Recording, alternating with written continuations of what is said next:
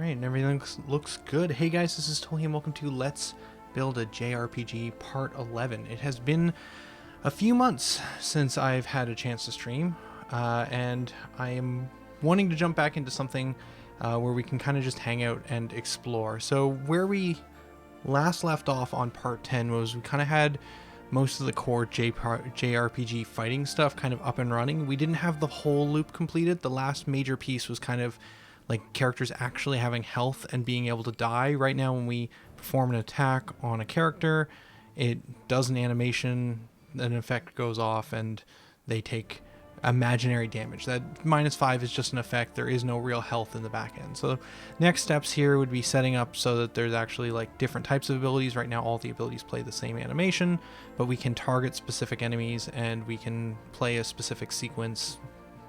It's all kind of working, and we can even queue up abilities. So if we have two characters going at the same time, one will attack, and as soon as that person's finished, it'll move into the next target or the next queued action. So all that's working, but we're missing the final piece of the loop, which is obviously dealing real damage, characters having health, dying, and then battles ending, gaining experience, and being able to fight again. Cool? Up to date? Yeah, great. We're not going to do any of that. We're going to move on. So rather than dive into this for the first kind of jump back into this series, as it's been a while for me, I don't quite remember everything. We're going to try and do something completely different today. Today we're going to try and take a stab at setting up kind of more of an RPG town. Like, this is kind of the battle part. In most RPGs there's usually fights, random encounters, but there's usually areas that you can explore that kind of happen outside of combat that are a little bit more fluid, less rigid. And I kind of want to take a tackle at like what might that look like. So I picked up this pack of art a few months ago in anticipation of eventually getting back to this project, and this is something I'd like to play with. Let's jump out of 2D mode. So this is kind of a pretty basic low poly. They had like a sale for like a bunch of these pieces, a bunch of these packs. I've only got the fantasy one downloaded right now, but there's like undead and apocalypse, I guess, technically, and a whole bunch of other sets. You know, pick a theme. I probably have a low poly pack for it now, but I kind of want to play around with like getting a character set up, exploring this environment, and I think more accurately today kind of looking at the actual kind of like camera work, I guess. We'll see. We're gonna jump into this here. The question is, do I need something this big to start with? It's probably fine. Yeah, let's just play with this environment. That way we don't have to do much else. Looks like there's some small errors, but nothing huge. Yeah, shadows don't look great here, but I'm not going to worry about much of that. We're going to instead play with a character, also upgraded to the latest version of Unity. In the last videos that we were making, we were on Unity 2019.1, now on 2019.3. Nothing huge there. There's just a few extra like toggle buttons, so we can make it so that we can't click on stuff if we only want certain layers in the project. So little things. Just thought I'd call that out. So the next thing I downloaded was, I also grabbed off of the Unity Assets Store just a simple 3D person controller. This isn't likely the one I'll want to use forever, but it should get us something that at least puts us in the world. So we got this dude who doesn't look like he belongs here at all. We've got this camera, and I think we have to set up the dude as a target for the camera. And if I hit play, we should just have a pretty basic third-person controller in that we can kind of explore this environment with. Problem number one, nothing has collision. So for the sake of being quick, let's see. Let's grab this giant plane here, and let's just add a simple mesh collider. Should be good. And then bridge, whatever this is, this piece, this bridge. We'll also add mesh colliders so that we can walk on this ground, and then we'll also open up these gates a little bit so that we can actually get inside. Now we shouldn't fall through the world. Probably can focus some of this stuff down. Yeah, so we're moving around. Again, super robotic, high poly character in a world in which we are far too small.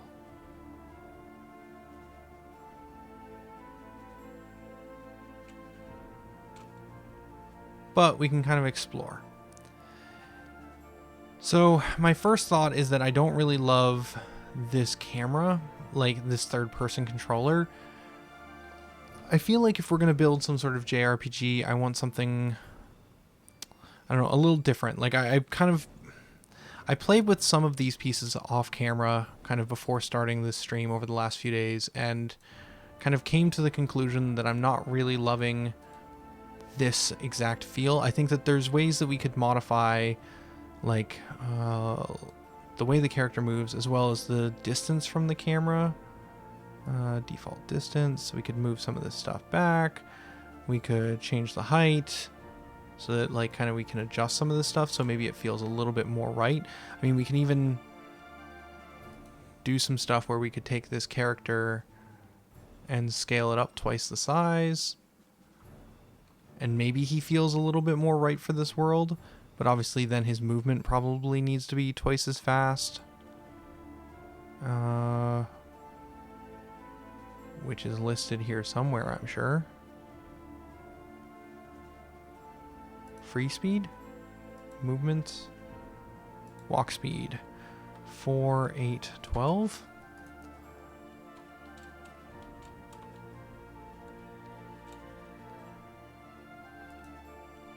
But yeah, I'm still not, like, not loving it.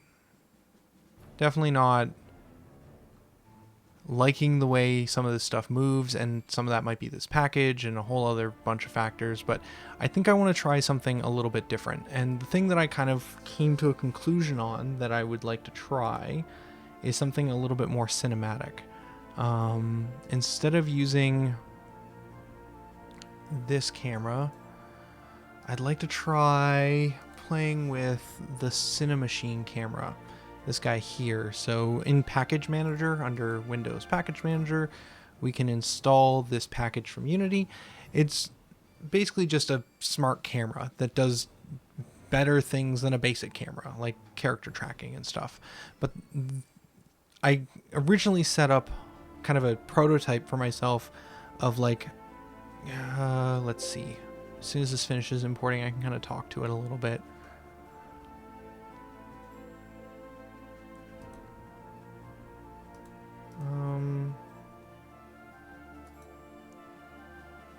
I also realized I've been talking for a while and I'm not 100% sure that everything is functional. We didn't really do a sound test.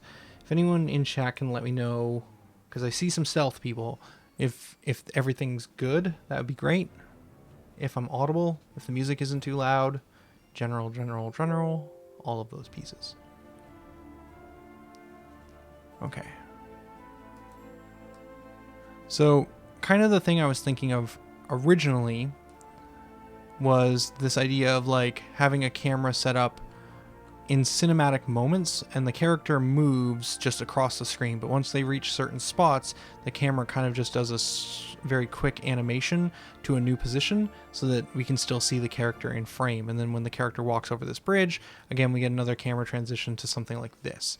And then you can kind of move around the world. And if you come back towards the gate, the camera transitions back to something like this position, so that we're kind of moving between cinematic cameras such that the camera's always keeping the character in view, but the player isn't in control of the camera. The camera just moves as they go.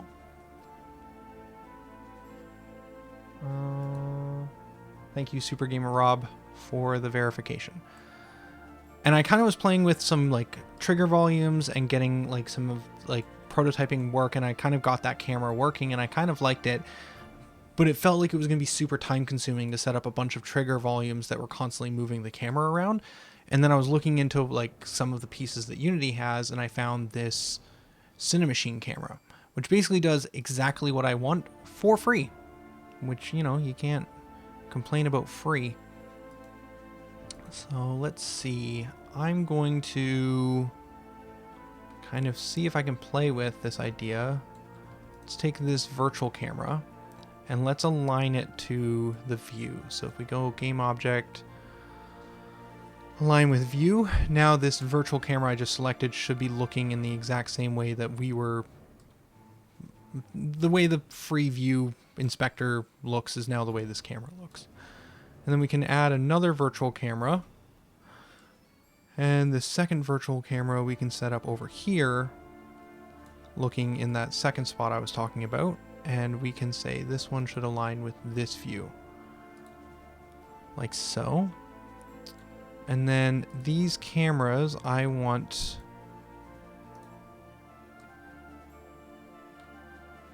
not to follow.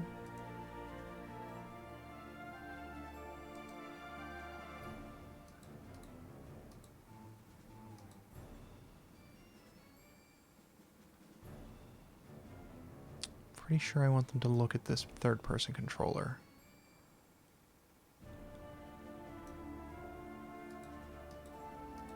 Now, these guys would have a look at override, which we don't need to play with.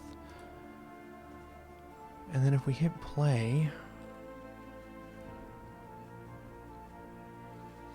Haven't actually tried setting this up yet, so this is going to be part of the exploration. So the camera kind of looks at the target. Oh, we lost them.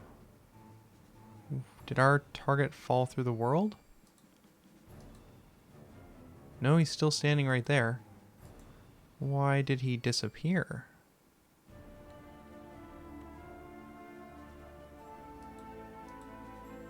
Did we switch to the other camera but not switch to the other camera? Okay, interesting. So this is the type of stuff I'm going to be playing with today and trying to figure out how all this works. Okay,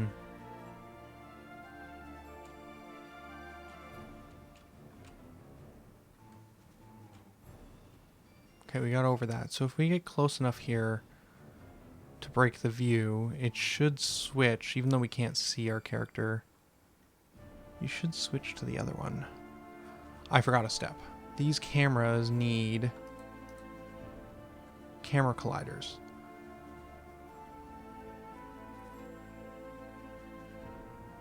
Which are set up.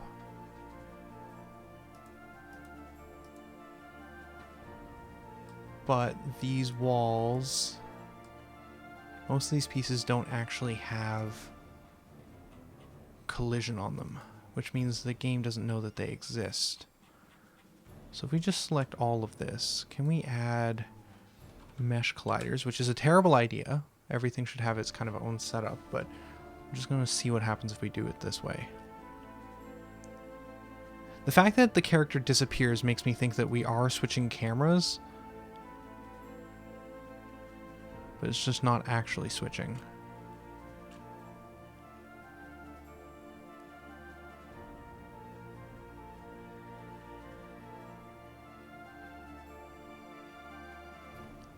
Interesting. Interesting. This is the live camera. If we hit solo, we can see what this one's seeing, but it isn't switching to that guy. So clear shot, why are you not doing a switch? Do I need to set up something else? Well, time to go check the internet. As any good programmer should, when confused, consult documentation. We're gonna check Cinemachine, Unity Cinemachine, basics. We're gonna watch a YouTube video within a YouTube video, seems reasonable. I want the playlist, please.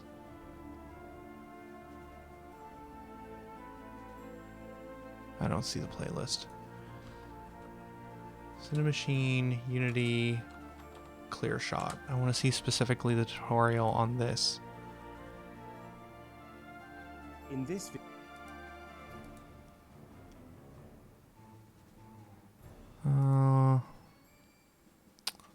Let's just take the 3 minutes to watch this thing together, I suppose. started, we'll add a clear shot component to our hierarchy. Let's choose Cinemachine, create clear shot virtual camera. Yep, did If we that. select our new clear shot game object, we can see all of the properties available in the inspector. The virtual camera children property is a shortcut. We don't have a main camera. I think I've mentioned this already, but I wonder if that's the problem.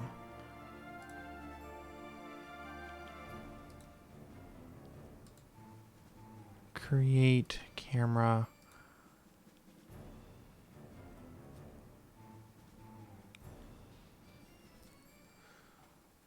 Okay, and then we have to add a Cinemachine brain to this thing. So now this main camera will use a virtual Cinemachine camera. I think this is the step I forgot, is I needed an actual main camera. This main camera comes into play. We move with this guy, we get close enough, and we still disappear.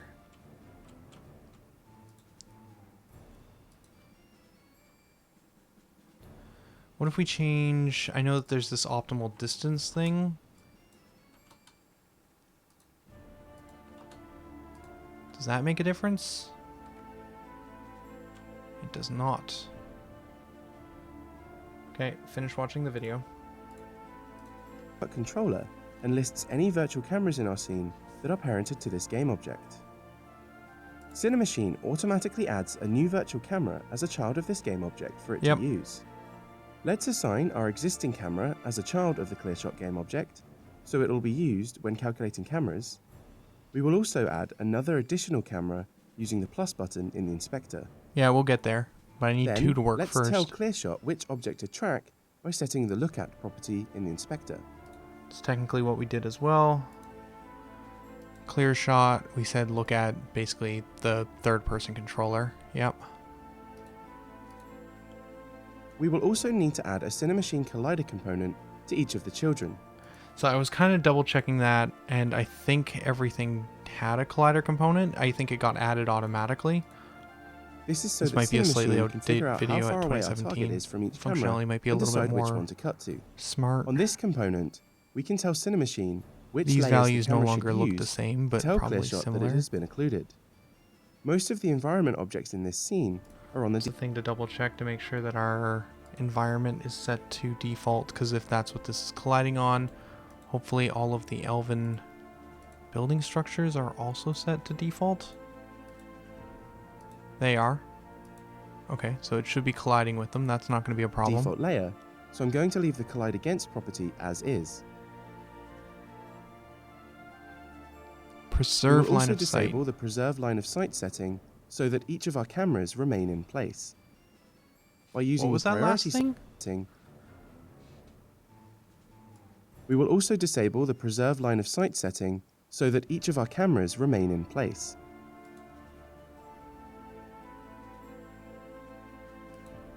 Okay.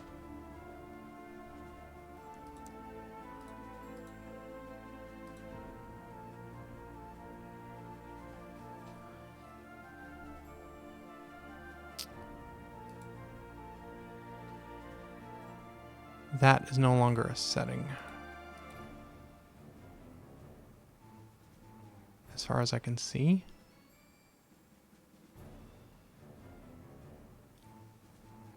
Okay. By using the priority settings in the inspector of each camera, or on the list of children in the ClearShot game object, we can define the priority ClearShot should have over our cameras. A higher number will tell Cinemachine to try to use this camera over cameras with a lower priority. Additionally, we can choose the randomized choice toggle to switch randomly between any camera with a clear shot. If we play our game now, we can see that this is good, but I'd like more control over when and how the camera switches. So we're not even there yet. That's what I was hoping for when I set all this up, but it is not doing that. So maybe we try and do something a little bit more, how how do I say this? A little bit more on the nose. So we're going to set up a camera here, looking this way. We're going to align it with view, which is Control Shift F, and then we're going to set up this other camera this way, so that they should have two very defined moments in which they should be able to see the target. Okay, that camera's there. That camera looks like it's looking the wrong way.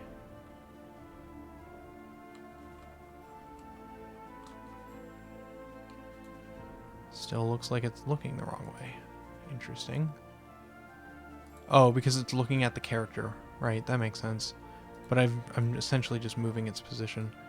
And then I'm going to push V.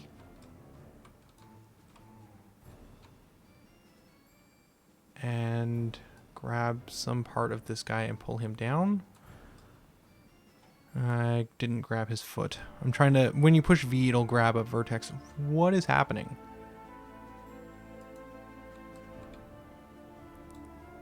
This environment might be too large for my computer to handle, which is a shame. We can always reduce it. I could grab...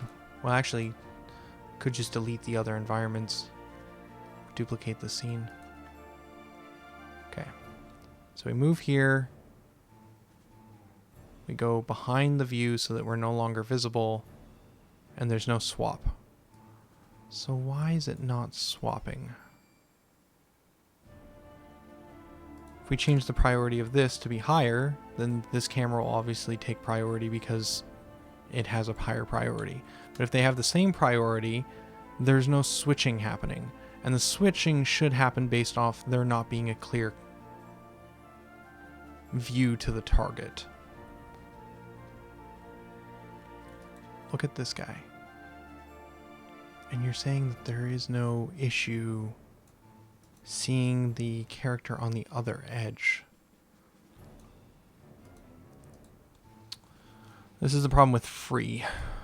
Why do you have a warning?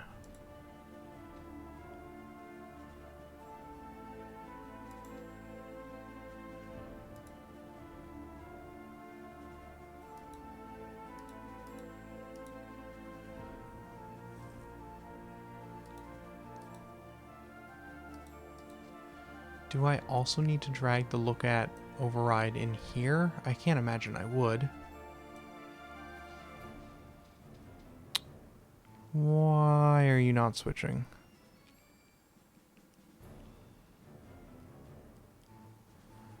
Interesting. Let's go to something a little bit more simple.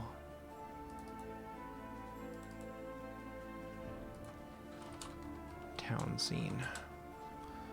Okay, so let's save this off as a new scene. Let's delete the human. I kind of like the elven look a little bit more. We'll get rid of the background for now. And in fact, just to make everything a little bit simpler, we're going to grab this piece. Oh, what do I want to do? I think I want to delete everything but the floor.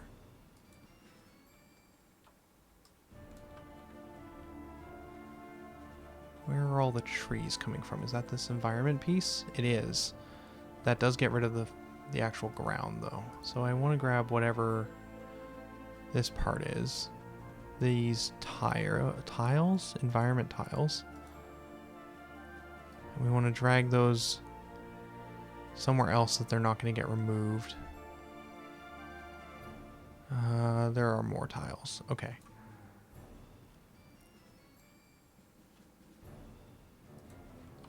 Tiles. Select all. Drag all of them out to here. Delete everything else in the environment for the time being, just because I want to make everything super clean. Well, clearly deleted too much.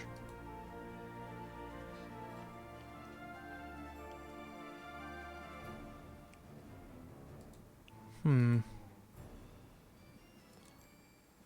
Unity did not seem to be happy about that delete.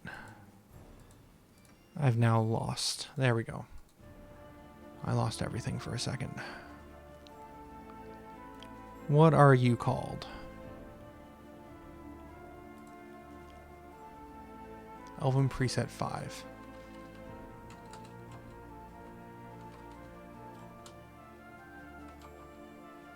I want all of these guys gone for now.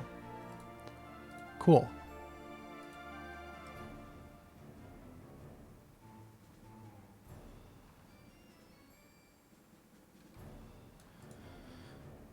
This guy has a mesh collider, right? He does. Okay. Let's set up this same scene that we were trying to do over in the other spot with just this object. So we're going to grab this one, move it.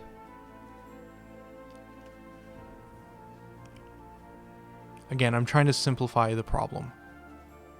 Once we have the problem solved, then we can go back to making things a little bit more complicated. We need tiles on the ground. Everything else can go. Buildings, props, all of it, gone. Okay, cool. Now, this object should have collision. If this doesn't work, we'll probably try just making this a giant box that we're going to target. We're going to align the character object to here so that the character is now in this location. We're going to look at the character from this angle with this camera, Control Shift F, and then we're going to have the other camera located over here, Control Shift F. All right, now if we run this, it's going to target with camera 1.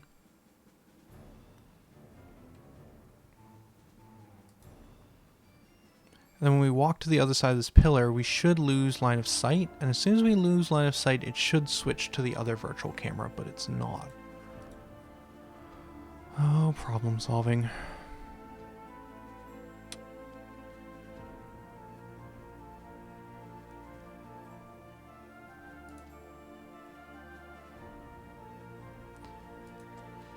Is it because I didn't have avoid obstacles on?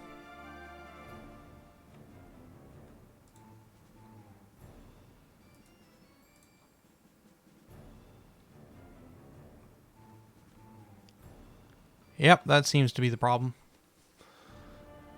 Okay, well.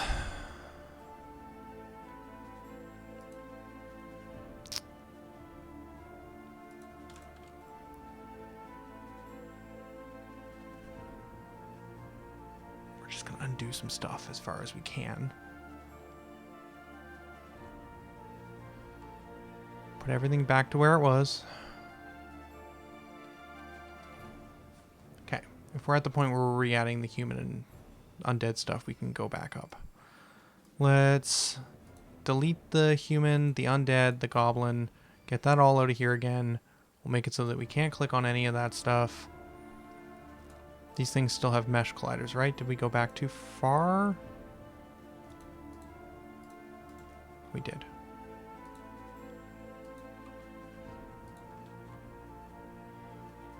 All of these pieces.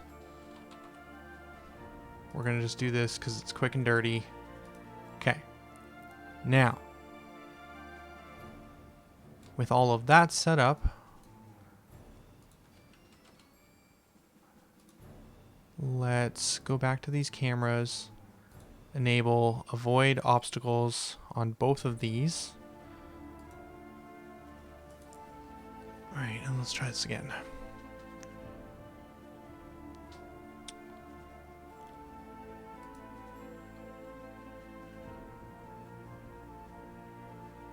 So we're following the character.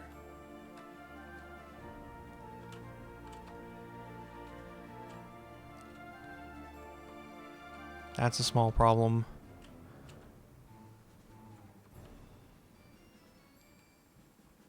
There we go. Got out of it.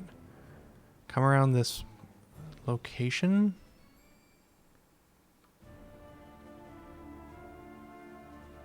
And now this above camera is tracking the character.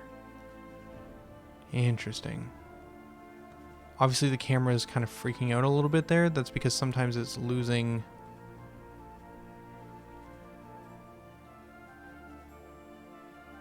Interesting. In this situation, there must be no valid camera that can see the target, and so it's trying to move the camera. Whichever camera was last targeting him, it's kind of doing like a collision butt up against it to keep him in view. That's interesting. That's super cool. Alright, so now the next thing I want to try is what if there is another camera that has camera 2. Oh, let's stop playing for a second. Because every time we hit stop, it undoes all our changes. So now let's do a third camera shot. Let's align this one here. We've now aligned it with view, so it'll be looking in that direction, or will be stationed here at least. And then we will make it so camera 2 always has a slightly higher priority, but then I want to play with this value here, which is optimal target distance. If greater than 0, so 0 is kind of like turned off, a higher score will be given to a shot when the target is closer. Setting to 0 disables this feature. So if we said 1 and 1, say 3, does that mean that if the target's closer, it adds 3 to the priority? Is that what it's doing? Also, that character needs to exist in a better spot, because he's going to take too long to walk over here. So we're going to align the character with view, which is really just plopping him. Oh, that was the disabled camera. That was the third person camera that we didn't like at the beginning.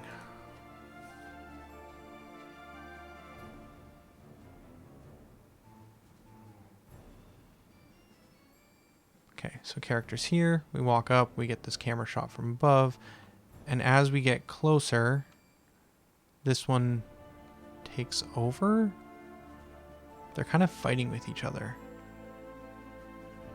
until this one won. And then it disappears again. Do these cameras have like a... They probably have a view distance. Just gonna be on the lens. The far clip is very far.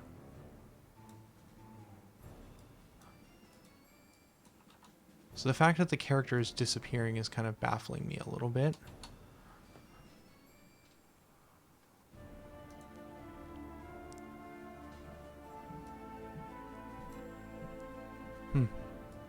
Interesting.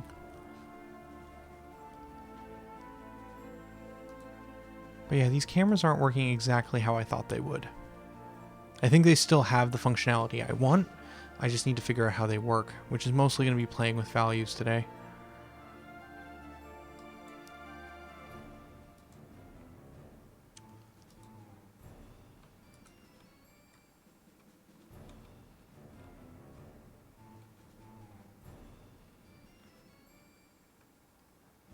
Yeah, it's only when something gets in the way of the route. That's why it's doing that little bit of clipping, is that if I get this handle of the bridge between that camera, this camera we're looking at, then this camera takes over because obstacle avoidance, not because it's nearer. So what do we have to make this value here so that this one's always the priority camera?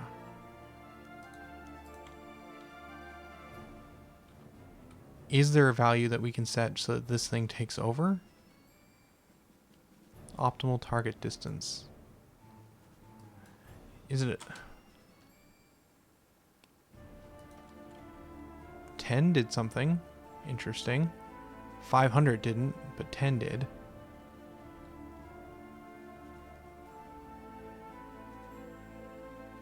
Now it's always in control. Now this one's in control.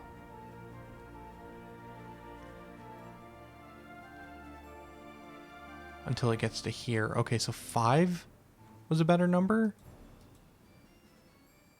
Interesting. Still learning. The other thing that we can do is we can kind of expand... that's not what I wanted to do. We can also expand the...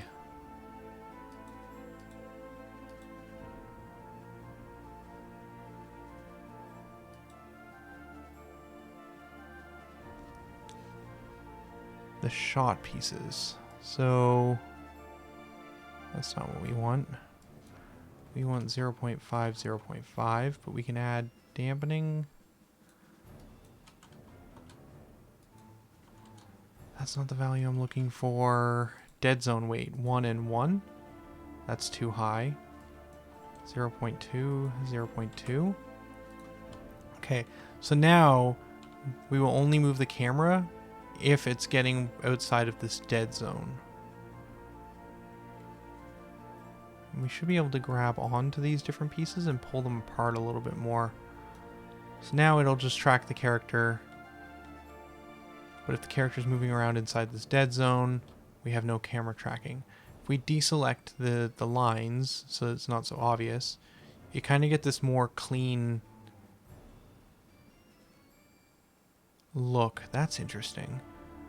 So if we're within 5 of this camera, it stays on track. Except if we get out to here, we get 5 more away from this camera, so this one takes over. Huh.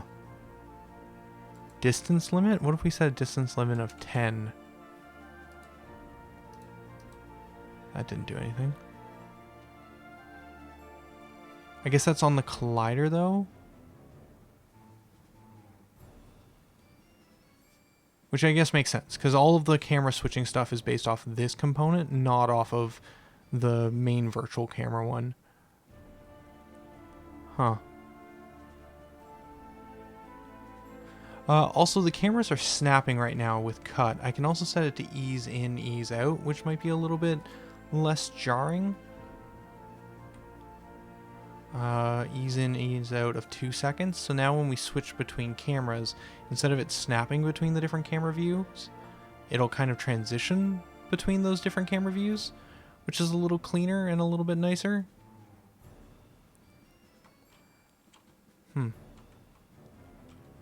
Having the camera directly... Having a camera positioned in such a way that it's ever directly below the character seems like a bad idea.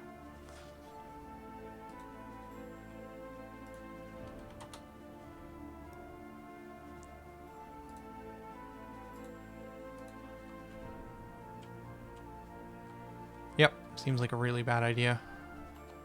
Can I jump over that position? Not easily.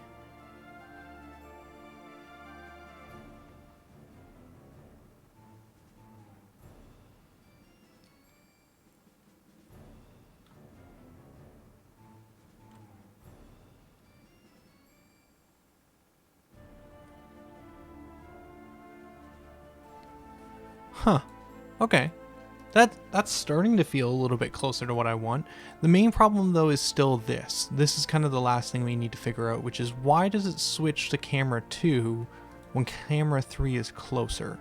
Like, I would think camera 3 should be the priority, and I'm assuming its optimal target distance is 5, and that's the issue. But I would still think it would evaluate the two of them. I would think that there would be a higher priority on ones that we're closer to, but I guess the way the system is actually working, based on what I'm seeing here, is more in line with... Don't know what caused that to happen. Is more in line with... If it's close enough to me to be within whatever this optimal range is, here it's 5, then I am the target, the camera that I will... This is the camera that will have priority. But if it leaves my range of 5, it then defaults back to camera 2. Although now camera 2 seems significantly messed up. I don't know how it's gotten so off track. Alright, now we're fine again. Huh. Super cool, though. Just out of the box, having all of this functionality is pretty useful.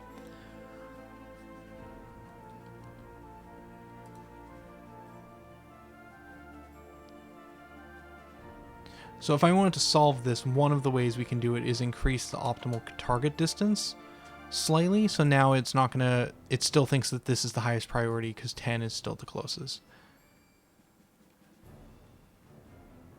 The way that it freaks out as we get close to the building is a little odd.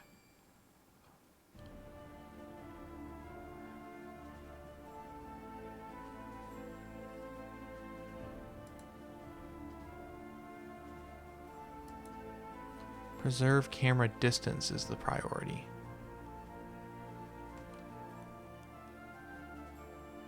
Is it as I get close to the building, it gets confused and thinks that it can't see me because of some sort of collider interaction? That seems to be the most likely case.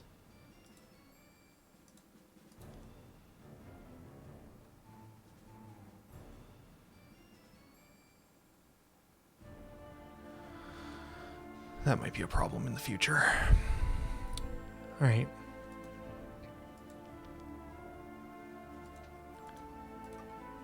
Well, in the meantime,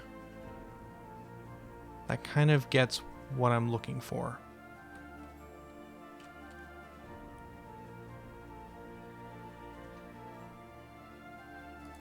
It's not perfect.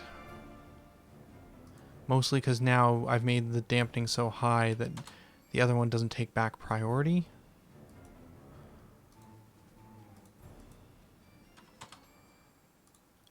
But I like the way that this is going to feel more in that, like, it gives me way more control over the actual, like, level design. Because I will, for the most part, be in control of everywhere with the camera points at any moment. Whereas with a free roaming third-person camera, the player has a lot more control to see aspects of the game that maybe I don't want them to see. Like, something on this wall might look really bad, but if we make sure the camera's always angled away from that wall, then we can have this be bright purple and the character will never see it, or the player will never see it because of the camera angles that we set up on the design side. All right, cool. So camera is kind of working. I've got that figured out. Next thing I want to play with is just level design, I think. So how many triangles? If we go back to, I'm just going to copy this, and this, and this. I'm going to copy all these pieces, and we're going to go back to the original demo environment. Sure, we can save this. It's more just a sample scene in case we need the stuff now. If we go back to this, how many triangles are in this scene? It's supposed to be optimized for mobile, but it still feels like a lot of data. So I kind of like this elven look a little bit more than the humanoid look, but the humanoid look is kind of just a bit more basic and a little bit more simple to play with, probably. Maybe we play with the human one. There's not actually that many elven assets, at least not that I can see. If we go to select, under here, I wish that these were categorized a little bit better. I might rearrange some of the folder structure that this asset comes with. Under elven, it's mostly castle walls is primarily what we're getting out of this. If we look at house, which is going to be these guys over here, we kind of have a bit more variety in just buildings here. There are 36 buildings all named house, which are kind of just generic human looking. Whereas if we look at the elven, at most we've got about 10. So we've got a lot more variety over here when it comes to these buildings. And I think some of them are straight color swaps, but still that gives us more to play with. Okay, so let's once again save this as a new scene. I'm going to make this kind of the scene that I'm going to do some level design stuff with. So town, playground, all of these names are awful. Let's rename that last one because I was originally thinking that scene was going to be our primary scene for the town, but I think that this was more camera experimentation.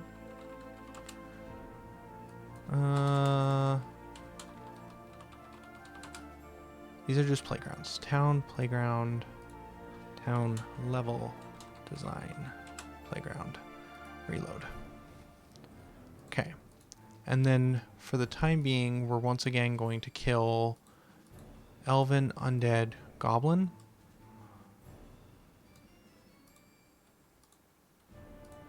We're going to kill a lot of these random props and pieces out in the background environment. If we want to build that back up again, we can. But ideally, we probably build it up a little bit closer. And we can even go grab some of these pieces and bring them back in from a different scene. But I just want to start a little bit more basic. You know, even if we wanted to, we could just grab this and bring it in. Makes the world feel a bit smaller, but I think that's kind of what I'm going for right now.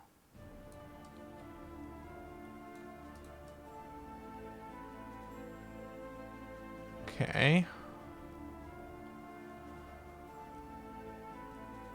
Just gonna zoom out a bit.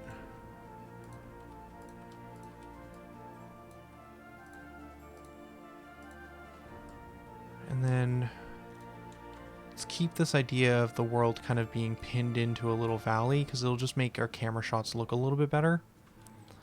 In fact, if we just grab all of these pieces and duplicate them and then rotate them.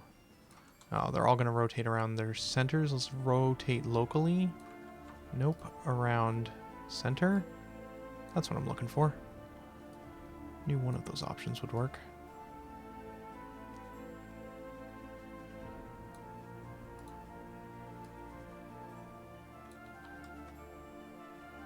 Not sold on this flickering. What is this piece?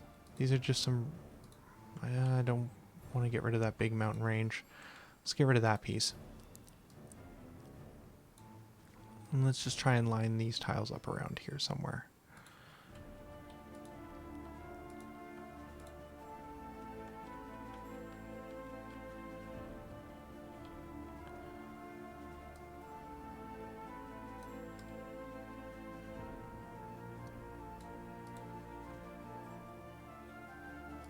How is some of this stuff set up? Interesting. I kind of want to play with some of these pieces in kind of a level design sense.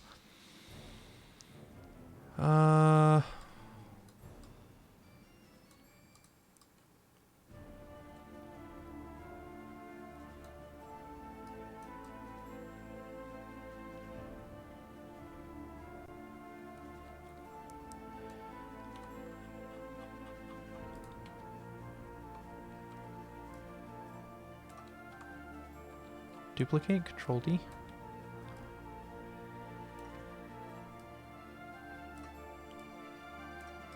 Right.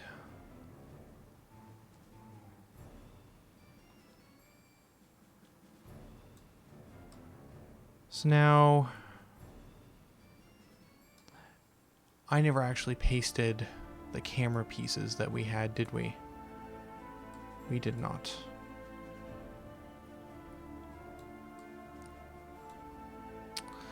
I guess the primary problem that we have right now is that I kind of want to do some level design, but I don't know what all these props are. And I kind of want to start with a base template of pieces, but I don't know which pieces to use. So maybe rather than worrying so much about the mountain set design, which I can get lost in the little things that don't matter sometimes, maybe what we actually want to do is we want to kill the background entirely. We want to kill all of this castle stuff because I don't really like the castle layout.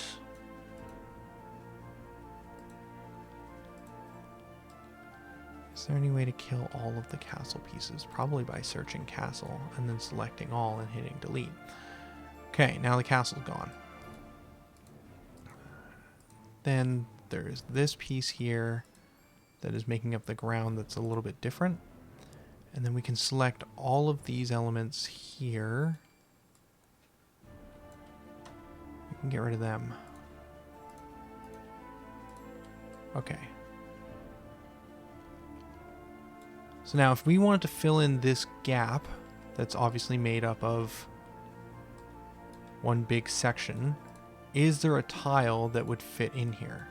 Is it this guy? So if we grab this, delete this piece, and then hit V so that we hold the corner and then snap it to the corner of this piece, do they line up? They don't really. There's still a small gap in between.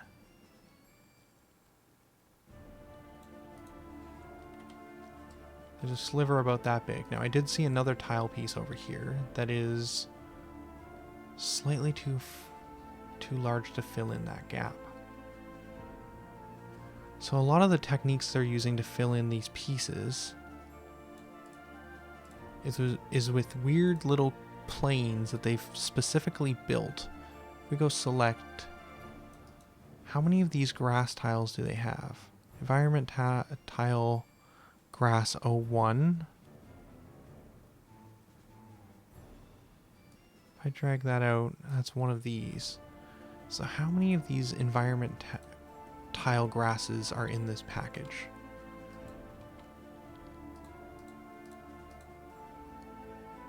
There is only that one. So then what is this called? This is called environment tile 15? It's not. Okay, I see what they've done. They have only one prefab object here, and they are all environment tile 1, but if we actually look at the model name, they're all grass 01. So they're just, yeah, each of these are randomly scaled to different amounts in order to create the environment that they want. And they kind of just do a patch job of pieces in between. So that structure is a little too random for me, and I don't really like it, so we're going to try something else. Where's 00 here? 00 is going to be somewhere in the middle, probably. Let's move all of this human environment, maybe 100 off into the X. Maybe 200? We're going to still use it as a template, but let's build our own environment. So we're going to come into here and we're going to create a new game object. We're going to call this RPG Town. And we are going to select this, select the prefab, because right now there's no easy way to grab a new one of these. We're going to bring it in, and we're going to set it at 0, 0, 0. So it is at the center of our world. And then from there, oh, interesting. They made it about 1 unity grid size. I wonder what the actual dimensions of this is. Is there, can't remember if there's a great way to measure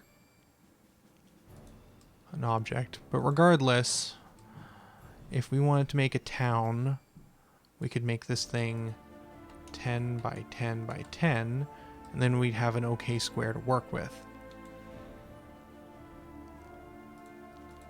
There's a series of path pieces.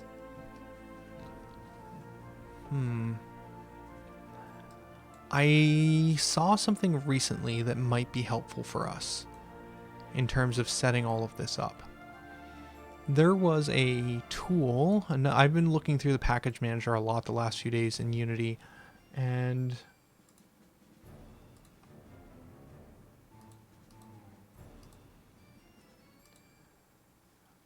one of the other things I saw was UI Builder. Now it's not actually this package that I want. It's probably too much work. Basically, there's a way to make like a custom prefab spawner, and I think that something like that might actually be useful for us, just to keep organization on all of these elements.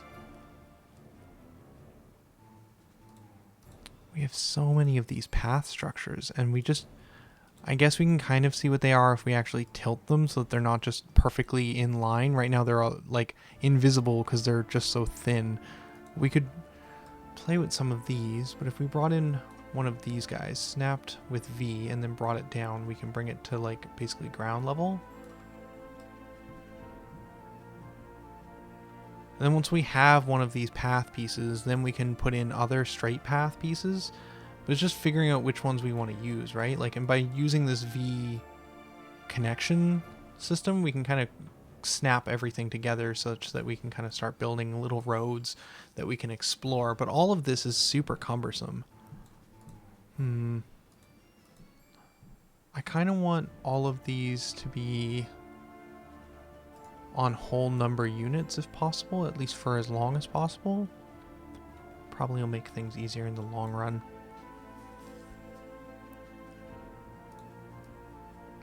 So this is a river corner, which is really just a bank. So if we grab this, we can line this up with the edge of our world pretty easily, which is what they're doing over here for the most part. So if we kind of fly back over, most of the stuff is kind of set up on 0Y. Then they have these elements here, and then they have water tiles, which are at negative 2.3-ish, in order to create this kind of on the river kind of look. I don't know if I want to mess with rivers right now. I feel like it's just adding another layer of complexity. So let's just play with some pathing.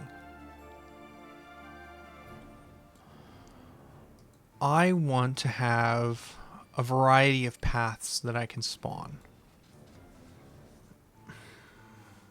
And I want them to be easy to grab.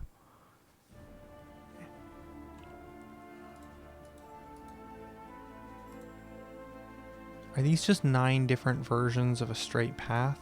Let's just bring out some of these.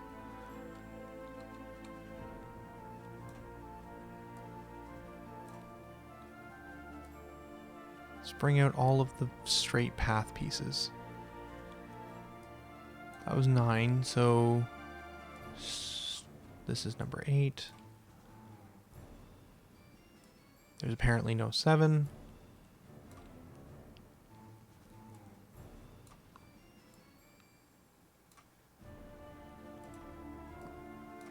Interesting.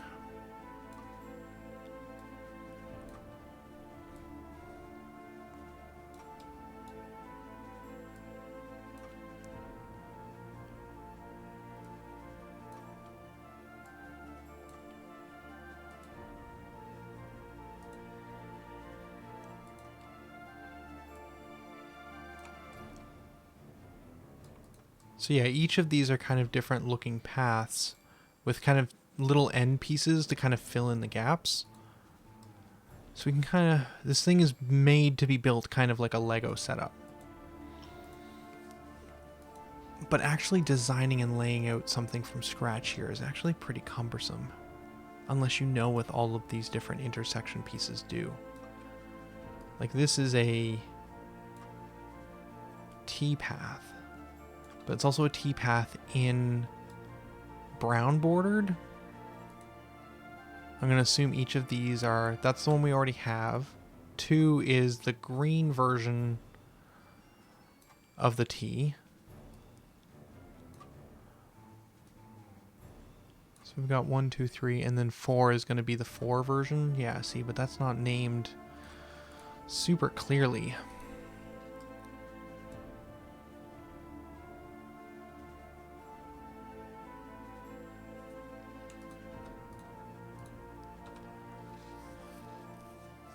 So one way that we can work with this is kind of build up a palette.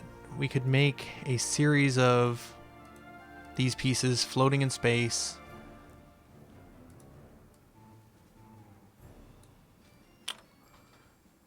We would probably make that work.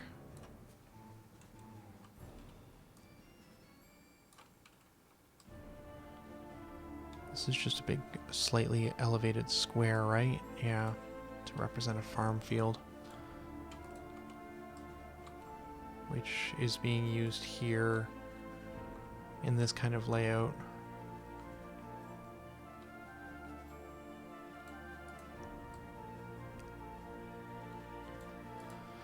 There's also these stone structures.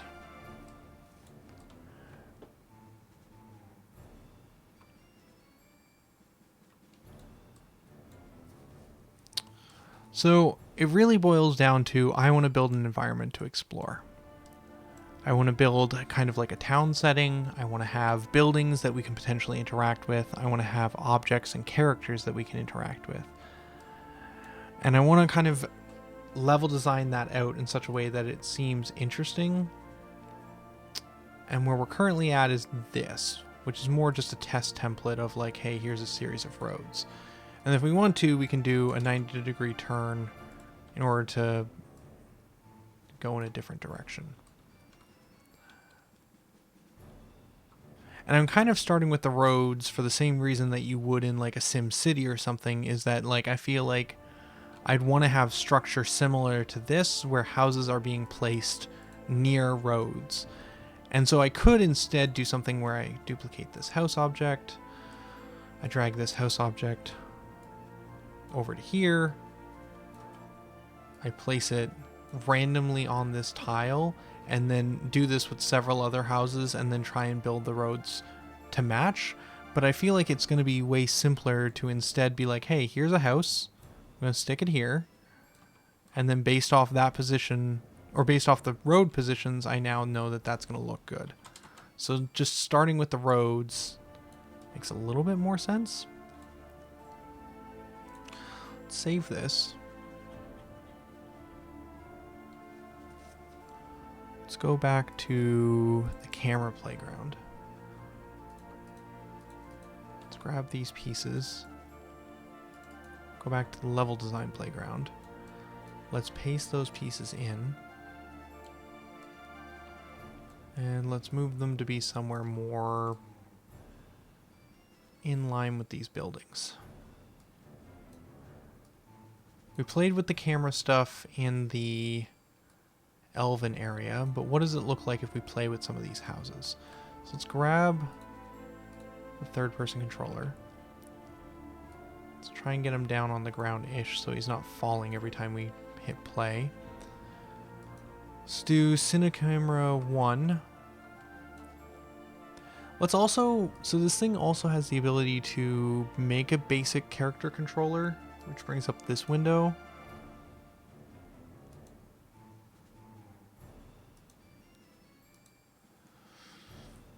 Can we switch out this weird robotic man for something more in line with what we're doing? I believe we had the Little Hero Mega Pack we were using for a lot of these.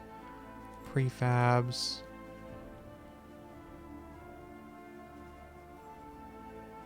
Actually, if we go into addressables, what was the path for one of the characters we were using in the actual combat scene? Knight?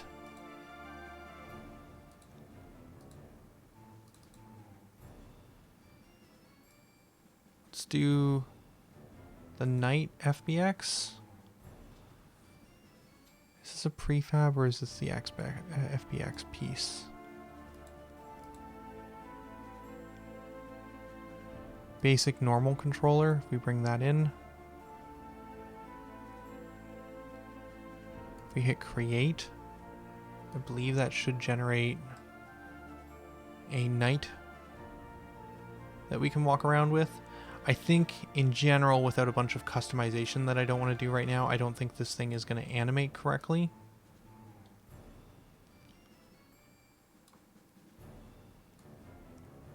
But at least he'll look the part. How is he sized right now compared to these buildings? So he's still a little bit small as well.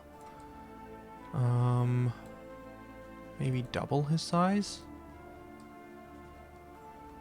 Assuming he's like 5 foot, then that building is maybe 1.75. This doesn't matter right now, but I'm kind of delaying setting up these cameras and level designing with like just something a little bit more simple, which is like scale correction, making sure that everything kind of looks to be in the same world. Okay, now if we do... This is the target. I think we still need this turned off camera in order for this third person controller to work. And if we say clear shot, we want you to look at this guy now instead. We don't want any overrides. We don't have any. Good. Now we should be able to disable the other one. And if we hit play, I don't know where the cameras are right now. But we should be able to see this guy walking around. Nothing has collision.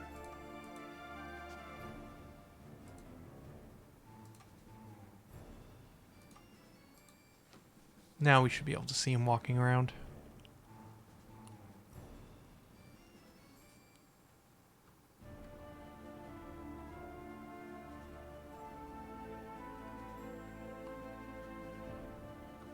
Oh, interesting. I'm pushing right and he's going down. So something is kind of busted with his motion.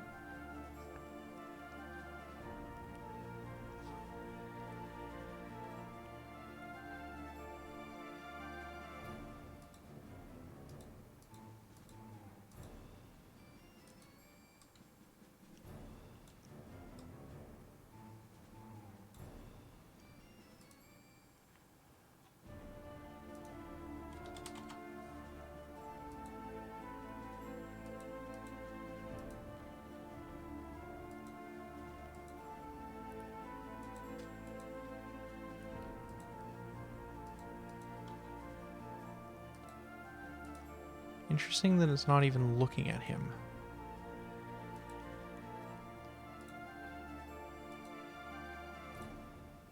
I targeted the wrong one, that's why. There we go.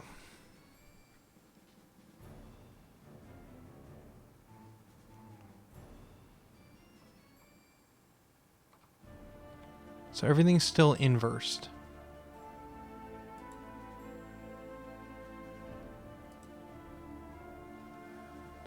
I wonder why everything's flipped now. Let's try turning off these cameras. If it's not one thing, it's another. Probably should have just stuck with the robot. I mean, we still can go back to him, but okay, see, it moves fine here. If I move forward, he moves forward. If I move back, he moves back. I can't turn the camera, interestingly enough, though.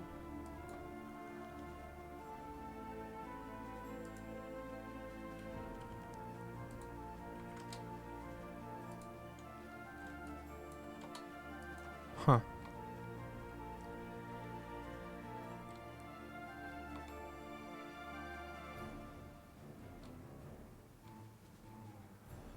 But if I go back to this camera being the main camera, everything is inversed.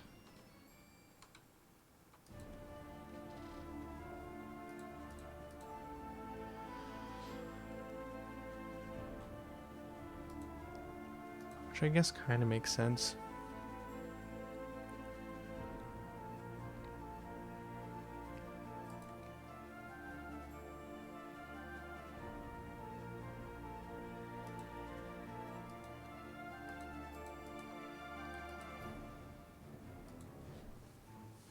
Because the camera, the movement of the character isn't based off the clear shot camera, sadly. I don't know how we had it just magically aligned last time to work, but it's really based off this third-person controller. So if things are misaligned, it's because this character is misaligned.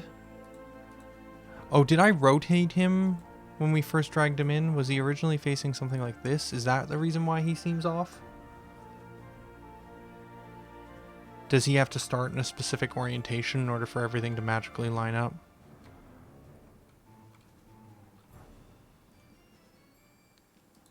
It's actually quite possible.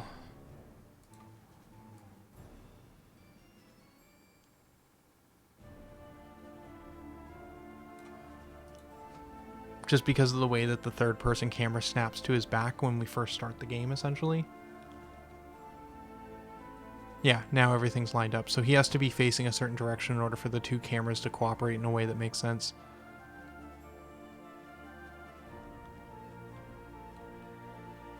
Okay.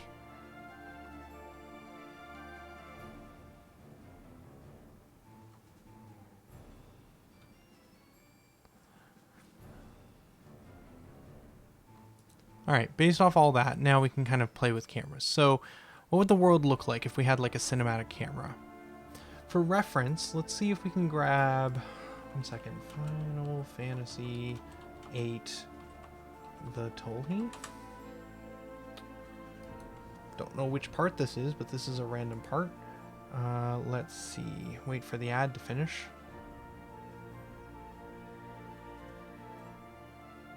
There's another ad.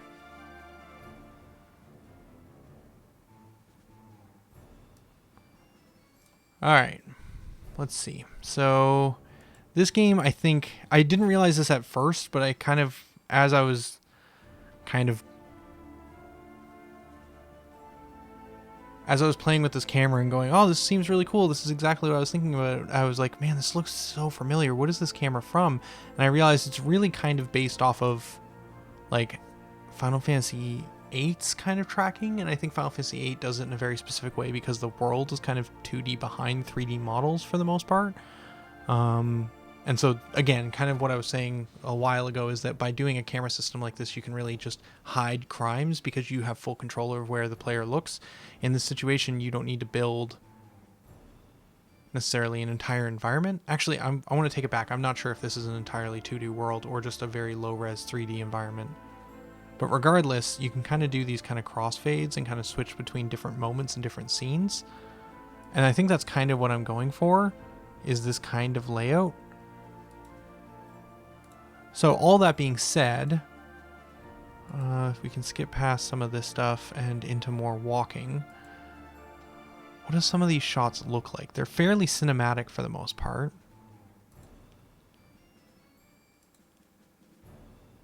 There's a lot of crossfading for camera shots rather than the camera fading to a new position, but you are often just switching to a random point of view. It's usually at about 90 degrees. No, never mind. There is no clear definition. They kind of just create cinematic shots based on what they want the player to be looking at or seeing. Like, obviously behind the elevator is neat. Like, there's a reason I want to try and set it up this way, that there can be some really cool cinematic moments. So that being said, if we have kind of, like, that was kind of internal in corridors, but like if we're outside in the world, what do we want that to look like? So if we have this clear shot and we say, hey, I want this one to be here, and then let's say the next one, once we go down far enough, we switch to this camera, which is kind of showing the world down from this angle. And then if we go down far enough, we'll eventually switch to the third camera, which is here. Now, the way I would want this to work is I would want to have it so that there's the first camera is essentially tracking the character here as they walk down this path, but I don't want it to swap until we're basically on top of the other camera. So that's the trick. That's what I want to play with. I want to see, like, I want to do a whole bunch of town environment designing, which is why I built that patch over on one side. But in order to be able to understand what kind of... Yeah, the camera's all messed up again. It's not orientated the way I would want. Like, clearly camera 2 is taking the highest priority. So what if they all had equal priority? Is that the problem? Because camera 2 has highest priority, it's trying to prioritize that one all the time? Which one am I even looking at right now? So now we're on camera 3. So we'd want camera 1 to take priority if it's within 4. We want this one to be within, say, 4, and say have this one within 4. So based off that, I would think if it's within 4 of the camera, it should be prioritizing the closest one, but that's not what it does.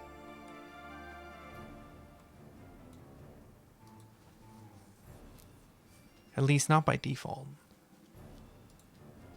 Randomized choice doesn't really do it either. So he's clearly walking around over there. So how do I get... Because these cinematic shots and how the cameras work will dictate kind of how I build the environments. And so I want to go build the environment over there, and I want to figure out how I set up all these prefab pieces to be easily grabbable to kind of SimCity-esque, very quickly level design environments. But I kind of want to know how these cameras are going to interact with these shots in order to know how I want to lay out buildings. I'm exploring. I'm exploring. I'm working through solving a problem in which I don't even fully understand what the requirements are. So the question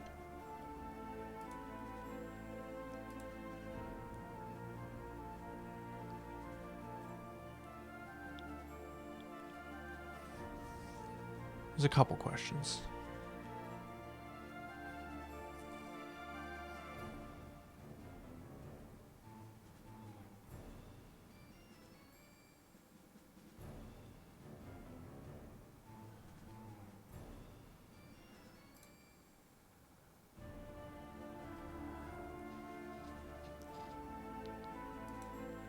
Number one, most of these distance limits, camera radius, all this stuff has to do with avoiding obstacles. So probably setting those shouldn't really make an impact on whether or not we're switching to the camera we want to switch to. For the sake of simplicity, let's assume there's no obstacles involved, because what I actually want here is a series of camera shots that I don't really care about obstacles. There will be times when I do, but really I want to have a camera shot here where it's looking down this corridor until I get to about here. And when I get to about this intersection, I want it to switch to this camera shot here. And then when I walk down here, I want it to switch to this camera shot here. That's really what I want to try and accomplish. And I could do that partly with obstacle avoidance, but for this camera shot, these first two from camera 1 to camera 2, that shouldn't be based off of collision. That should just be based off of distance. Which one has highest priority based off distance? And I don't see a parameter like that. Like, there is optimal distance targeting for shot evaluation, but it doesn't seem to work the way that I would think. Like, I almost want to...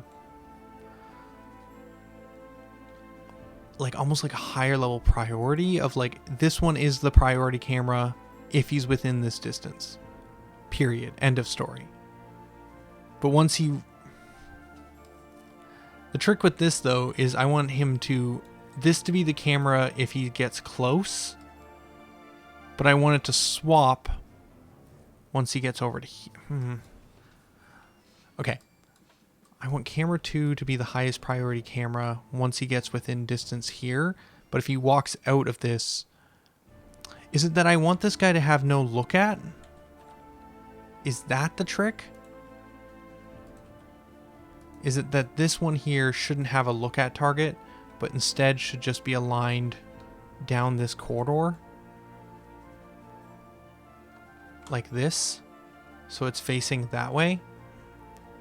And we only switch to this camera if the character comes in view of it? Is that the trick? So I have no look at target. I'm just a... I have to remove... Right, I unstopped. Or I hit stop. So I have to reset this up. So I want this camera to exist not inside a building, but here, like so. I want it to look down that corridor. I want this to be the camera. But if I don't have a look at target, then how do I know when I need to switch? This out-of-the-box solution may not do everything I wanted to, sadly.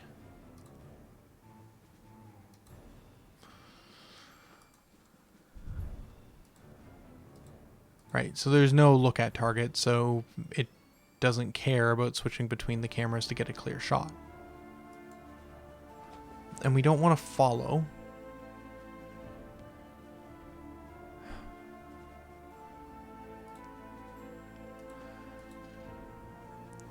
Yeah, this may not do exactly what I want out of the box. Because there's going to be situations when I want...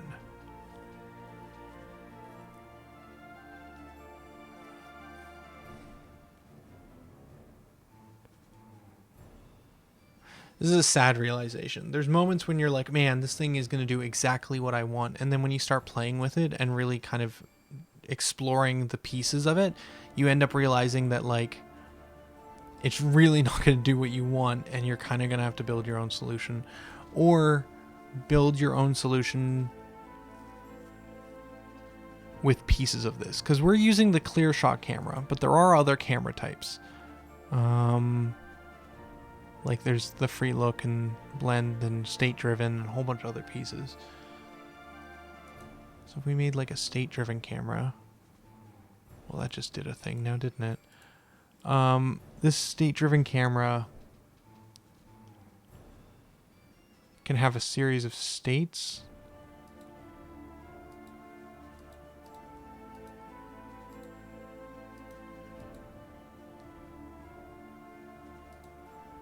I would have to figure out how all this works, but we could have colliders that change the state of the camera, and then each of these cameras could be... So the way this one works essentially is that you have a series of cameras. You can have certain states that when I enter into this state, I want a certain camera to turn on. And instead of it being based off of a clear shot, it's just based off of what state am I currently in? Okay, use this camera. So we could have... when I'm in intersection, use this camera unless I enter a trigger here which changes state to long corridor 1. And then if I'm on long corridor 1 state, then use camera 1.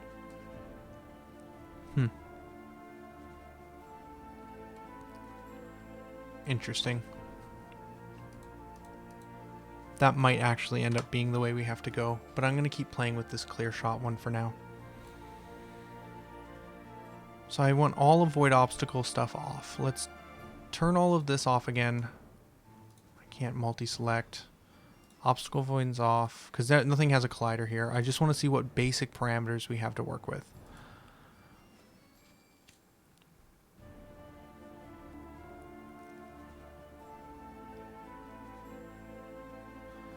We kind of have to look at the character, because it's going to be our only way of knowing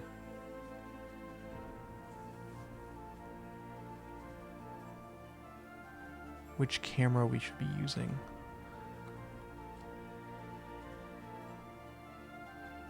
So the other camera, which is camera virtual 1, is right here, which should be way closer than that other one.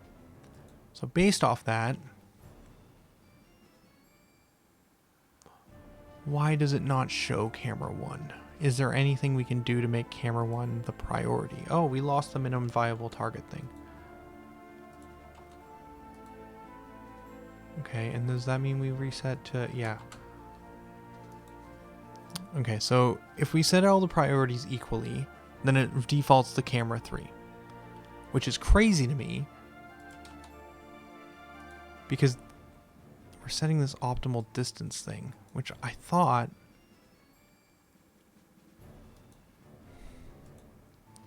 camera 10... 1... 1... and 1. I would assume that it would be based off the closest one, which isn't even the full extent of what we really want.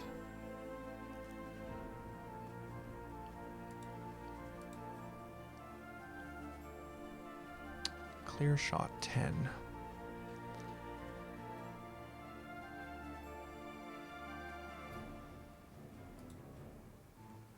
Show debug text. Oh, that just tells me which camera I'm currently looking at or looking through, which we can kind of figure out on our own.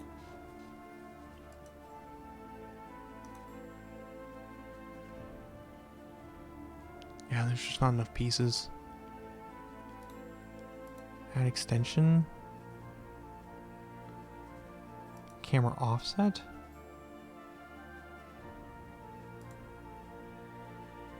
This is going to be for if we're following with that camera.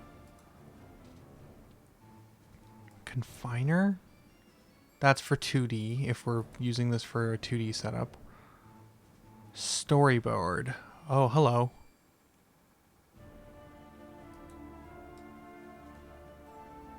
I'm gonna guess the storyboard component is also for 2D. Not really sure what that's about. Impulse listener. Okay.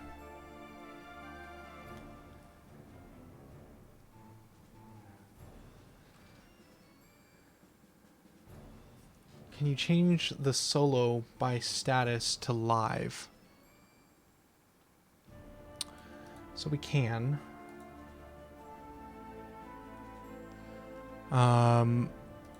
But we can only do that manually. This is kind of... I'm manually saying right now, hey, I want this to be... I'm kind of saying, hey, I want this camera to be the one that I care about. But if I go to this one...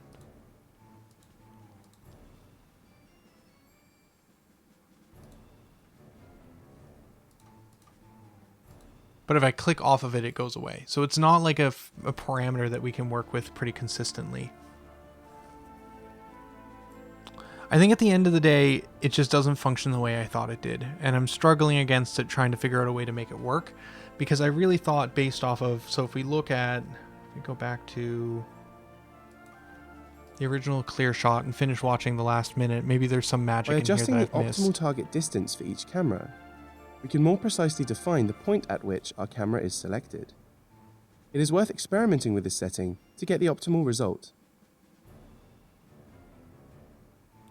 That transition is based off of... Finally, I want to change the default blend on our camera to a cut instead of easing. As you can see, Cinemachine's ClearShot feature makes it fast and easy to build a dynamic, smart and responsive That's the camera moment I'm system really for your trying to project. create. And I really don't know how they set up their For more on parameters Cinemachine to and swap for more between this one and that one. Unity lessons, please follow the links below. Because right now it seems like everything we play Our camera with to a cut instead doesn't of easing. change. Like if there's a camera that's clearly in As you view can and see, there's no obstacle, it Cinemachine's doesn't ClearShot switch feature between them. makes it fast and easy to build a dynamic. Like why does it do that swap? They didn't actually show the parameters.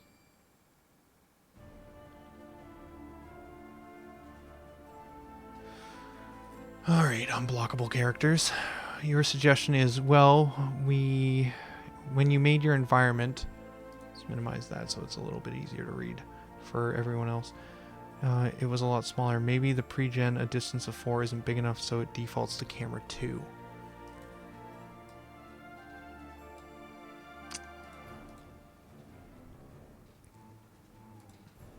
It could be that the numbers are actually supposed to be way smaller. So let's see, if we play with camera 1's distance to like 0.5 and say this one to 0.5, does that make a difference? What if we make this like 0.1 and this like 2, does that make a difference? No. This is pretty much the only parameter that we have to work with though, because again, everything else I think has to do with... What's this one? Minimum distance from target. Again, I don't know if that's minimum distance to target 0.1 to 0.1. No impact. All right. So we're scrambling. Let's stop for a minute and do what we really should have done a while ago, which is Cinemachine Unity documentation. Actually, let's see. So your suggestion is try putting it really high on camera 1. Which value? This value? That doesn't do it. What if we made minimum damage? Oh, okay, okay. You're on to something. Teamwork. I like teamwork. So which value was it? Was it the 10?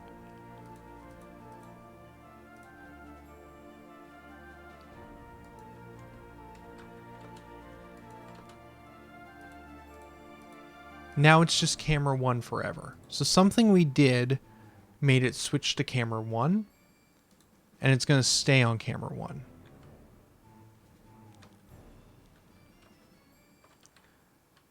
We've also kind of lost all control of the character. The way he moves is now super unpredictable. I'm going to do some rotating again because I think that's how we solve that. Let's just rotate him this way and see if his movement is a little bit more in line. I will have to invent the character movement somehow to be based off of whichever virtual camera we're selected, because up should be relative to whichever virtual camera we're looking through.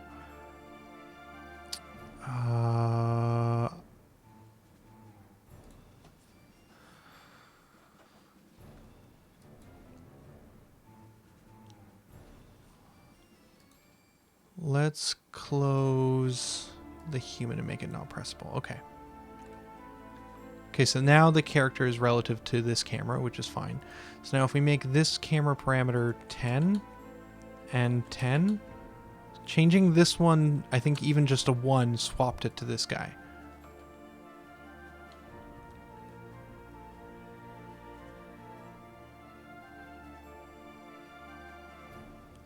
But it refuses to swap to one of the other ones. So let's see, if we change this one to 10, doesn't make a difference. We make this 0.1, it does. Okay, we're getting somewhere. So 0.5 sets us to camera 1. 0.5, 0.1, make camera 1 0.1. Then we switch to camera 3. Okay, let's just play with this minimum distance to target value and see what we can get. So he's close to this character, so 0.2, 0.3, 5, 1, anything? No, we are now determined to lock to camera 3. Okay, what if we went 10? That did it. But why? Why did that do it?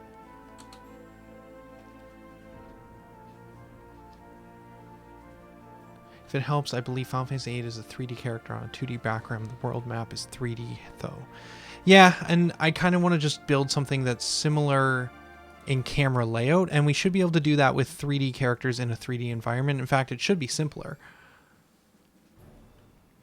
Okay, so we move over here. We're really, at this point... Also, thanks for chatting, unblockable characters. Appreciate you being here, helping me make progress on my roadblocks here. But at this point, we're really just trying to solve what these two parameters do. Again, I'm going to go back, though. Let's take a look at the documentation. Or, even better, if we go back into... Let's take a step back. Package Manager. And we take a look at UI Builder. Nope. We were looking at that for something else. If we take a look at...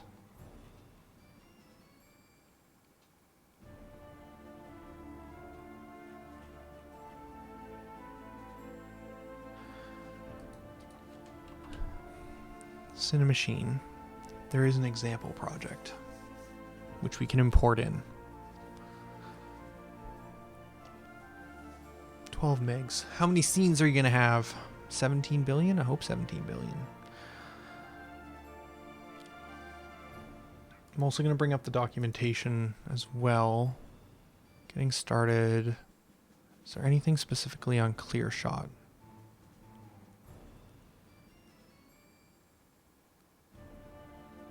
Evaluating shots. Collider. Hello. The maximum raycast distance when checking if the line of sight of this character is clear. Either 0, use the actual distance to the target. Available when avoidance is checked. Okay, that's that one. Minimum target. Ignores obstacles that are less than this target to the pivot. Okay, so this doesn't matter. This value isn't actually making an impact then, because this value...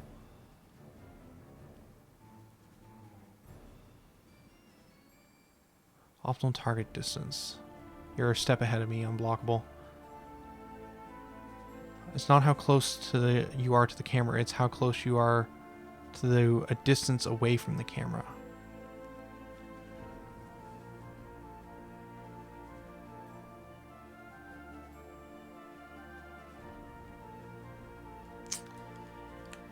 Okay, let's think about that and let's dive into... Save this scene. Okay, they got a bunch here. Let's take a look at hopefully a clear shot. Tell me they got a clear shot. Clear shot.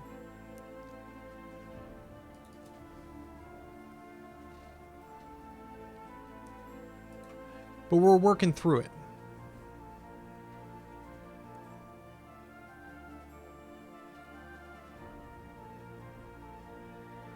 It's way too small. Turn this window off by removing the script on the main camera. Use the arrow keys to move it. Run the character straight ahead through the yellow trigger. Note the camera will blend to the third person to clear. The clear will use its child cameras and switch between them to keep the target in sight where it goes.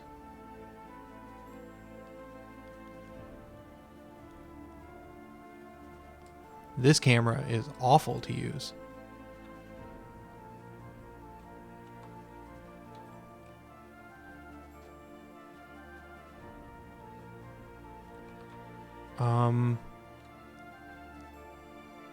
Okay.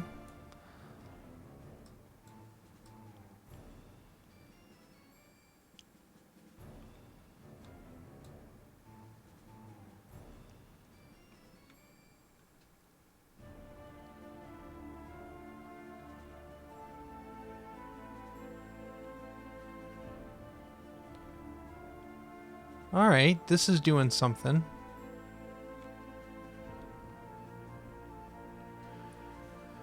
Okay, now we get to examine this. Let's see. Where are these cameras in the scenes, and how are they set up to work this way? So this clear shot camera is clearly not being used, probably because of obstacle avoidance. It's not. It doesn't even have obstacle avoidance on it. That's camera 3. No obstacle avoidance. This is camera 2, which is from above. This is camera 1.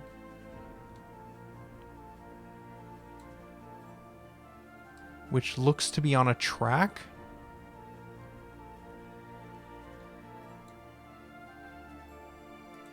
Yes, this is a dolly track. So it's following the third person controller. It has a dolly track that it moves along. So it'll follow this track back and forth. Okay. Now we're targeting from this camera. And that's because I'm assuming priority 1 is on virtual camera 1. Virtual camera 1 is this dolly track 1. So it'll always try and show from the dolly perspective. And then if it can't, it'll use this one. And if it can't do that, it'll do camera 3, which is down the hallway.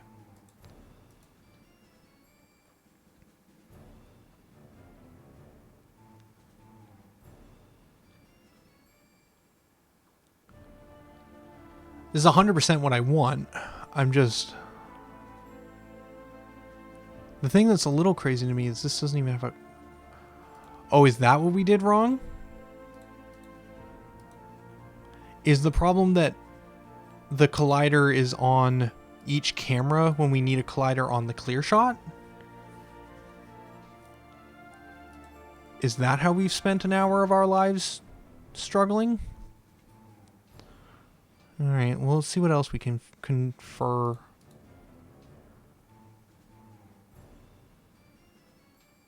Ignore tag player. Okay, so we don't want to target the player. That makes sense. There is no optimal distance evaluation on this. Which scene was this? This was clear shot character. Let's do closest. Let's see what the difference is on this one.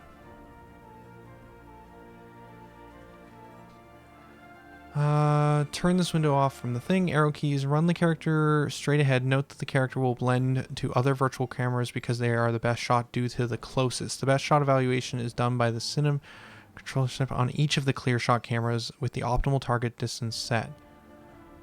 Okay, this might be a little bit more what I'm looking for.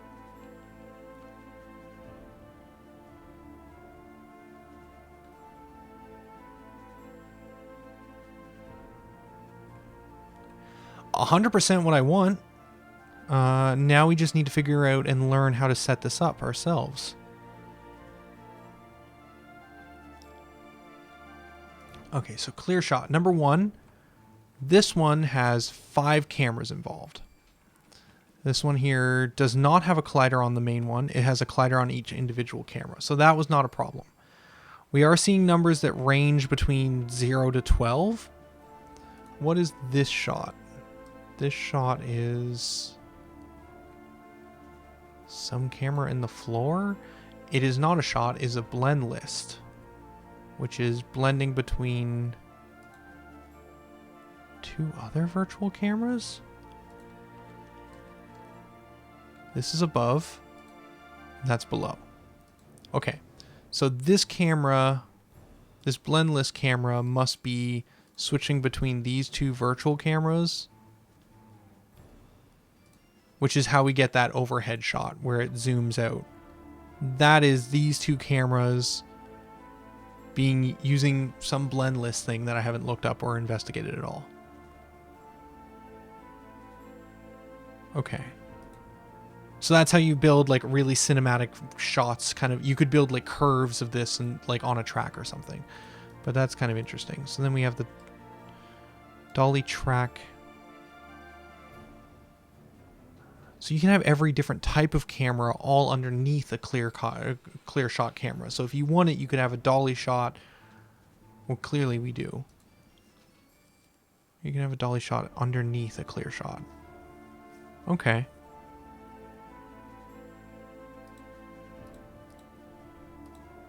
So this one's 12, optimal distance 12. And this is technically the one that is the farthest away.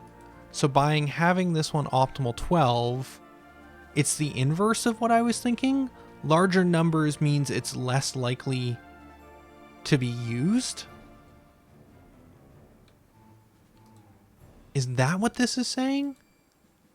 We're on the dolly track here, right? Yeah. This dolly track says 0.7. So if we make this 15, that means we're going to use the above shot because the above shot is closer than the other one. I think I've been thinking about this inverse the entire time. I've been thinking use the shot that is the largest number to evaluate that it's the... I don't know. I was backwards on this whole thing. So that might be the piece that we were missing. Let's take another look at just clear shot, which isn't like any extra taglines, just clear shot.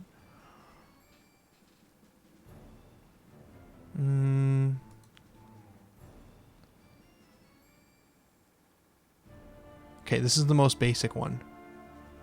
And this is kind of like a timeline setup, which is a whole other thing, which we're not really playing with, but it's basically a cutscene. It's a cutscene involving 3 cameras. Behind, which is no collider, and it is following and looking at the capsule. There is an overhead, which has no collider, and there is a teleported. And all of these have a clear shot, but the clear shot collider is only on the parent, not on each individual. Okay.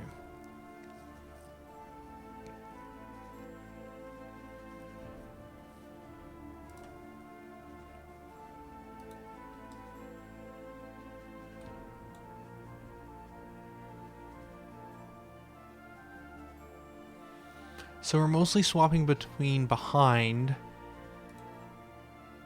and overhead and teleported. So how does it choose between these 2? There's no optimal distancing, so it must just be based off priorities. Yeah, so the teleport, this one has priority 30, this one has priority 20, but it's hard for this one to see. Interesting. Okay. Closest is really the scene that we needed to watch the most.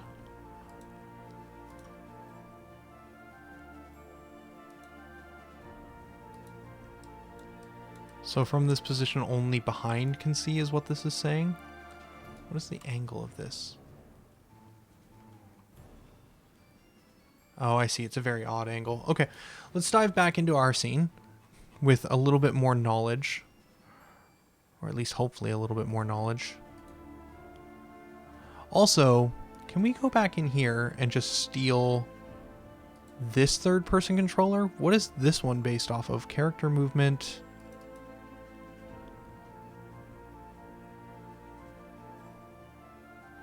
I'm going to open this scene up. Because this thing seemed to work more fluidly than the one that we were using.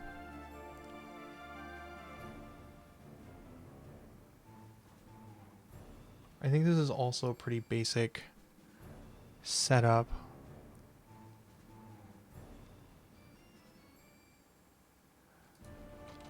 My main question is main camera.transform. It figures out forward based off of that. Let's grab this guy. He seems like he might be a better model to use for exploring scenes than the one that we found off the asset store. Okay.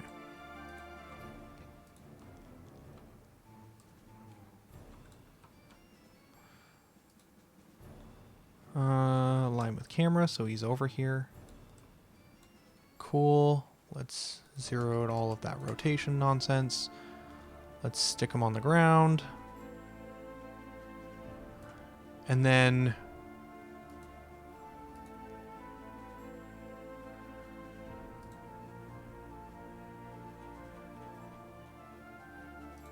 because I am a glutton for punishment, let's grab this same knight character. Scene view. Just drag him in over here for now. I'm going to try and hook him up potentially in a minute. But for now, let's see if this third-person controller works a little bit better. All that being said, he's going to need to be the look-at target now instead of the one we just disabled. So let's do that real quick. Clear shot. Please look at this new guy, who I hope controls a little bit better than the other one that we were using. They do not have obstacle avoidance. Not yet, anyways.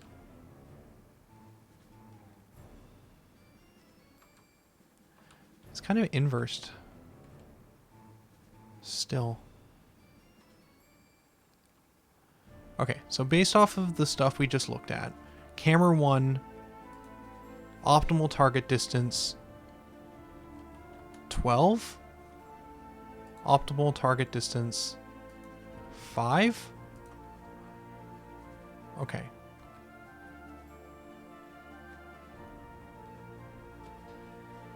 That worked.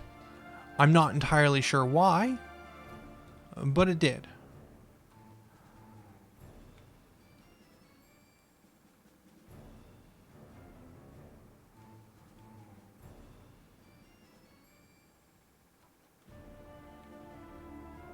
Oh, interesting.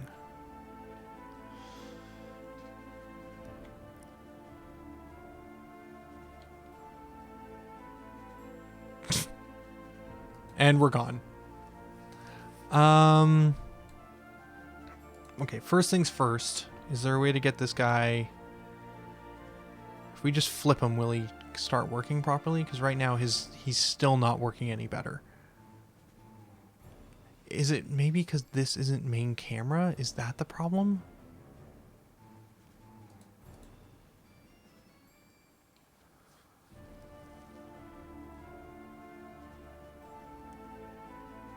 Because it's assuming main camera is the thing it's working off of. No, down. This is down, and I would expect that to be forward. And this is... Yeah, the camera stuff is messed up. Okay, let's delete the other third persons that we have. So many problems. So little time. No, it's still backwards, the controls. Is it inverted somewhere? I don't think it is. Sprint with space. Okay, good to know.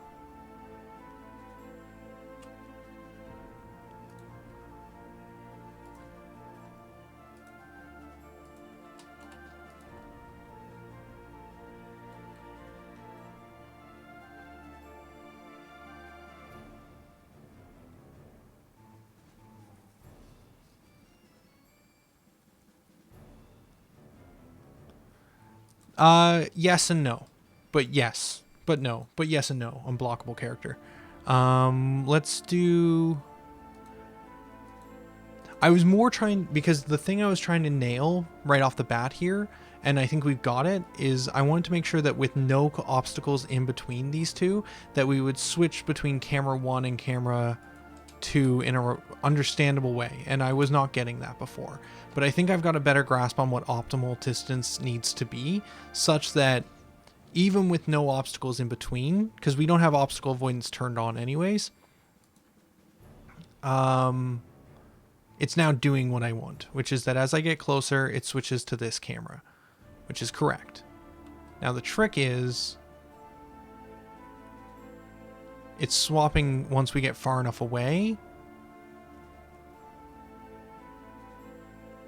Or it was swapping when we got far enough away back to camera 1. It's not doing that anymore. So maybe we got the numbers finally correct. 10 and 6 are the right numbers. But now that we got that working, now we can start adding in obstacles on the buildings, because that'll at least start... This will finish the piece. Because now that we've got the first two working, I think we'll need collision in order to get...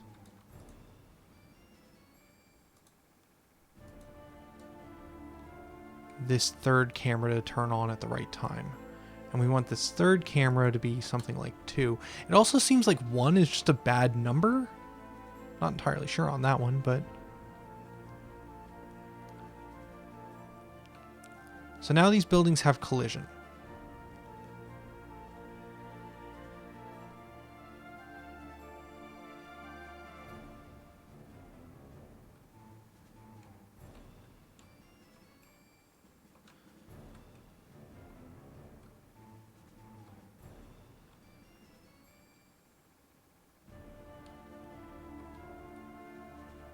So now why are we not switching to 3? Is that because we don't have obstacle avoidance turn on?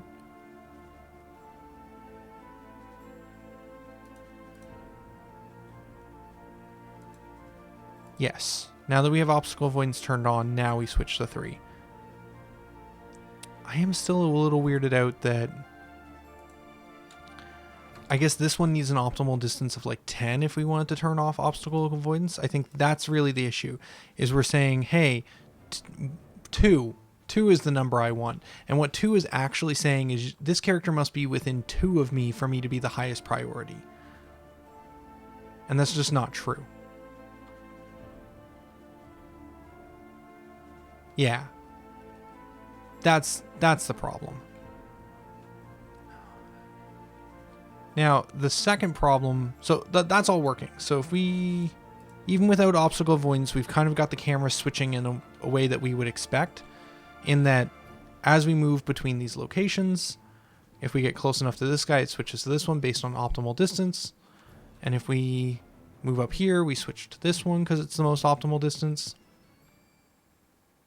And if we walk backwards, and we walk this way, then we switch to this one because it's the optimal distance. So that's all finally working. It can be more fine-tuned by doing obstacle avoidance as well. But I think this at its bare level is kind of what I was trying to achieve. This spot is kind of the spot that's a little tricky in that not super sold on that transition. And I think that's where we would play with the numbers on optimal distance. So optimal distance on this thing could be like 8, and on this thing could be 8. And that should hopefully narrow it down a little bit more. So it will stay here longer Yeah, that does what I expect. So now we stay here until we basically... Yeah, that does the thing. So I kind of have a good idea of what these numbers do. We've kind of got some camera setups that make sense. We could add obstacle avoidance as well, but I think just optimal distance targeting is enough to get what I want. Next thing we could play with is... Well, first thing I want to solve is this character. You can't really see this, but it's super annoying that... I need water. Okay, it's super annoying that this guy isn't moving the way I would expect him to still. Use character lock. Because it was working in the other scenes. And I'm wondering if it's just main camera is a private variable which comes from camera.main. And camera.main assumes that there's... How do we determine which one is our main camera again? Let's do a quick search on camera. There should only be...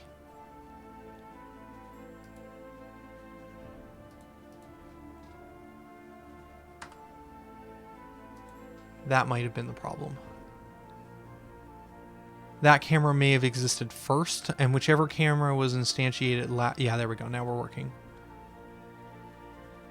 Oh. Now I'm always walking straight? There is no turning.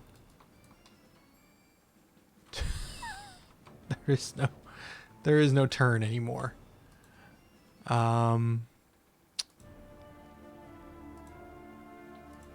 Okay.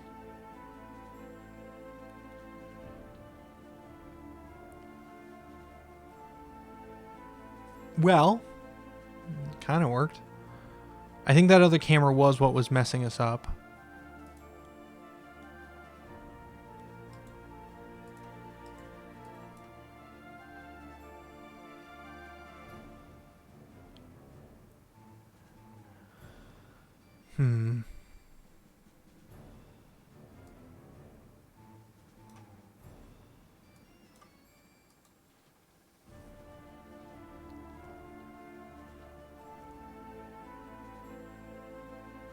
Well, whatever button we press, WASD is always just forward. I'm going to try deleting this camera and then remaking a new one. And then I'm going to add the brain to it again.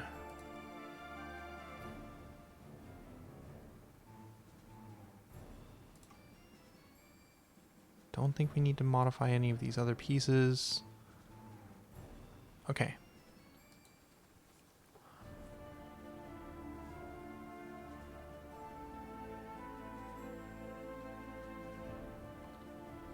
No, we're still always walking forward. Well, just out of curiosity, if we made this a public variable, and instead of setting it to main camera, if we could set the camera that we want it to be our value, does that help? I just don't trust some magic Unity code in the background that's saying find main camera and set it. I'm not entirely sure which camera that is at this point. So it might be better to just manually set that value to this camera, please. It's more convenient to have the whole main camera thing as long as it's working properly. When it's not, I like just being able to see where my references are. Yep, now that works. So main camera was just set to nothing probably. We still run into this issue where when we switch between camera perspectives, because the character's movement is based off of the direction of the camera, it kind of causes this little warpy warp. The way Final Fantasy VIII handles that is by doing that fade and then transition up, and the character is always just standing on the new transition. So it always, like for us, we could do something similar where when we walk here, instead of just swapping cameras, we do like a crossfade. The other option here is that we do some level design trickery where, hey, never have two cameras crossing each other, because that's what's causing this, is by pushing up right now, we're switching between two cameras where up for one is the opposite of the other. So if we were to take virtual camera 3 and we were to realign this more to be, say, this way, so it's still along the same axis, then if we go back, when we go towards this camera, we're not switching angles. We can push up. Well, now the problem is that when we switch, we're now pushing into a house. But ideally, keeping the angle of switching between the like the angle, like shifting between the cameras as small as possible would be good. Yeah, and I mean, Final Fantasy VIII was also not immune to that, but I think these are solvable problems. Now, all of our cameras are also directly tracking the character. I wouldn't mind having a bit of a dead zone for each of these just to see how that feels, because I think that would be a bit nicer.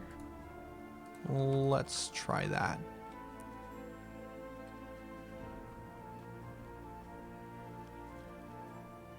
Yeah, see, I think that's actually a lot cleaner, just having that dead zone so that the camera isn't always just moving, but it's only moving when you're kind of moving beyond. So yeah, that wasn't a great spot to put the camera in the end. My example for moving camera 3 was actually kind of terrible.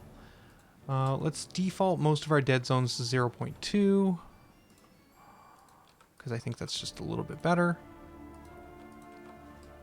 Okay, and then for camera 3, we can also do a thing that I like, which is align with selected, which will point the camera, our current play view camera that I'm always moving around, to an object, but it's not binded by default. So let's go to edit shortcuts. Let's find align view to selected, and let's do Control Alt F. Helps if I actually click. And that's normally for move to view, which I'm just going to reassign because I don't use that very often. Okay, so now I can hit Control Alt F to change my view to match something.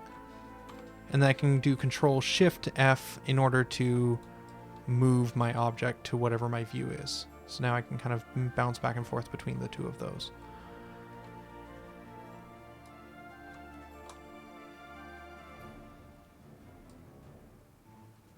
Okay.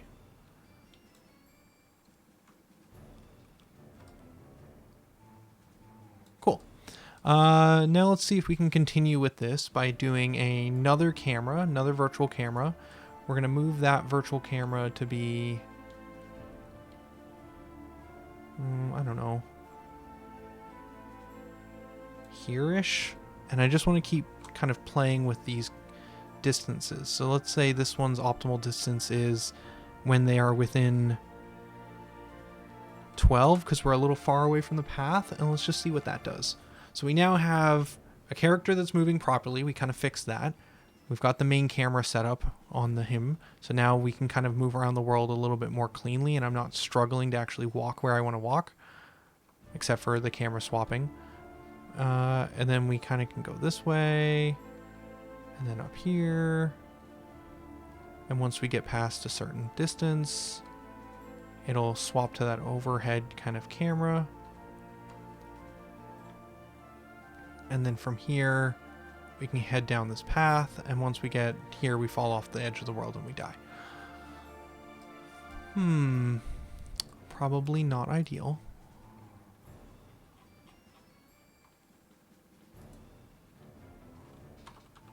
Mesh collider.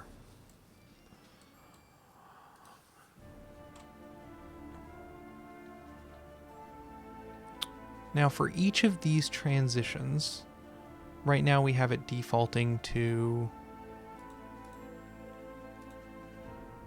cut, but we can do ease in, ease out over 2 seconds if we want.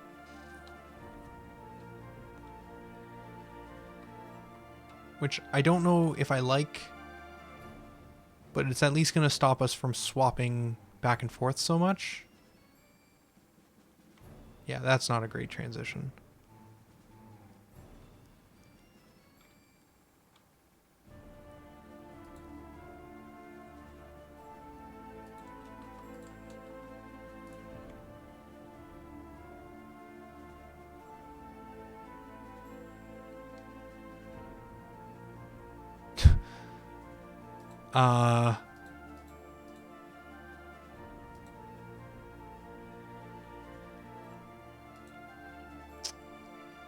Okay. I'm not entirely sure why it thought that was the next best camera to go to, but that's the type of stuff that we can fix with level design.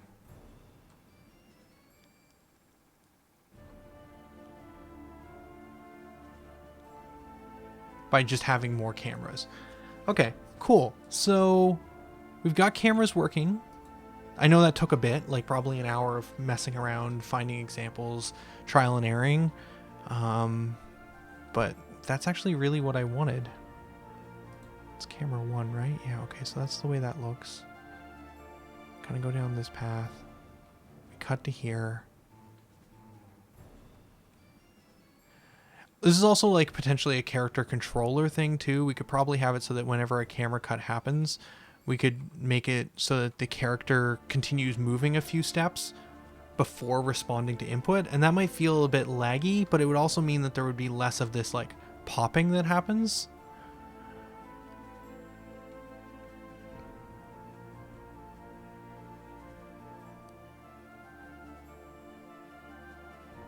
Death. All right, well, we've kind of avoided level design enough. We now know that our cameras will work. I think that that actually was a pretty interesting, like, series of cuts. I like it more as cut than a blend.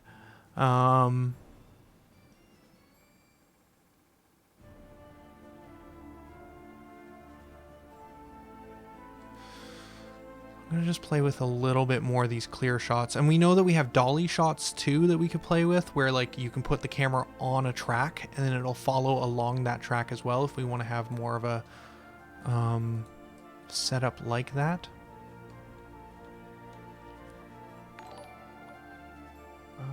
That was a bading. Oh, thanks for the follow, unlockable character. Let's set this camera to here, and let's say that this camera we've just placed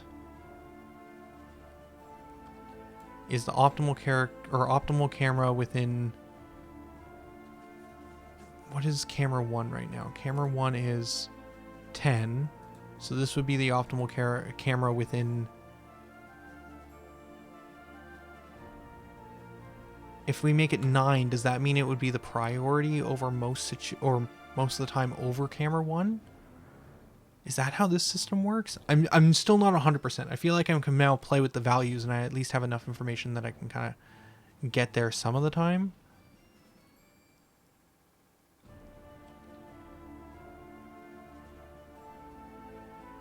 Yeah, so that wasn't in like what I expected. So if we make it a larger number, like 20, then this one's the optimal camera within 20 yards of this camera. Which means it comes first, like right away, which is kind of unfortunate. So what we could do is we can make camera 4, or camera 1, sorry, a smaller number, but a higher priority. And I think that'll create the results we want. So that it will always be the highest priority. Actually, I'm not sure if this is going to work the way I intend.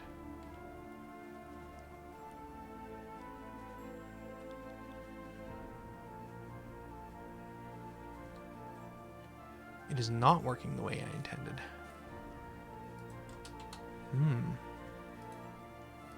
So we got to keep that at like 10. But camera 5, if we want this angle. This is a tricky one because they're very close to each other.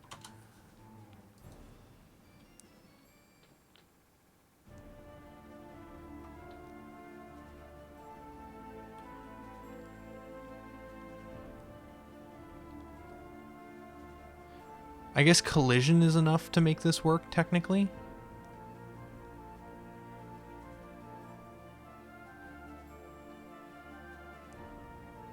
I do find it really interesting that it does want to default back to camera 2 so much, even though camera 2 only has an optimal distance of 8.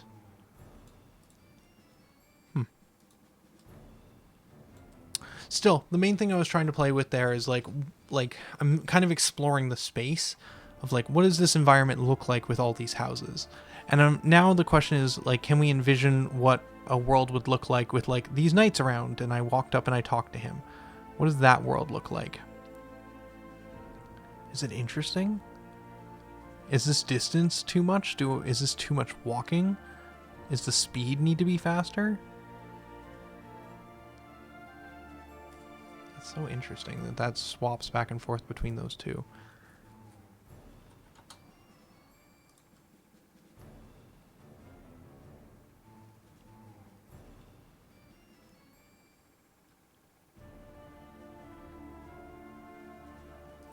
Maybe this one needs to be a higher priority.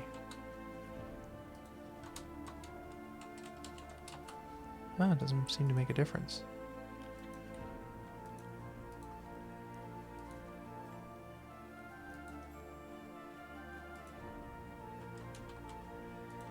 That's really the number that really makes a difference here.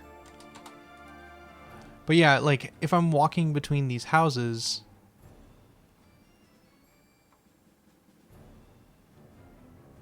what am I accomplishing, right? Like in Final Fantasy VIII, I'm often walking somewhere because I want to like explore an environment, check for treasure. Like there's a series of different things. Well, I think my character still feels small for this world. I think that's a primary problem.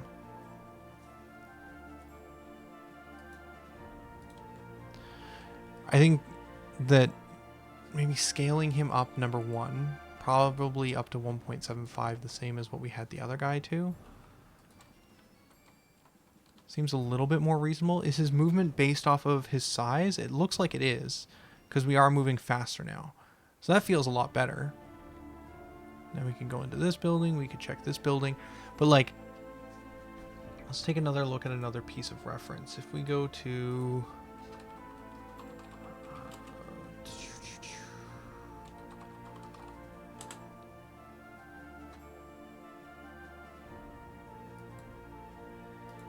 Sorry, one second. Tracking down a video.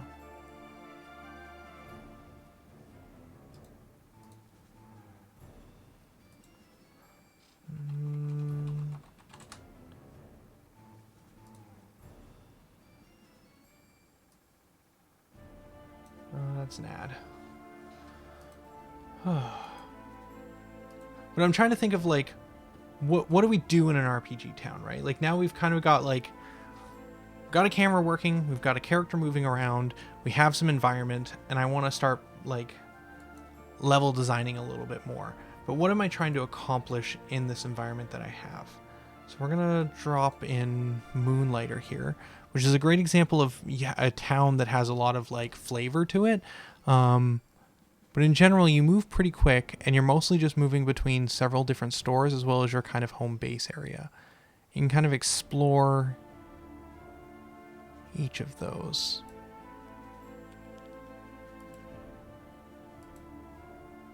And I mean, this environment is more functional than anything else. It's small, but has enough character and polish to make you feel like you're exploring a little tiny town with a little bit of people, kind of like a Stardew Valley, Harvest Moon, like Animal Crossing. Like there's a village here that I'm building up and I'm working on, right? And that makes sense with a smaller environment. When you have like something a little bit tinier, you can kind of make it feel more full and more compact. Whereas if we look at something like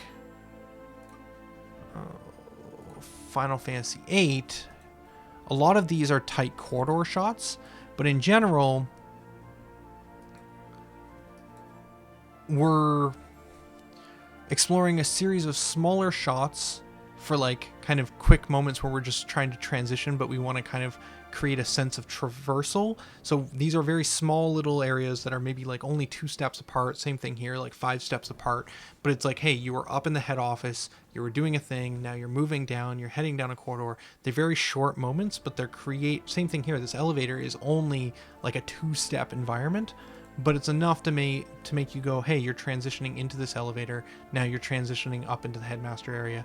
But when you get into the areas like this is more like a hub world where it's like, hey, what is this, like maybe 5 seconds to traverse from that elevator to that front entrance? And again, it's trying to create this sense of like I'm traversing a slightly longer distance. This area is the hub. It's a bit bigger. It takes a bit more time to traverse between. Here we've got the gates where it's just a blockage moment in that spot. But it's all about spacing, right? Like it's about how much room do we want to give the player? How much expense do we want them to like? Even there to the next camera cut was quite small. But it's mostly overhead here, so it creates this grand view. And then this room is quite tiny because it's the point of the room is to talk to the doctor. But the room itself doesn't need to be huge, and we don't need to take up a lot of time designing that in order to create that effect.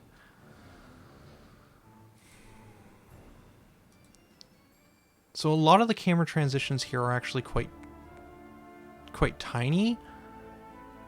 But again, that's because we're in a large space, but they don't want to design a huge space. So a lot of these shots are designed to make the garden feel huge in this game, while also not having to make you run around constantly. So a better example would be to find, let me see if I can find from that same series.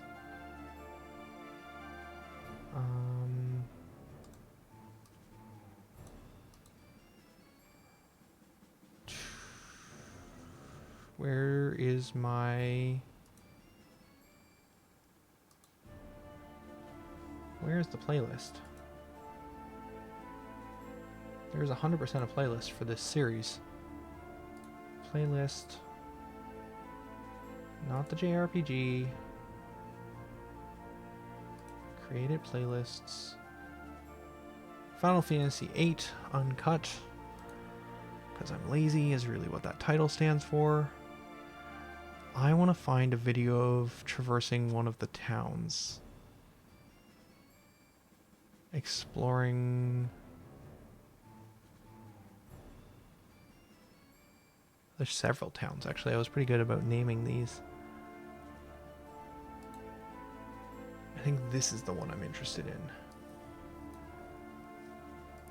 Let's get reference for things and stuff.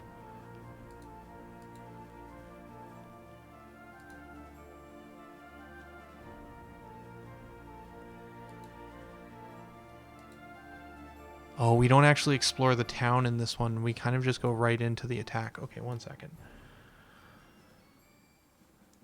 Actually, where's chat?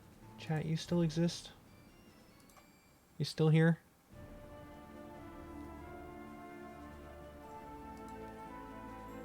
Sorry, it's important to find this type of reference in order to be able to make sure that when I start building something, I'm not just building something because it looks cool, but I'm building something because it's functional and looks cool. It's kind of multi-part. Man, I played a lot of cards in Final Fantasy VIII.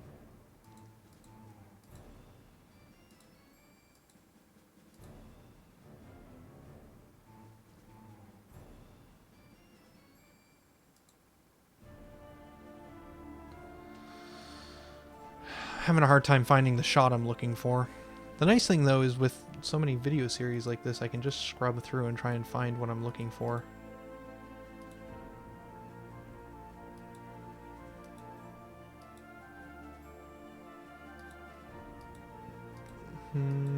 This is a lot of combat. Where?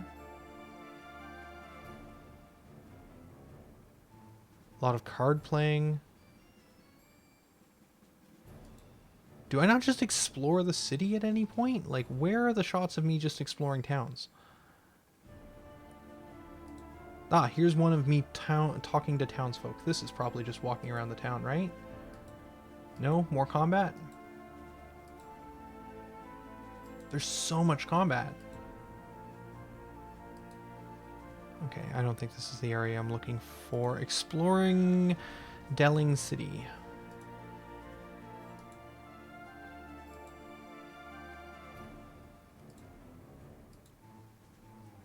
Okay, this has got to be it. This has got to be it.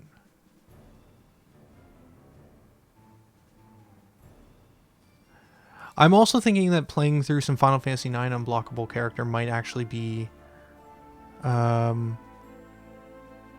good use of time as well. So here we've got, again, a large city that needs to feel large, but they also don't want it to take forever to walk around. So a lot of the shots here don't actually connect one-to-one with a street per se. It's more just like you walk down a street now that you're at the edge of this intersection. But like they didn't show you walking the entire way. So a lot of it kind of creates this sense of you're walking through this huge city, even though you don't get a full map or a full description of it. I've also been playing a lot of Persona 5 recently, and Persona 5 doesn't have the same camera angle. I think it does in spots. I gotta look a little bit more closely. And Persona 5 does something similar where when you go from Shibuya Station to Central Street, it doesn't show you walking all the way there. It does a small cut. I think that might be something it could be worth looking into, is doing smaller sections and areas, and rather than building out a whole town. Like, again, if we go back to Moonlighter lets you traverse the entire area here, the whole town, fairly quickly, and it's not a big town, so you're creating this small, tight-knit sense of community. It's fairly, but it doesn't need to feel huge.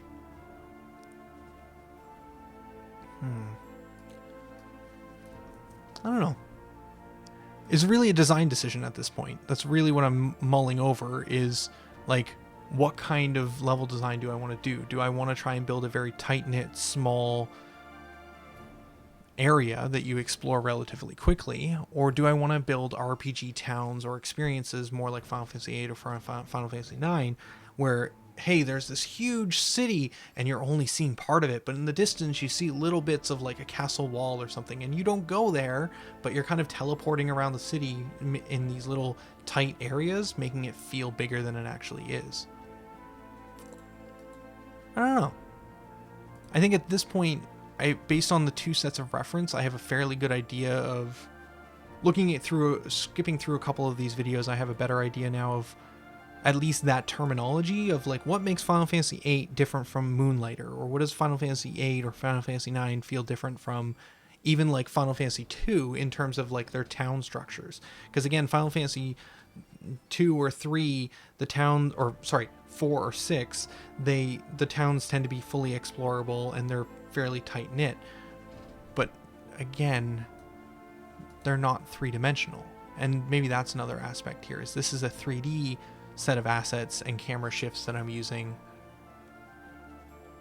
So in order to make the world feel right, it might make more sense for it to be less cohesively one space that I'm building, and instead a series of smaller pieces. Huh. Interesting. Let's talk about this more functionally. Okay, let's say, for example, let's save this project. I'm going to just I'm going to walk through some examples. Also, I'm going to keep this sample set for Cinemachine around as well, because that thing's fantastic. I'm sure I'm going to look at more of those. Even just in... I should rename this scene as well. Even just in the RPG combat part here, the fact that, like, right now I have everything orthographic on this camera, and that's because I just didn't want to bother with, like, having three-dimensional spaces. I thought I wanted more like a 2D experience with 3D assets, but I have enough 3D assets kind of purchased from the asset store now that I think I'd rather maybe play with these Cinemachine cameras and have it so that when we select attack and then click on a character, we actually do like a camera spin around that character, and then when they're performing their attack animation, and then when they attack, we focus in on the enemy and do some cuts. But regardless, we're going to have this part here where we're going to hit stuff, we're going to deal damage, we're going to kill things, we're going to get experience, we're going to get gold, we're going to get equipment, and then we're going to go back to town. And then when we go back to town, what am I doing here? What do I want to be accomplishing? Is just a series of buildings that I'm walking up to and then entering? Do I need to have 2D environment or extra environments that you can walk into? Or do I just walk up, interact with the door, and then get a store menu? Or is it a series of characters standing at stalls? I think there were some stall elements. Is it just a small little town with a series of stalls that people are standing at, and if you walk up and talk to them, they sell you stuff? I don't know. Because this could literally be all the buildings are. What was Unblockable Character saying? I think Final Fantasy VIII has a benefit where it's hard to tell the big set pieces from the small pieces because it has those small fados, which can just be fadeouts, but can also be loading screens. That sounds pretty cool. Sounds like it would add a lot of work for the any special skills. That's referring to the camera work on the RPG side. Yeah, I think it would be worth it though.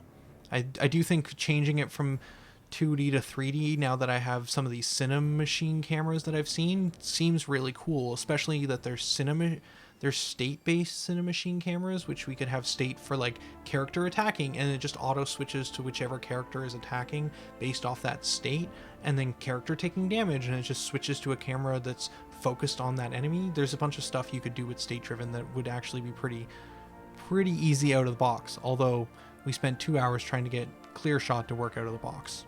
Maybe partly because I didn't read enough, but... Okay, so there's a pre-built set here. Assuming that this was the pre-built set. Kind of walk through here more. I'm trying to... I think for me, a lot of game design... Like, for this RPG thing that we're playing with here, most of it is an excuse, honestly, to stream and to share with you guys something that I enjoy doing, which is playing with Unity, but I don't have a clear design yet. I don't have a clear, like, oh, I'm building Final Fantasy VIII with, like, the Persona aspect of Persona 5, and there's going to be a lot of collecting. Or, oh, I want to take Metabots for the Game Boy Advance, and I want to build that kind of combat system into more of a traditional fantasy style. Or, like...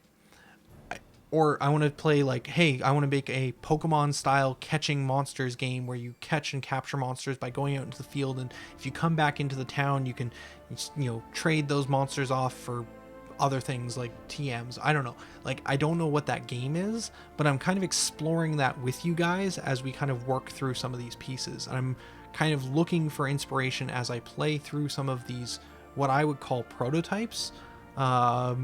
And trying to see what speaks to me from some of the elements that we have here. Again, this character needs to be scaled up. We didn't save the scale up. He's too small.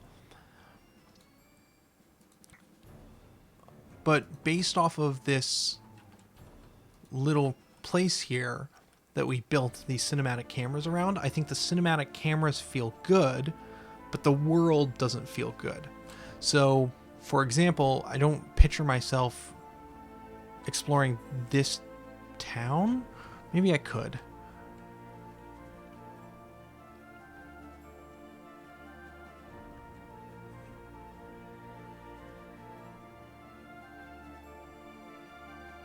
Death.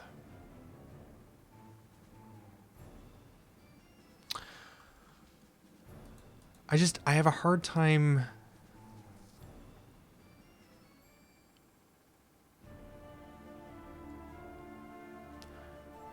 Okay, what do you need in town? Let's think Final Fantasy III for an example. They have inns, they have places to sell things, they have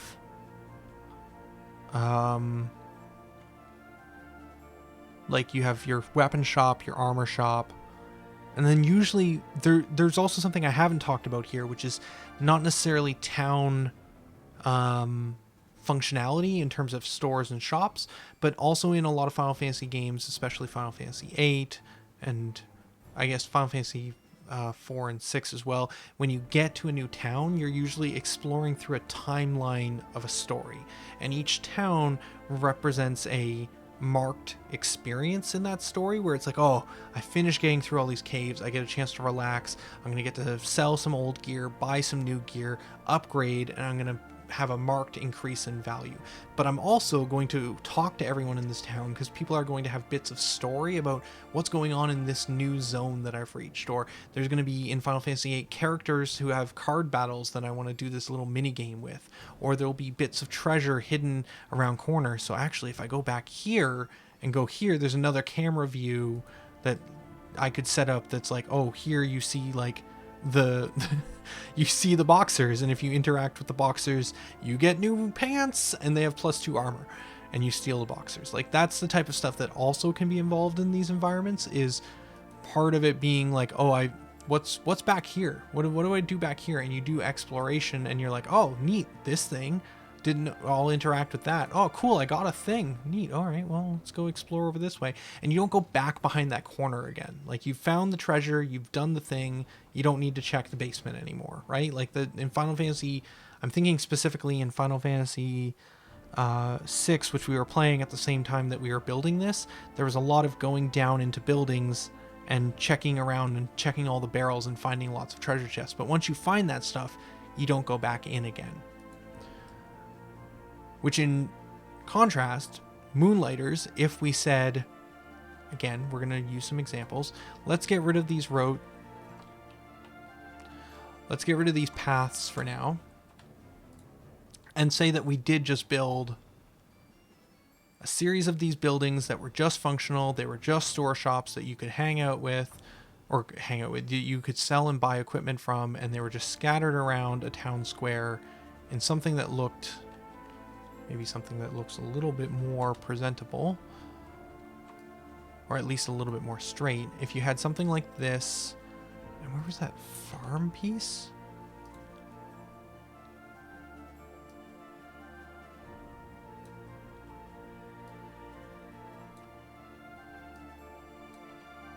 Is this thing pure white? Oh, that's the FBX for it, which is not what we want. That's the FBX. That's the prefab.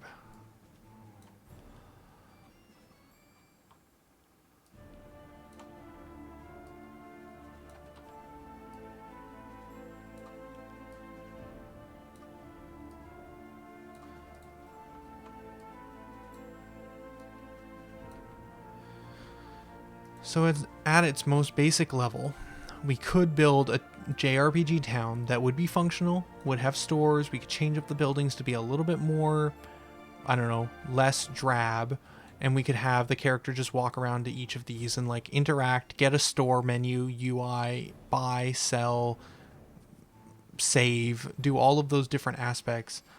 But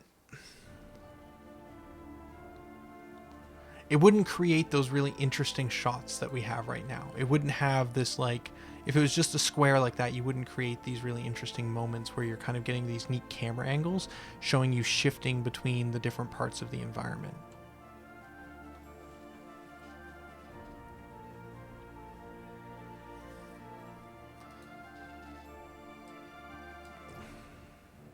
So I don't think I want just a straight Moonlighters. Here's a plot with 4 houses around it. You know what I mean? Like, I don't want a hub world that has stores. I want a town that you can explore, find treasure, and interact with the parts of it.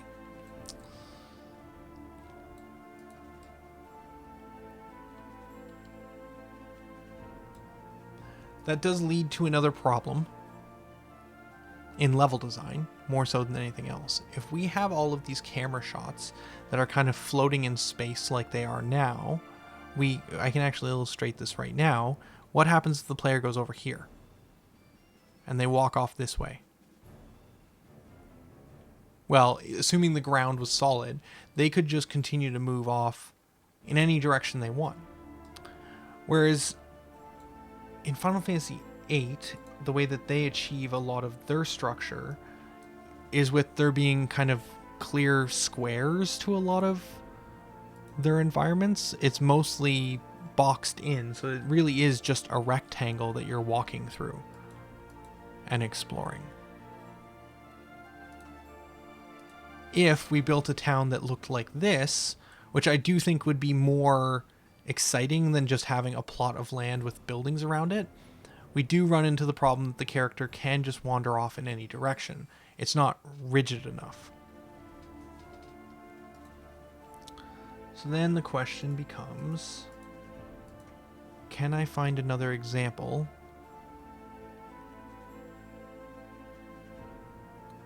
of exploration in a town in Final Fantasy VIII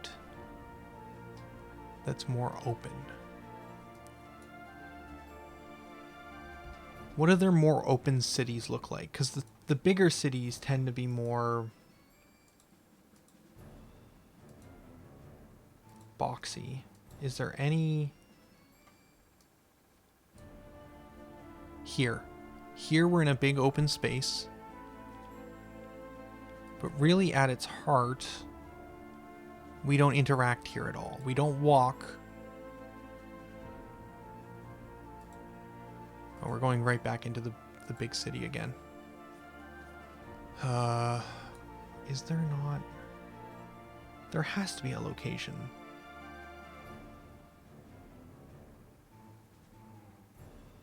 It was probably way later in the game.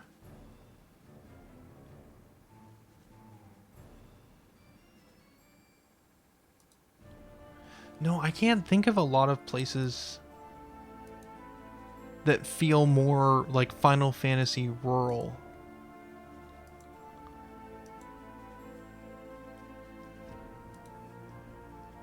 Huh. Honestly, the place that I think of the most is the small town right next to the very start of the game. But for some reason, I can't find a clip at the beginning of the game that shows us exploring that small town. Oh wait, I found it. Part 4? Card battles.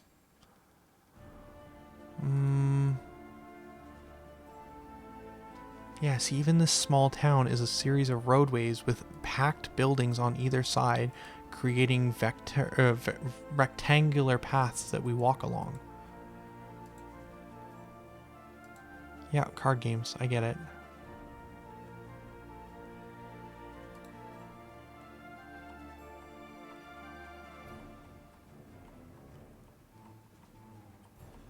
Yeah, normally it's kind of set up in such a way that, for the most part,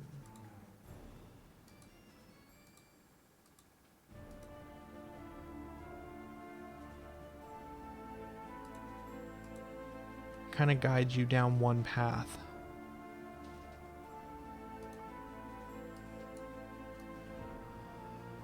Here's a different shot of the city as we kind of get back from the attack on the communications tower. Yeah, this is right before the beginning of that other part.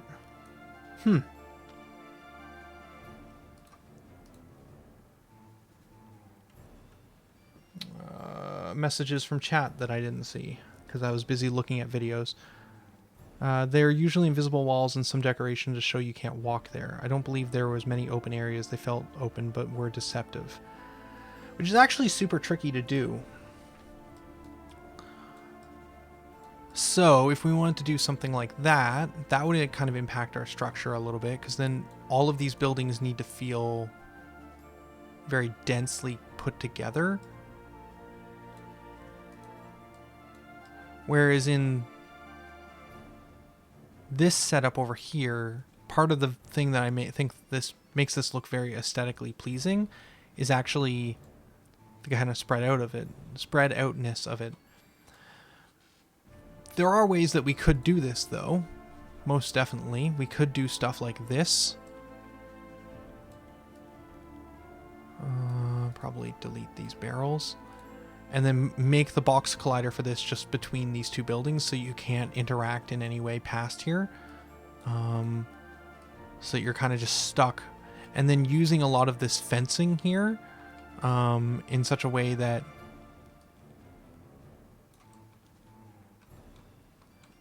the plot of land for the farm is just butt up against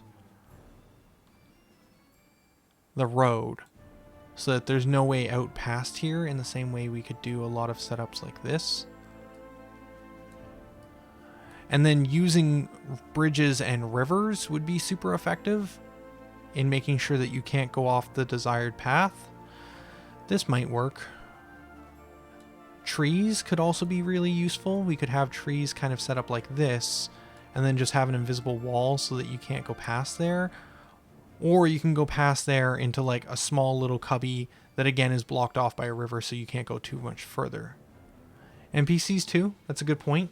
We could use NPCs to block pathways so that they're standing in small narrow areas like this. That way you can't walk through, and it seems reasonable that there's kind of a blocking collider.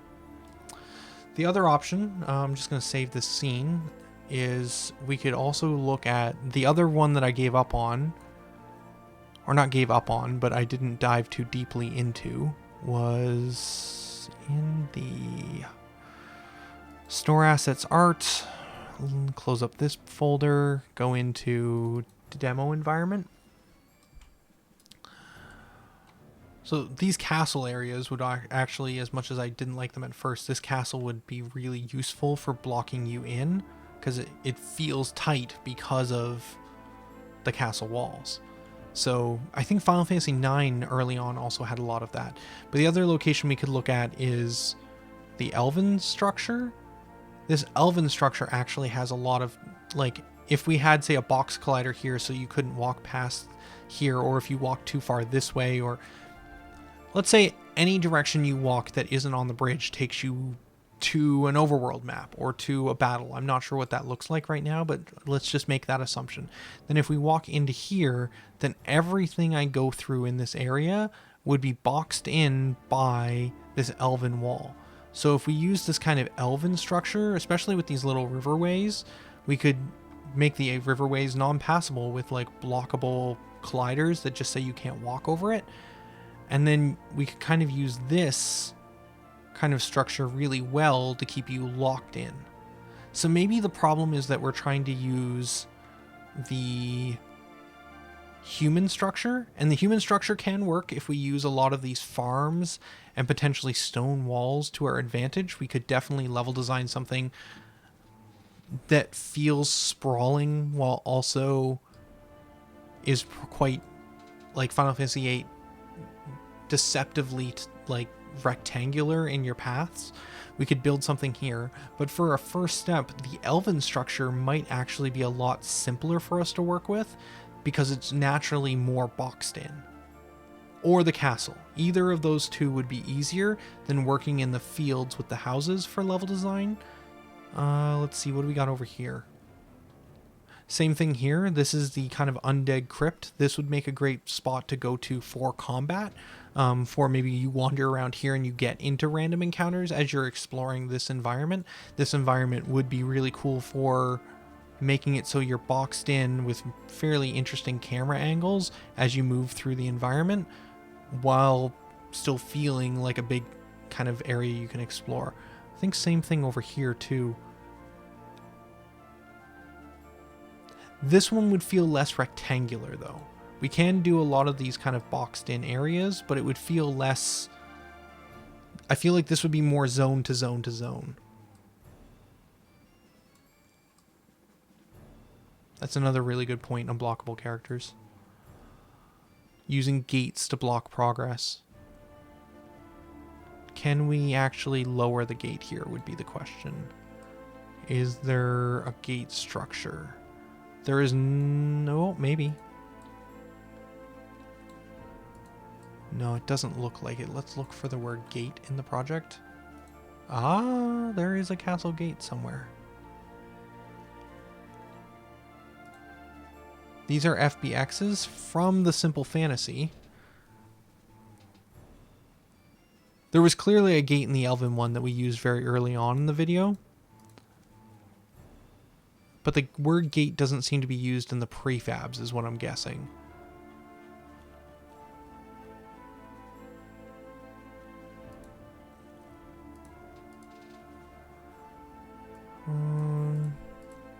Castle door. Castle gate. Hall. Keep. Lots of wall pieces.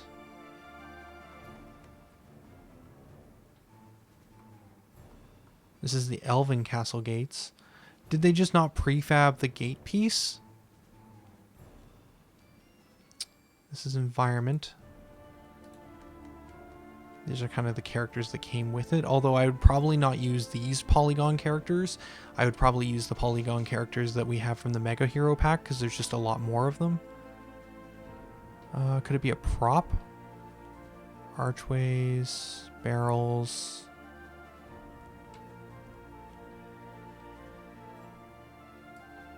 It's just a cage, alright.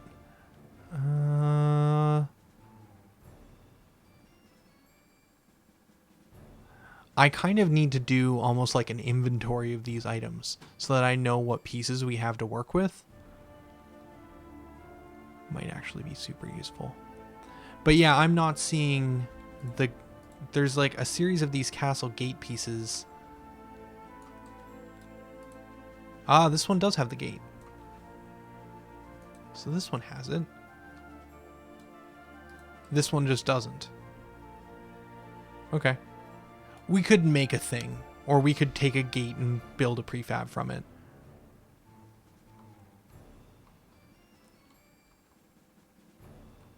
Build a sliding cube that clips through the building gate and actually closes it off. But yeah, we could 100% do a thing.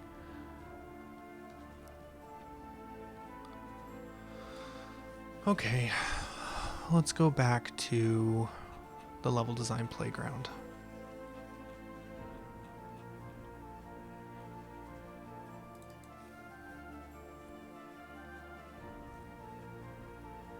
Don't save. This is kind of the base one. I kind of want to keep that one somewhat clean.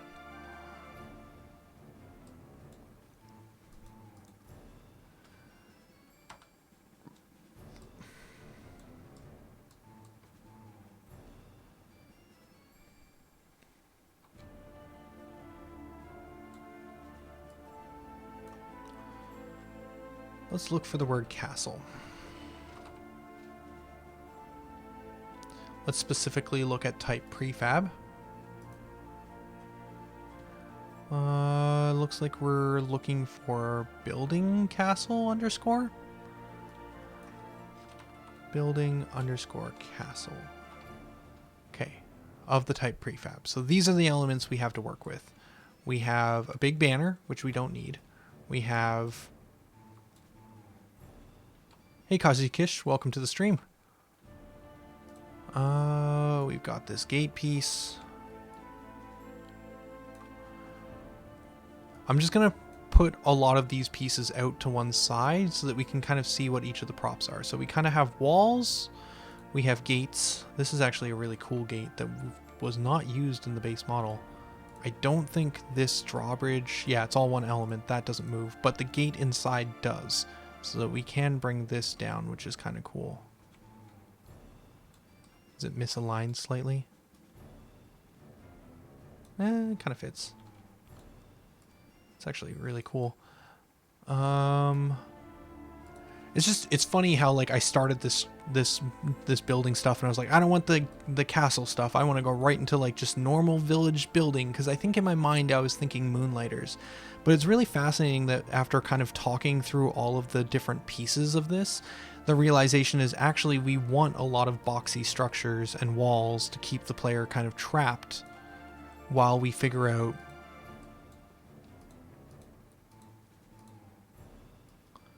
what we want to do with them. So I think this is the same gate structure, just without the gate and the drawbridge. Yeah, this is the same one without the drawbridge, which means that we could probably duplicate just this castle bit, and yeah, we could reuse that. Okay. Let's get rid of all these paths. I need to make sure I don't overclog the scene too much. Let's make a new game object, which will be our prefab holder. And then let's put all these castle pieces into it.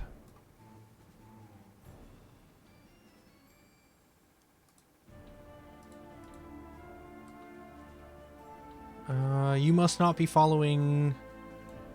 Oh, that's like 2 minutes old. It would have fallen off the stream. I just saw your comment, Kazukish, about a pleasant surprise. You must not be following Discord, because I've basically been talking about it for like the past week, getting myself psyched to actually do this stream. What is this piece? Is this just a garrison wall? Yeah, it's like a very large guard tower. Okay. That's... Oh, it's a hall, technically. But yeah, it's slightly weird.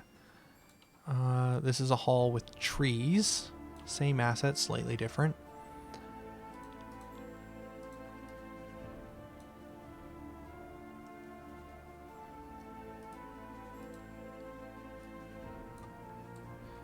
This is that piece I just put down.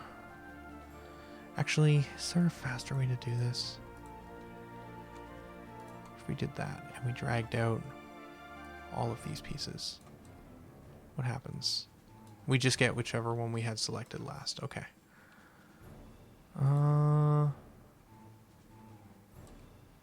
That's fair. Yeah, I've been trying to get myself psyched up for this for about a week, and I've kind of done a bit of exploration. I kind of got the project loaded back up again, and I kind of went through all of it. Is this not the same one that I just pulled out? That one has a door. It's not, but kind of is. That's weird. Because the other thing that's crazy to me is I realized that we haven't done anything in like 9 months, which is not a great feeling. I thought, like, it's crazy to me that 9 months has gone by since we've done anything on stream. Does not feel that long at all. Time does fly. So most of these pieces aren't even walls. They're just like structures that you can put on the edges of the walls.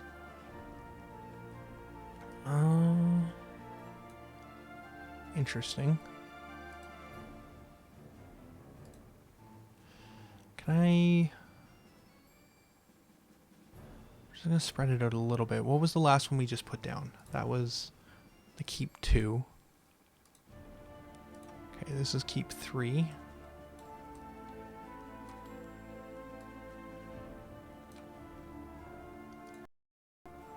That is a small door. This is a tower.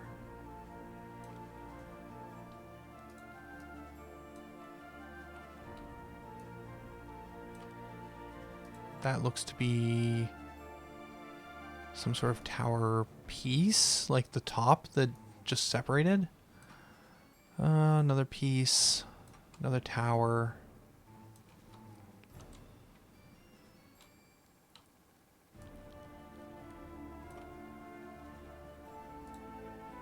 Okay, here we go. Walls.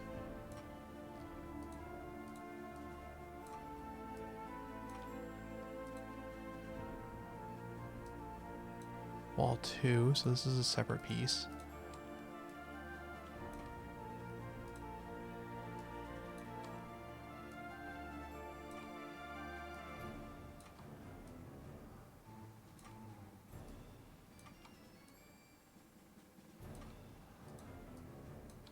Just trying to get these pieces down as fast as I can. It is not going well.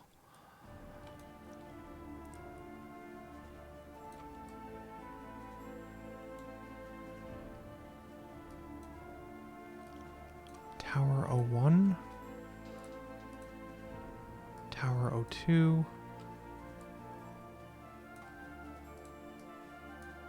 And what looks to be a piece to stick on the tower. Yeah, it's the same thing that this keep has, just detached. For decoration. Okay.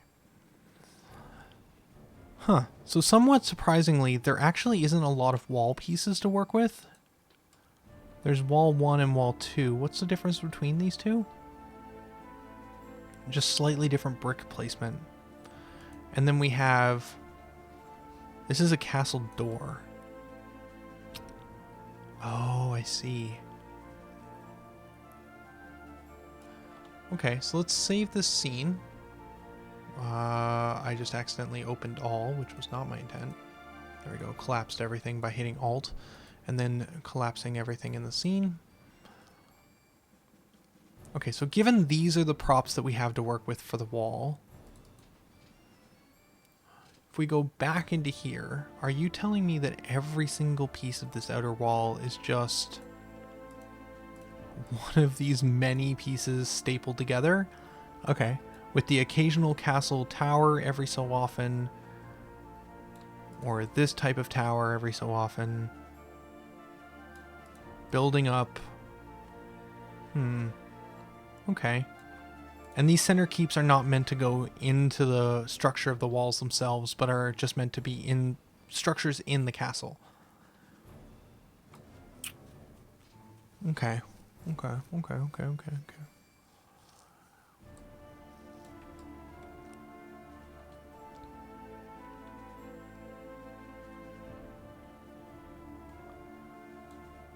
If that's the case, I think what I will do then, because I want to kind of be creative and create something myself, but at the same time, I don't want to.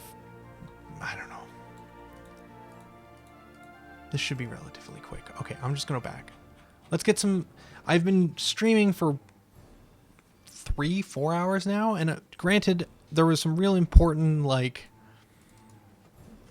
I don't know, playing with camera stuff that we did that was necessary for me to wrap my head around some pieces. But I was also helping that I would actually build some stuff today, and we have not gotten there. Level design. I like you, but you take up so much time because I'm not super familiar with it. Okay, let's assume that our castle is a box. Real easy way to do that would be to set this at, say, 90, 0. Where is it now? That's too far. 0, 0. Line it up with the edge of the environment. This thing needs to be 1 off the ground. Good, noted.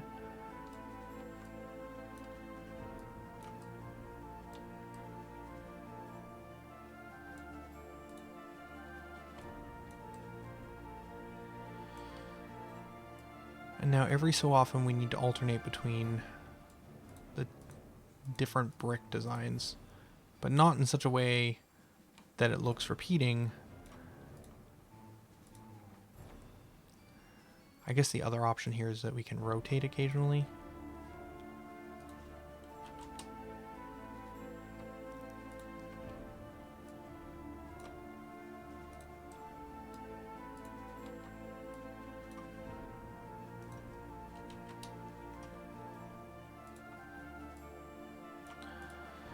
Okay, and then we just need to build a ton of these.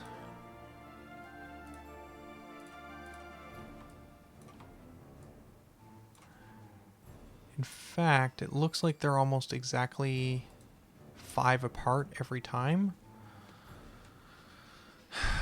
My coder brain in me just wants to go, there's a way to do this without having to, like, mess with stuff. Oh, but when we rotate them, their pivot is off. So this one's both at -30 and this one's at -30, but because of the flip, they're flipped around. No? No? Yeah, there's something weird with them because of the rotation.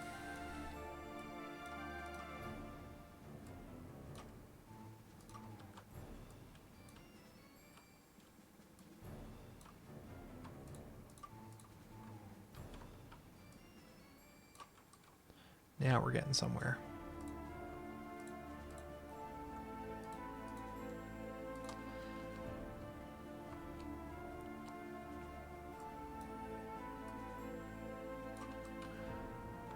Okay, now we have a big old castle wall.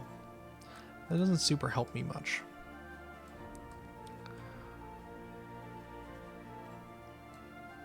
Real important aspect of this is going to be getting a sense of scale.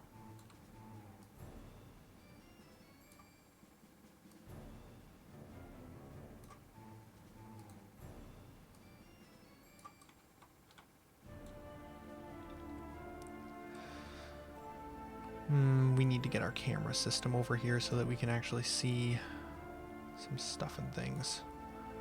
All right.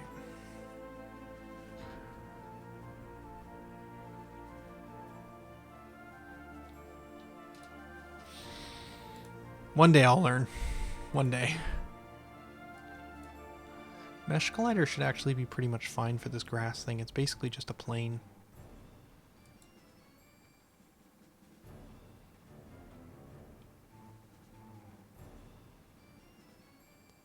Like, that almost feels too long of a walk. Like, part of me wants to go, like, it's not big enough, but I think it's not big enough based on my own interpretation of scale. Let's take all of this, and there's one wall piece at the end, which was technically this one. Let's create a new game object, which will be, I don't know, north wall. I don't know if this is really north in our world, but we can always rename things later. And then let's duplicate north wall. Call it west wall. And then rotate this thing by 90 degrees. And snap here to here. And if we want to be fancy at some point, we can also duplicate this object, drag it over, and snap its corner to there. Well, to there. Okay. Something like that. We could play with it more. Okay. Now we can grab this one, move it over to here. I want to snap this vertex here to this vertex here. And then we want to grab this wall, and we want to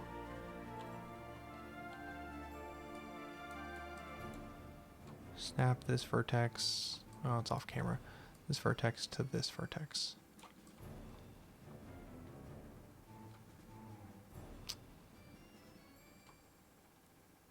Something like that. Did I get this west wall here messed up somehow?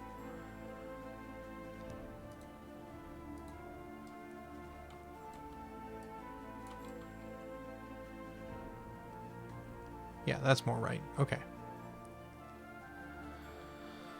Okay, we successfully made a box. Good job, us. Now, we can fill in that box with a series of paths. What would a good gate look like? Let's use this gate, I guess, the one without the drawbridge. Now, how do you fit in?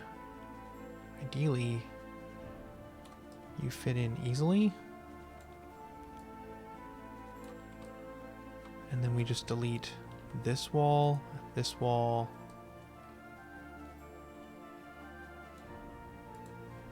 and that wall. And nothing fits, and we're super sad.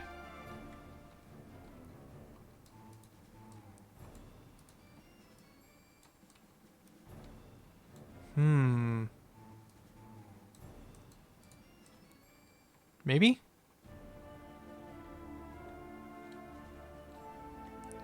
We can always hide crimes with camera angles, making sure you don't see stuff that's clipping. We probably want it to be 180 though. Still looking close enough. Okay. Neat, neat. We can move this over here if we want, or we could do one of the fancier towers. Would something like this fit and hide crimes? I don't know if it does. No, the clipping walls are potentially a problem there, and I don't think it fits. Like, the nice thing about the other one is it kind of is too big and overlaps nicely. We also have these guys as well, which are kind of nice as just little pieces to snap in here. I guess at its root we want to snap that corner to that corner. That seems fine. do the same thing for each of the 4 corners. Again, right now we're essentially doing the same thing as doodling. We're just playing with pieces, trying to see some form of inspiration from it. And then we want to basically just offset this slightly so that it kind of hides all of the wall clippings.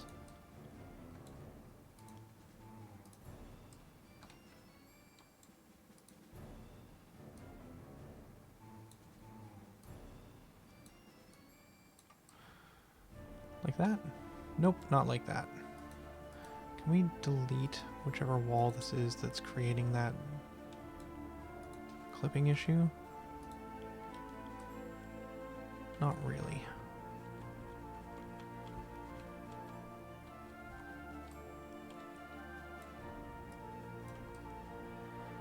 Good enough. Again, we are doodling. We are not creating a masterful piece of art.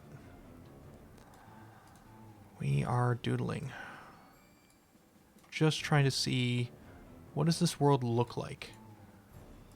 We want something that is somewhat boxy in structure while also still feeling like there's a lot to explore.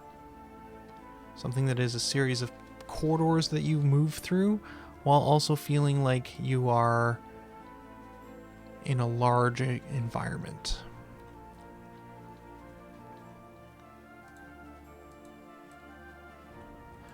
While also look something that, while being a large environment, is easy to traverse and doesn't feel time consuming and annoying.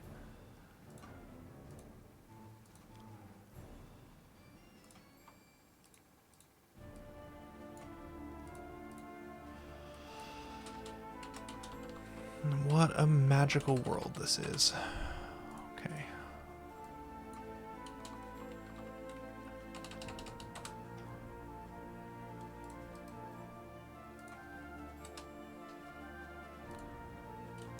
Corners. Okay. Now we have a box. We have a super fun time box that we can explore. It's a 10 by 10 sheet. Is it too big? I don't think it can be too big. Any extra space we can use by sticking in stalls and stuff. Feels fairly okay to run through. So now we want to make it more rectangular. We want it to have a series of corridors or almost like maze-like while still feeling not like a maze. So ways that we can do that is, well, there's a couple ways. Number one, we drag all of this, create empty courtyard. We can put all of these pieces into one element. And then if we want to, we can also duplicate the whole thing and expand it. So that's useful.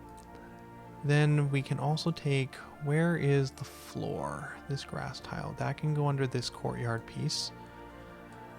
And then this guy here can live in here. I'm not sure about the scale of some of this stuff. That's the things I'm still curious on. I think we were kind of playing with the idea of 1.75 being the difference between these buildings and the characters. 1.75.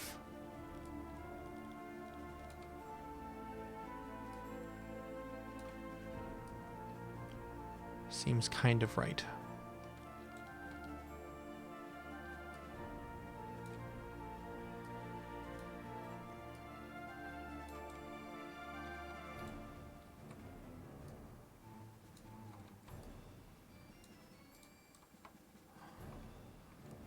Okay. Now, in their version that they gave us a sample of, they did not have any concept of paths in the main castle area.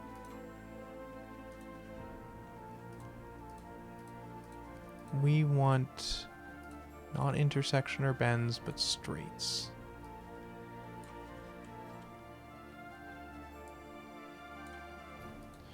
-90.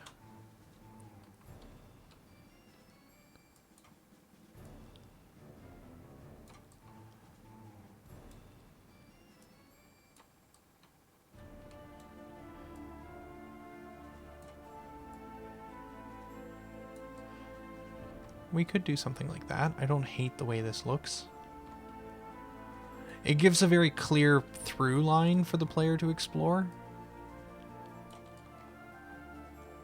Again, we're sketching. We're not making a masterful piece of art yet. We can always revise things later. So we get through this gate.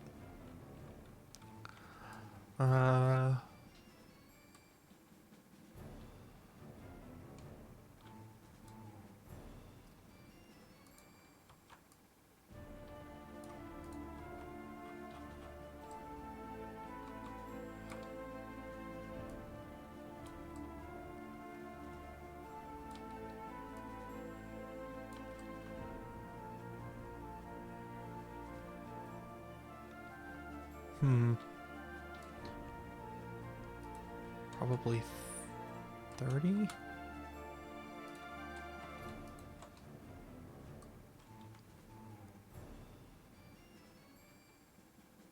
That seems wrong.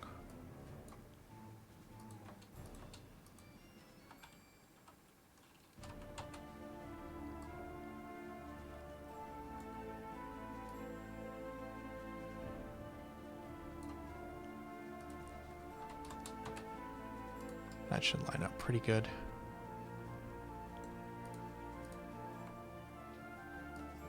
I mostly just want to have some space outside the gate because we'll probably start with the camera angle looking like something like this as the character comes in. So let's set that up now. So if we have character, I want you to be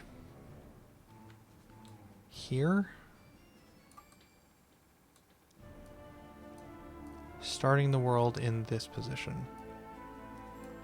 And then I want the cameras, camera 1, to be focused kind of like this. Let's use this as kind of a starting frame of reference. So now if we start the game, we have camera virtual 1 focused on character entering in through town gate.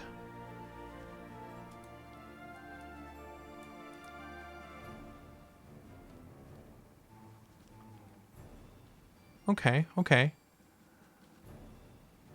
Don't know why that camera was set up so perfectly to transition, but that was cool. Because I think if I had have just kept going, yeah, I would have exited. Okay. Not where I want that camera to be, but that's fine. So then we kind of come in through here. We can even start messing with some of these pieces as well. Give it more of a dead zone so it doesn't start to move until we get a little bit further. Okay, cool. I like that.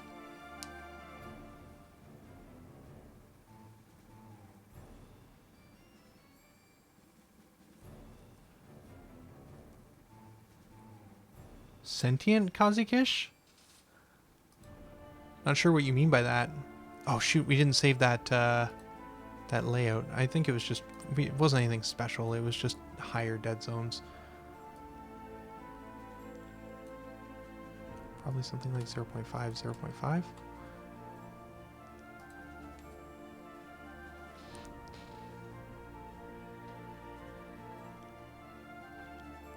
That's not right, because we've now pushed the red outside. What did I shoot? There we go. Something like that anyways to start. Okay, so now we need buildings. So how do we want to populate our little area? Let's get inspiration by the main environment, because the main environment will have pieces that are kind of laid out in kind of a way that should give us something to grasp onto, because otherwise I just don't know what prefabs I have available to me. Yeah, we'll double save this. So how did they lay out their courtyard? They had a series of like colorful stalls and wells and, oh, this is all one prop. This is just the market. Okay. Oh, they did have paths on the inside. They just chose to use the I forgot to use this. But that was because they were using the darker tile rather than the grass tile. I'm fine with the grass tile as an aesthetic choice. So there is a lot of these props. What are these referred to as? Bid, or sorry, not bid, build. These are all buildings. So these are just houses. This is market. This is outdoor cover. This is tent. This is tent.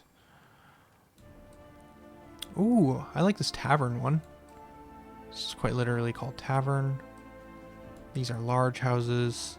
Like, I really like this corridor layout. I think I want something similar.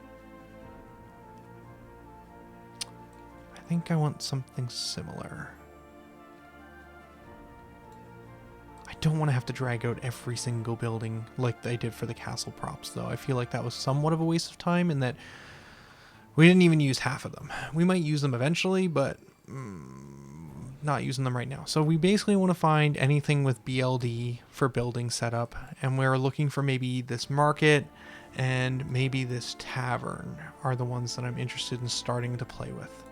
Okay, cool. And tent as well. Let's drop these guys under courtyard, but let's also make a new game object for them, which for this type of stuff, the naming and structure is going to be huge to keeping track of everything. Because otherwise we're going to have so many objects in our scene that we're not going to know what to do with ourselves. BLD. Specifically looking for prefabs because we don't want to grab any FBXs. Someone who's done a lot of work to set all this up for us. We want to make sure we use it.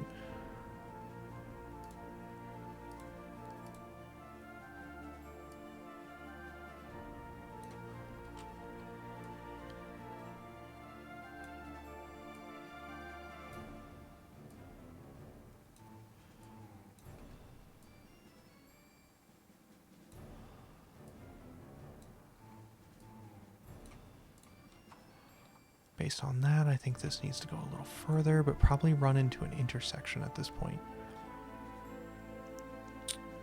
Let's do tavern.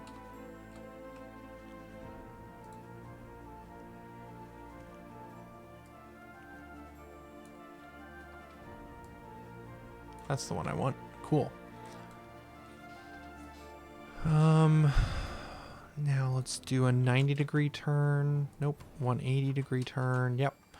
And then probably position it somewhere like here. And now if we go back into paths, again, I want to be looking at prefab only. I want the not bend, but intersection. Intersection 1? No, I want intersection 2. And I want this 180. Like that. Okay. Then we can grab the same piece. We can later swap these pieces out with different ones if we really feel it's necessary, but for the time being, I think it's fine just to keep using the same props over and over again. It's just going to save us a lot of time. I can write something that swaps out prefabs at a stage later on. Okay.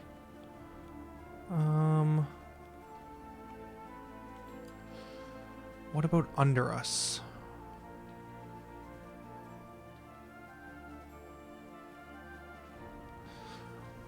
I have an interesting idea. Let's try doing the market one. What was that market layout? That was this one here. Let's try setting that up here in such a way that you can access it .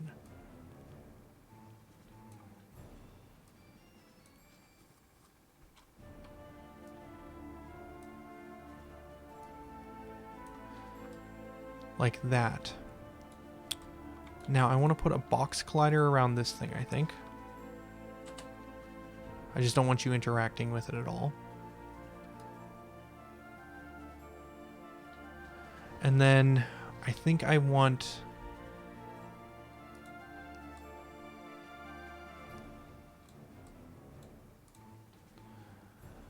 some props to kind of hide off this area. Is there trees? Just give me a basic tree prefab, please.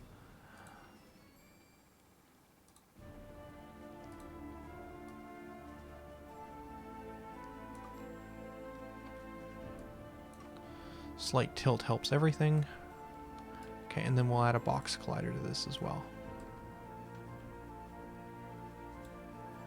which should prevent us from getting by.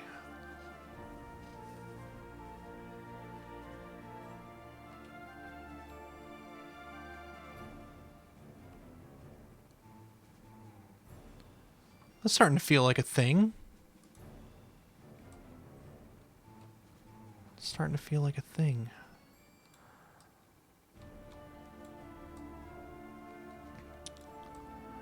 Now, I have an interesting thing I want to try. This is something I haven't thought about, but I do want to basically test, is what if we had a lower level camera here for kind of tracking your progress through this area. So that should be now aligned there. And this camera here, I don't want to use if we're ever directly under it. So what if we added a empty game object beneath it and then gave it a box collider? And then we took that box collider, we actually probably shouldn't have it underneath because it's kind of messed with its rotation a bunch. I want it to be flat, and I want it to... Where did it go? Oh, I changed its X by mistake.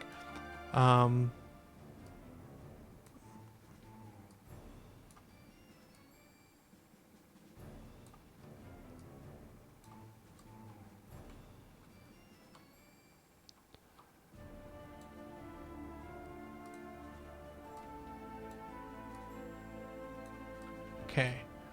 I don't know if this is going to work, but I'm going to try it. I imagine I might get wonky results. But essentially, the camera will only be able to see the character as long as it's not gone too far below it. And we'll probably have to adjust this a whole bunch to get the experience that I'm looking for. But as soon as I go underneath, we don't have object avoidance turned on. Then it should switch to this one. Now it does. Okay. We go back over here.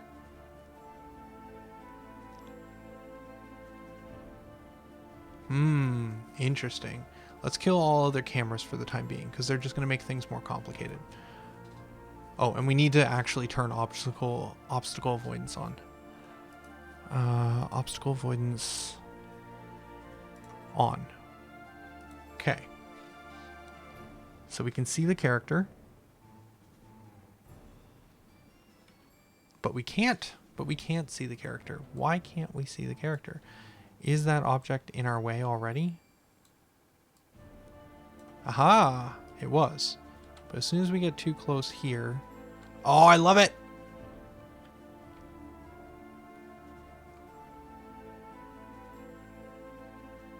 I think the dead zone is too much on here now. I think we've made it too large.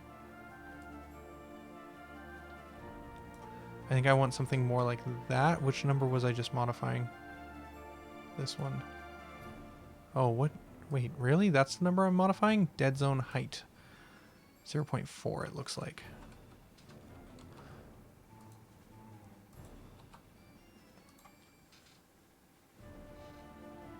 Oh, and we need to move that game object back just slightly.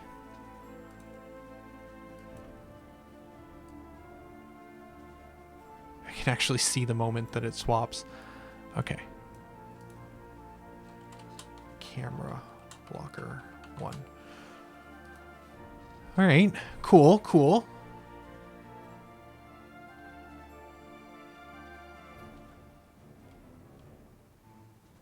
Can kind of explore this area, and then we can come back out over here, and now we're followed by this camera again, but we can also...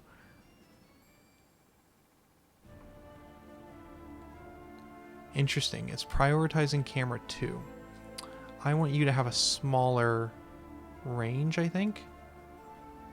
and you to have a range of 6. What does that do? Does that do what I want? No, it's still prioritizing this guy. What if it was a range of 2? Does that do it?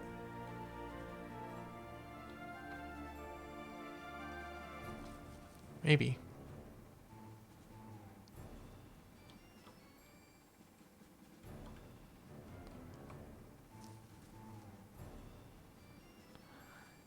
We are switching to camera 1, but camera 1 shouldn't be able to see him because of obstacle avoidance.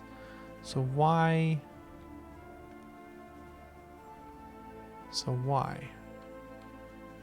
Something's still a little weird. Okay, now we're in control.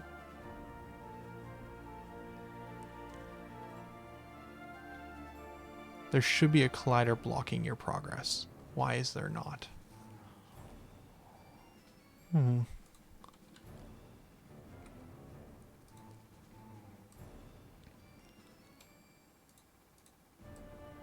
That collider can also be way thinner. It doesn't need to be that thick.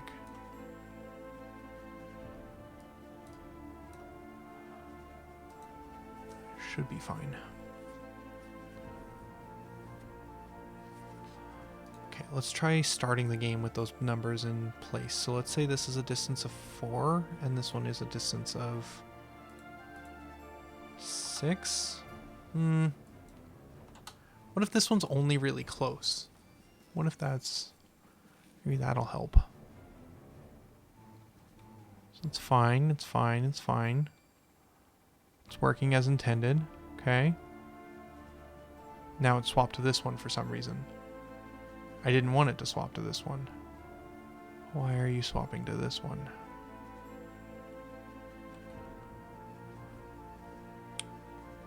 This will be the bane of my existence, I swear. Or I'm going to figure it out and then I'll laugh at myself at how silly I was trying to get some of these things to work.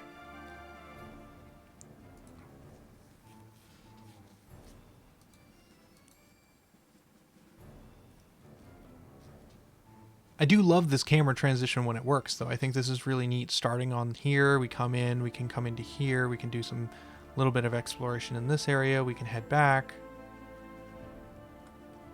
And kind of head back through here. Like, it does work when it, like, sometimes.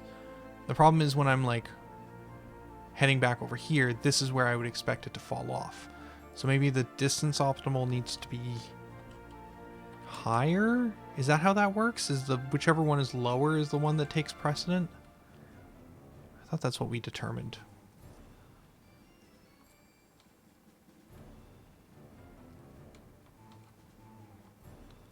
But now this thing is not getting blocked by the camera blocker anymore. Is that because I put the camera blocker under it? Did that somehow mess it up?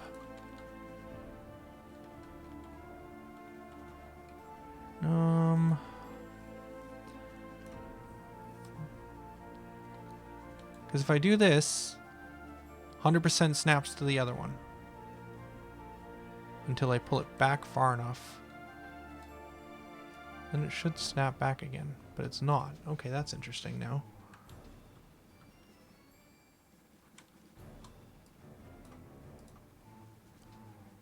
This one has a thing of 4. This one has a thing of 3. 2. 5. 10. Now it's in control. 4. 6. 8. Let's try 8. I'll figure this out. So, because in the examples that they had, if something was like 15, like the one that was way high up in the air, it wouldn't show up unless it was the only thing available, basically. That's working. That's working. That's working.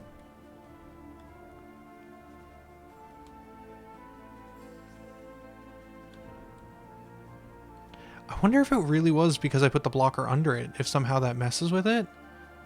Well, it's working now. Could have just been the camera blocker. Trying to parent it underneath. That's fine, I'll make a game object for all camera blockers and I'll put it all of it together still. That's working the way I want it to. And that feels like a neat little, like, if we wanted to, this could be the shop area. We could have a series of different NPCs, someone who sells weapons, someone who sells food, someone who, like, just whatever. But this could be a nice little area, and then for stocking up, and then we can move on out this way and kind of explore tavern and just explore the town itself. Okay. Okay. I'm inspired. I'm getting there. I'm figuring it out. That all being said, this piece here will need a series of box colliders. And I imagine as I add these box colliders, everything's going to break. So let's go there. Let's see. We're going to add a box collider. We're going to make it a 10 by 10 and realize that's too large. And we're going to go 5 by 5 by 5.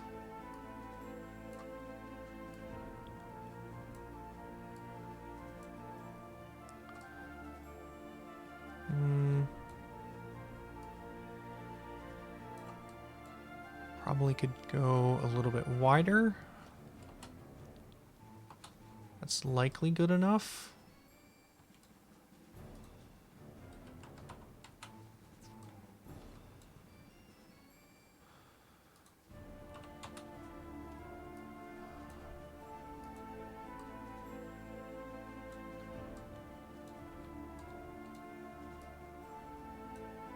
This could also be a bit wider. There we go. That'll do. And then we need to do more of these. Might actually apply this to the prefab too, just so that every time we want to do the market thing, we don't have to rebuild these.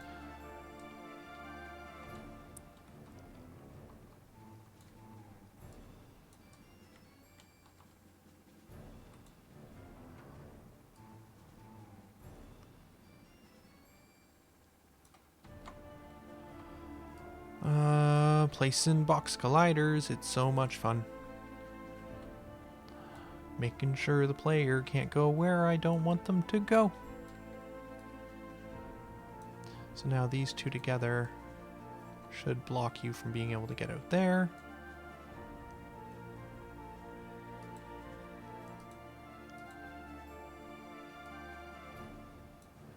I'm just going to actually make it a little bit bigger. And then same thing here. Nice big box collider. Blocking off most of this.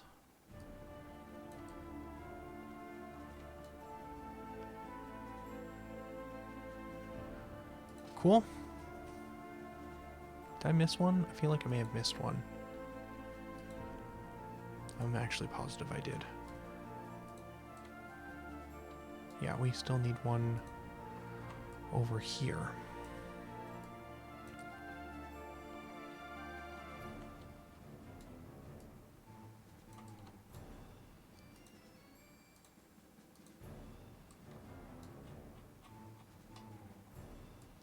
Got rid of perspective. Got rid of perspective by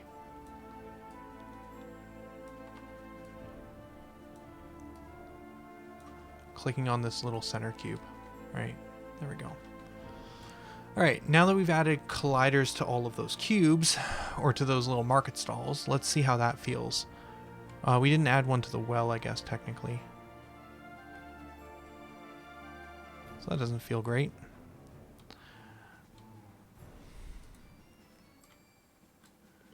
I was kind of worried about this one, honestly.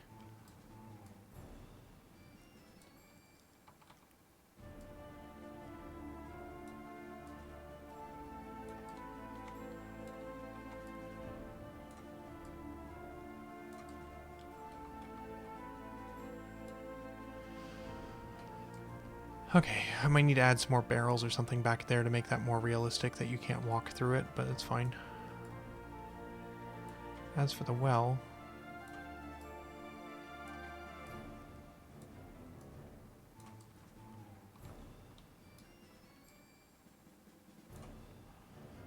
that should be fine. I kind of feel like the well might need to extend into this area, but again, we could add some barrels to help make that feel more realistic. Oh, yeah. Oh, you can actually fit through there, so that's fine. We're butting up against this one, which feels weird. So this one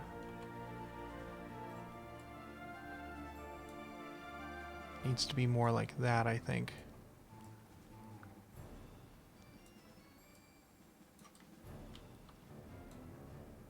Yeah, we'll go with this. I can copy component, undo the change, and then paste values. Because when we stop playing, obviously we reset everything in Unity. That's how Unity works. But by leaving and coming back, we end up getting... By leaving but copying the components first, we can get where we need to go. Okay, so that feels a little sticky in spots, but overall, like, not unreasonably so. I think it feels more sticky because the character keeps walking. Like, if we had a stop motion when the character hits a collider, it would be very different. So yeah, that corner feels a little sticky too, so I might just add barrels in here and some other props, and then just collide off the whole thing, so it's one big kind of semi-square. Okay, cool. So we built the marketplace up, and again, I may want to just add this as a new prefab.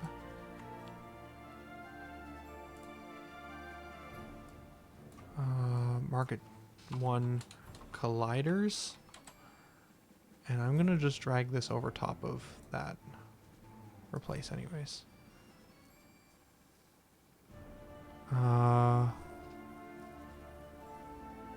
What are you asking me? These are new words I'm not familiar with. Are you sure you want to replace the contents of colliders with game objects that are unrelated to it? Replace. Would you like to create a new original prefab or a variant? Variant?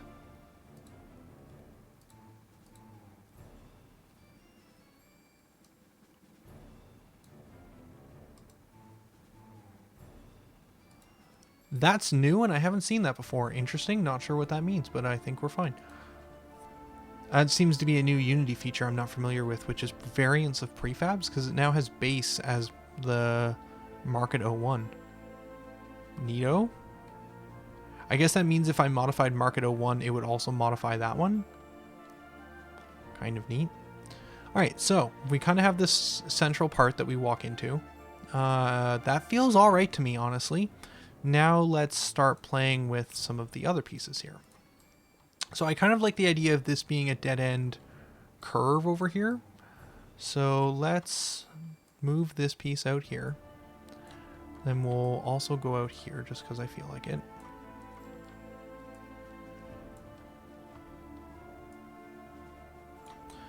And then we need a curved path piece.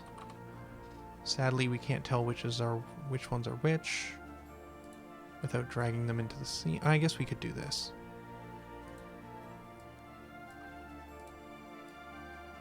That's an M piece. Okay. It's going to be a 180.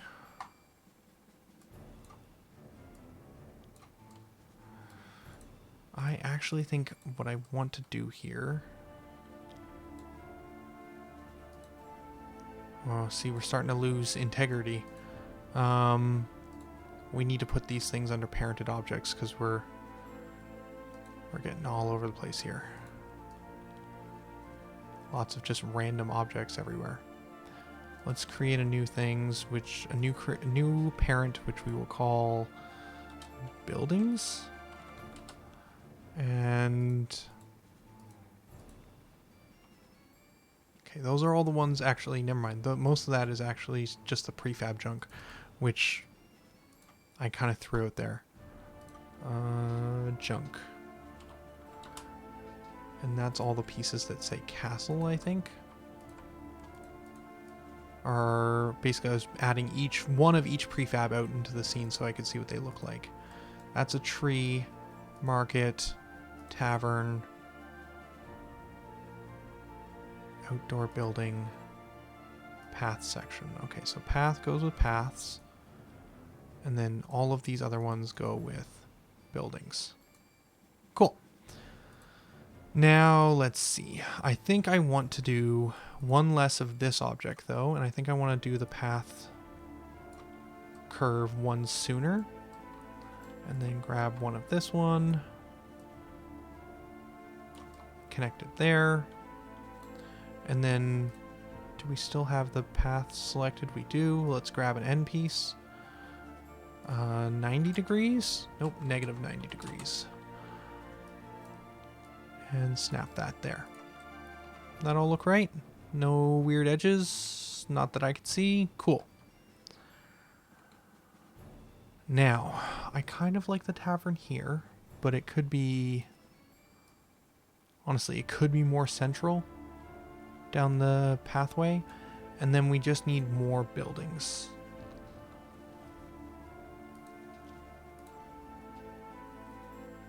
What do I want?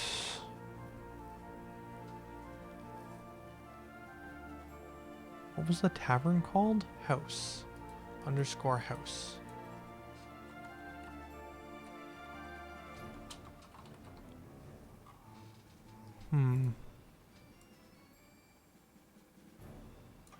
Generic house.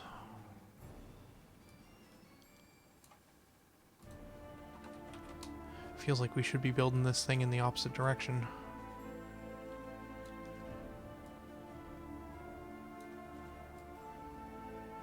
Feel like this could be closer to the path, too. Feels a little cleaner.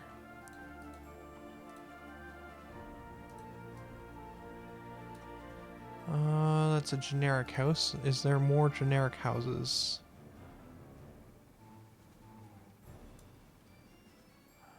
And you almost need something that goes around this bend. This one has a little piece on the end.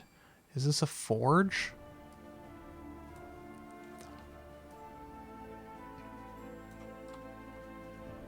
This actually might work really well here on this corner.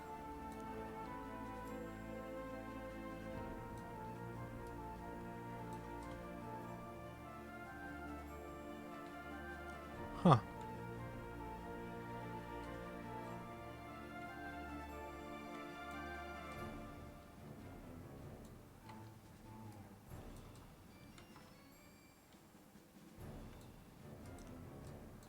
Don't hate it.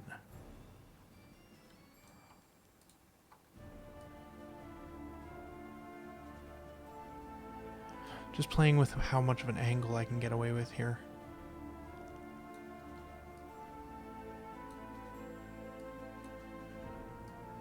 Because I'm really looking at what does this camera shot look like from here. Because I'm thinking this might be my next virtual camera is down this alleyway. And if that's the case, I kind of want to see the tavern and this blacksmith sign. What's this one? Just generic house. Looks like generic house is too big for this corner.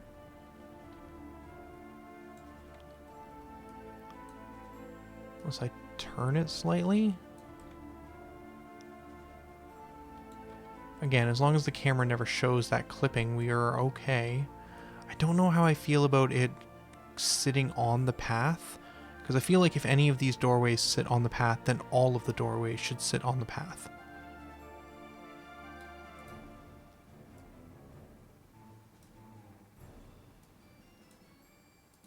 Do I like it more if they're sitting on the path?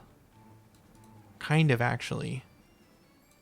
It kind of feels weird that they float behind it, although it does also feel weird that they're sitting on it. I don't know. I don't think it matters that much, to be honest.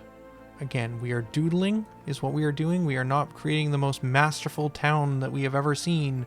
We are doodling. Does that mess up my shot of the angle a little bit? But we could also move this down a little bit to kind of give it back.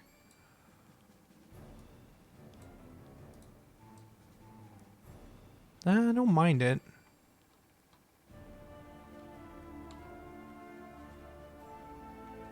There's a cool shot there too. And another cool shot here. I want a fence. Prefab. Wooden fence 01 seems reasonable.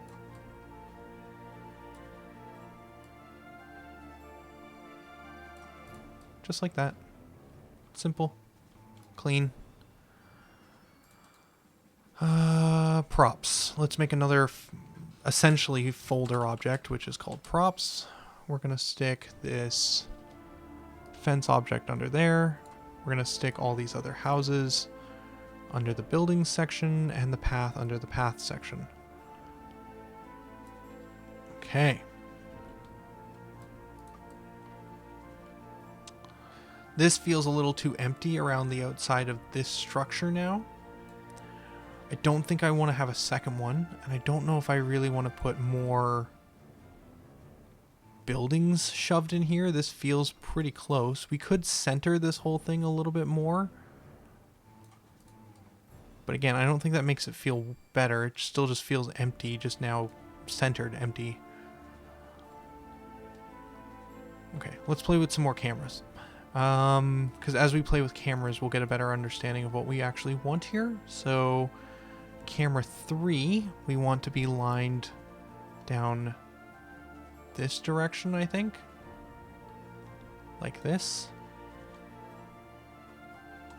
Shift. Okay.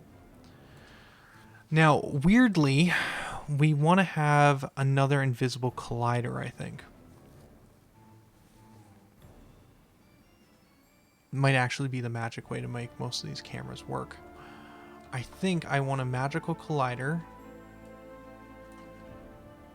that cuts down the middle of this pathway. And I think this is going to be the easiest way of getting this to work, so that none of these cameras from the first segment, oh wow, my depth perception on that one was way off. None of the cameras from this first section are going to interfere with this next shot that I'm trying to create, which is down this path. Okay, we're in the ground.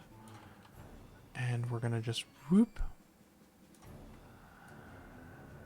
Now, that being said, in order for this collider to not affect the other cameras, I guess it kind of needs to be up in space so it doesn't affect the player.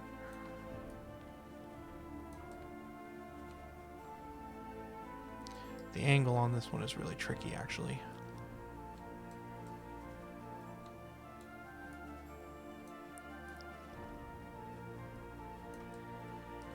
So we want it to be high enough. So the actual correct way to do this, the way that we actually want to do it, is we want to have this box collider on a different layer, which is called, like, I don't know, blockable camera. But well, let me finish explaining before I explain why I don't want to do that. So that then we can come in here, and then under clear shot, we should be able to set somewhere collide against, and we can say, hey, I collide against camera colliders. But then if we have buildings, then we would need to have like another layer for like buildings and cameras, so that like certain buildings can be both buildings and camera layers. Like, there's ways of doing this. And actually, never mind, I'm an idiot. Unity already handles it. Never mind. Never mind. Never mind. Never mind. Never mind. What I'm trying to say is never mind, I'm an idiot. We want to do this camera blocker 2. We want to set it to be collide against. We want it to be add a layer camera collider. And we want this to be of layer camera collider. And we want these cameras to collide against default and camera collider.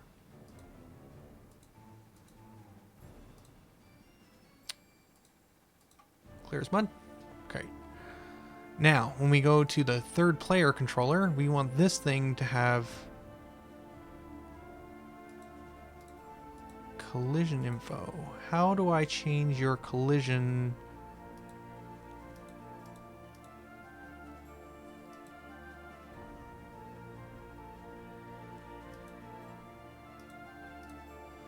Oh, maybe I can't.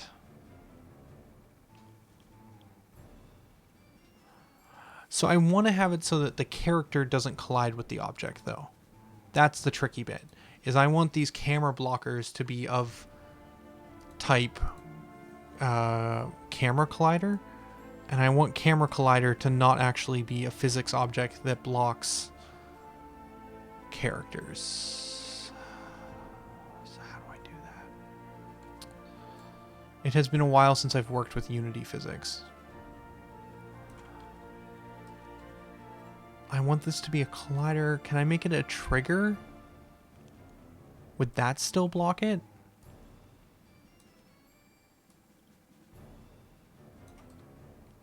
Make it huge. That's the question. I need all cameras to use obstacle avoidance for this to work, though. And not all of them are. It's actually a shame. I don't know if I want camera 2 to use obstacle avoidance, because that means that we're going to run into weird issues here, where this stuff is blocking it. Yeah, I don't think I want camera 2 to use obstacle avoidance.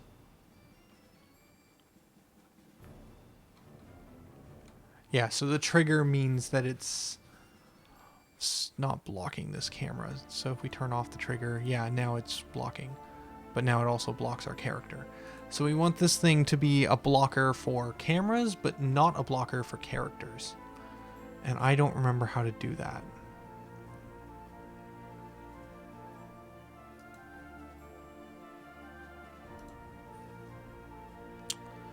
I feel like it's on the third-person controller somewhere.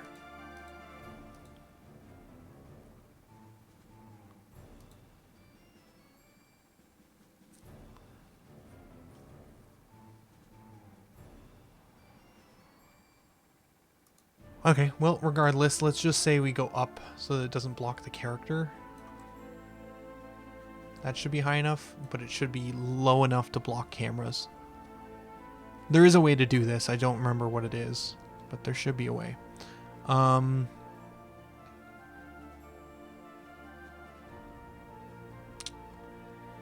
It needs to not be a trigger anymore.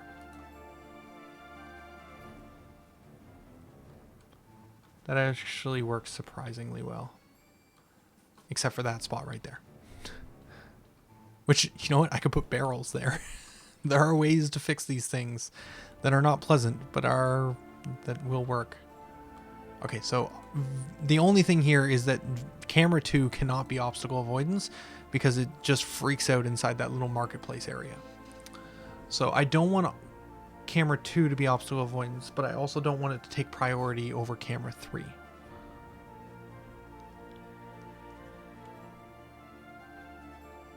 Again, I need to make camera blocker 2 not a trigger. And really, so that things are better centralized, we need to have a new game object, which is cameras. And then cameras is going to go up here. We're going to put clear shot under it. We're going to put camera blockers under it. Camera blocker 2 under it. And main camera, why not? Sure, that should do. All right. Band-Aid solutions are still Band-Aid solutions, Kazukish. That is true.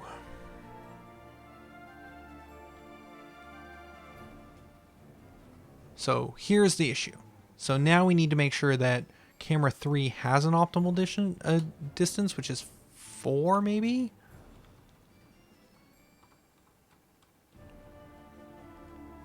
How do I make this work again? 20. I don't think 20 is the right number.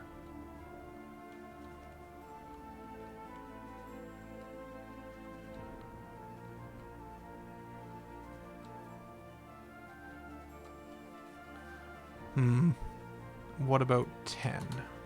10 still works.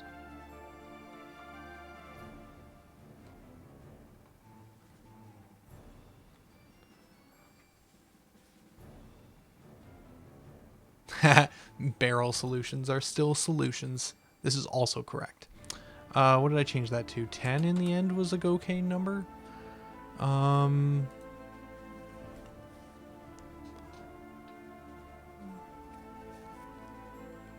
Okay, Okay.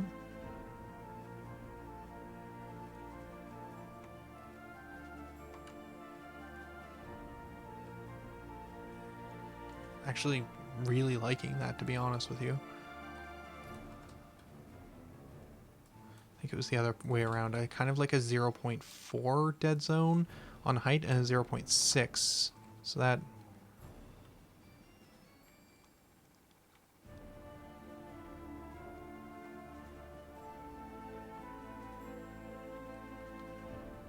So there's a switch right there.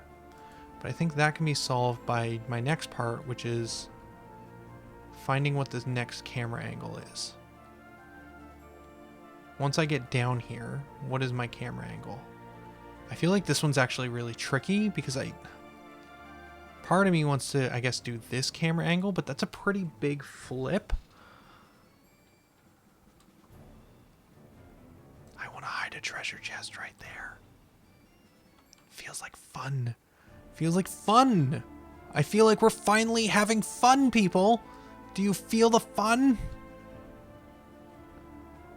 Low camera angle? I don't know how I feel about low camera angle. Let's try here. Realign the virtual camera to here.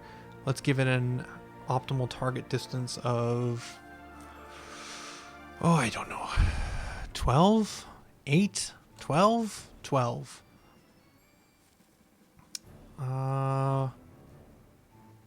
Obstacle avoidance. So it shouldn't interact because there's a giant collider right here that this camera, as long as it's not inside of, and it's not, shouldn't see the character at all because of this building and because of this tree.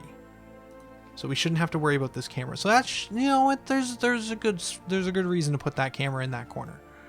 Never mind. Did I not turn on obstacle avoidance? No, I did. There's a small sliver of a crack.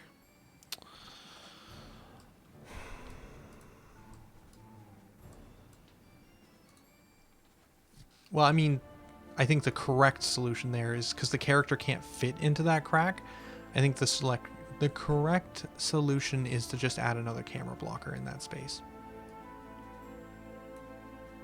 It doesn't need to be this big. -90.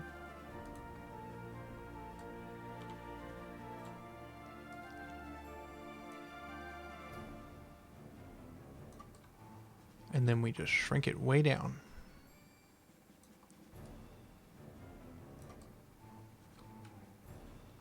All right.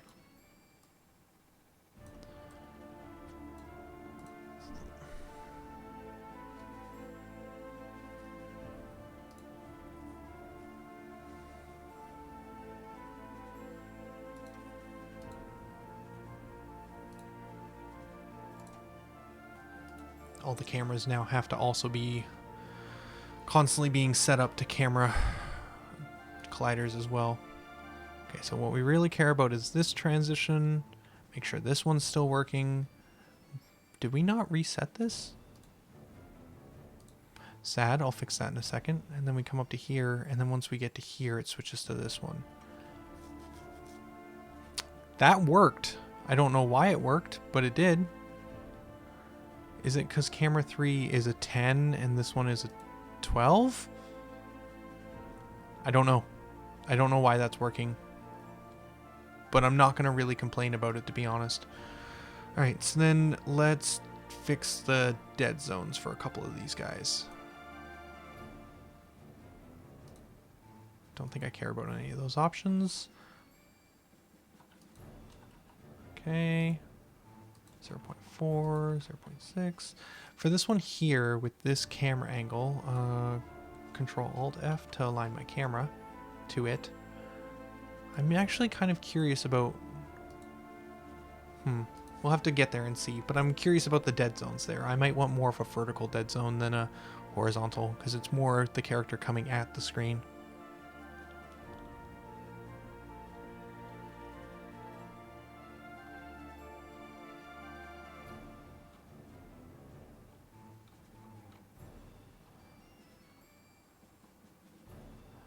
Yeah, weirdly, I think what I actually want here is... Oh, did I walk into the buildings? Yeah, they don't have collision. So when I come around this corner, I think the camera's too far to one side. I actually think I want...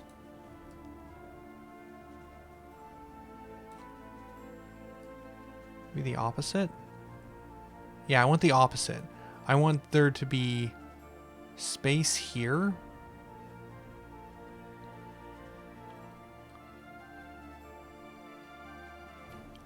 Yeah, before we had it like this, so we could we were looking too far into like just nothingness, but I really want the camera shot to focus on these buildings. So as I walk into here, it'll kind of move around a little bit. But by having most of the red zone here, it means that as soon as we walk into that zone, we're primarily getting just this shot of the buildings. We could do a little bit less, but I think it's fine.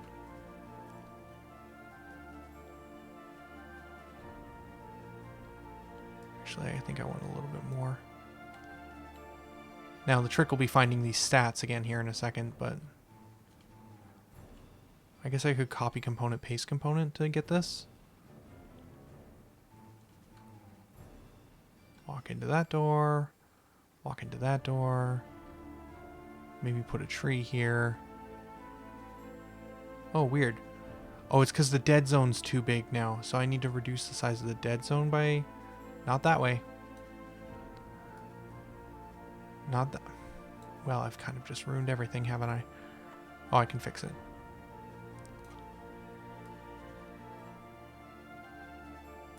Very narrow dead zone here.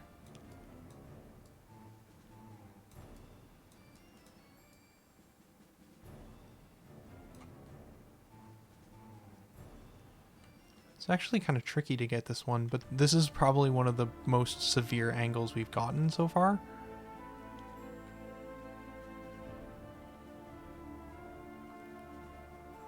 I don't think I hate this. I think this is fine. I think that's actually the way closer. So we walk into here, we can move around. If we want to walk back, we immediately move the camera a little bit. Camera doesn't move when we first jump in. Let's click off of the camera real quick just to see how this feels without all of the lines guiding us. So we're walking. We walk over to here. We walk into this building. We can walk into this building. We can kind of walk up to the camera a little bit. We might want to put a bit of a collider here or some objects so you can't get right up under it. We can walk over to here. There's nothing back there. We'll probably want to block that. Okay, okay. Actually, I really like these dead zones. So let's 100% make sure to save them. I guess copy component. And just to be extra sure that we don't lose them, what I'm going to do is also bring out my good friend, the snipping tool. Snipping tool. And now I have a copied image of those values in case I need them as well. Okay, now we should be able to stop. We should be able to paste values. They did not update. Okay, well then. Oh, I'm not going to be, as soon as I click on Unity, that's going to disappear. Yeah, so I'm going to need to drag that back off camera. So I will just read them off. It is 0.22. We'll go to 2 decimal places, which should be good enough. 0.12. Oh. 0.12. 0.4. 0.4. 0.8. Okay. Should be good.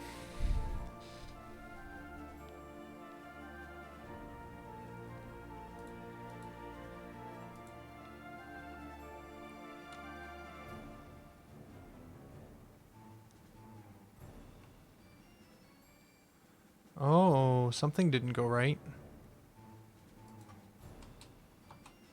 No, that's not it. 0.5, 0.5, 0.22, 0.48. Oh, 0.12. There we go. That's what I missed. I went back to do it too. I remember messing it up. All right.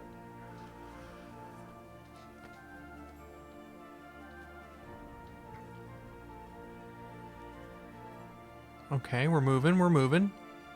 That is going to be the biggest problem, is those camera cuts and the way that the character changes. Like, it feels good once you get over those camera cuts. Like, if I walk forward, I walk to here, and now I'm in this position, like, everything feels fluid as I walk up to here, and everything feels fluid as I walk around here. It's really those transition moments when the camera cuts. That's where everything kind of goes sideways real quick. Because your whatever button you thought you need to be pressing no longer makes sense. But as soon as you take a moment and breathe, you're like, oh no, this totally makes sense now. So there's got to be a gameplay way to fix that. Generally, like, adventure games and stuff would have this type of camera setup, and it wouldn't be a problem because it would be like point and click. So you'd click to go here, and the character would just keep moving through the camera transition up to where you last clicked.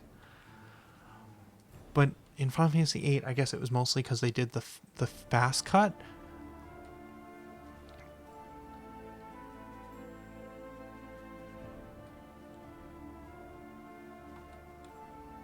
There's a weird spot there. We might want to definitely put a tree in.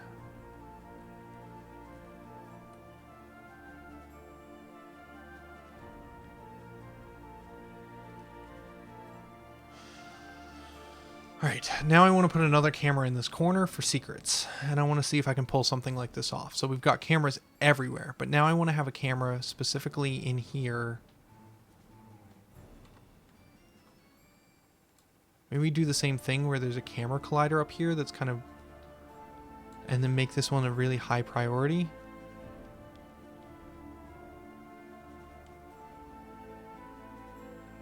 Just the angle is going to be tricky though. I don't know what camera angle I want for this. I feel like I want to hide something in here.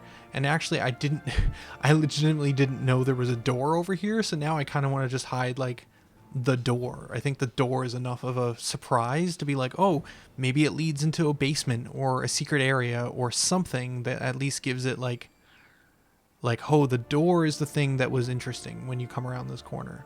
So maybe the camera angle can just be here, revealing that door. And maybe we just do something where this building has a mesh collider on it. We haven't added mesh colliders to all our buildings yet, but let's say there's one here. And then this camera is facing here. It has obstacle avoidance on, let's say. And now it won't be able to see past this building because this building will be in its way. And then what happens if we make this specific camera like priority 15? So it's the highest priority camera, but it's being blocked immediately by this building. What does it do? Also, maybe pull it back a little bit so that it really can only see this building. Okay. And it doesn't catch like a glimpse of you coming through the door or something like that. Yeah, we don't want it catching you anywhere else. We just want to catch this building. It's got obstacle avoidance on. It doesn't have any dead zones. We can do, I don't know, 0.5, 0.5. I don't think this one we want to move at all. I think it just wants to be here, essentially.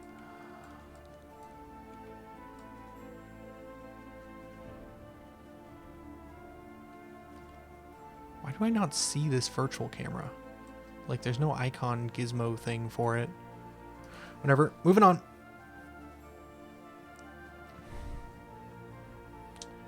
Who's all watching?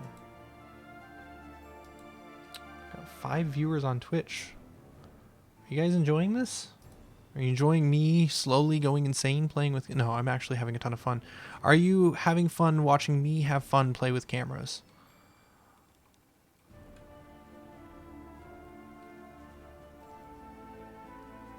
Oh, did not activate that camera. I wonder why. You're here. You're totally within view of this camera, which should be the highest priority one.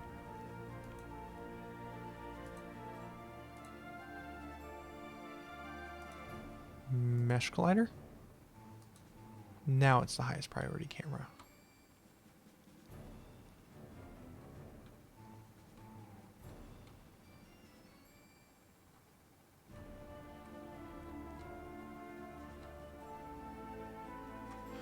Problem with this is it's almost a 180 flip on these two cameras. So when we walk in here, almost immediately we want to walk back out again.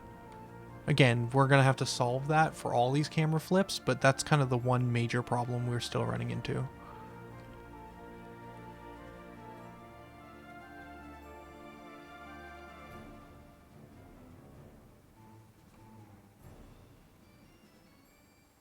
That's actually pretty cool. I like that a lot. Like a lot.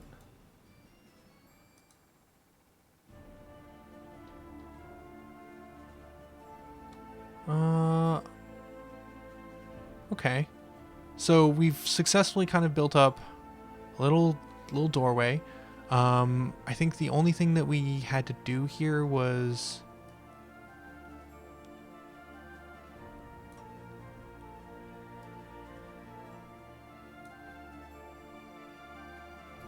I think I want a dead zone of 1 on this. I don't think I want this camera moving at all.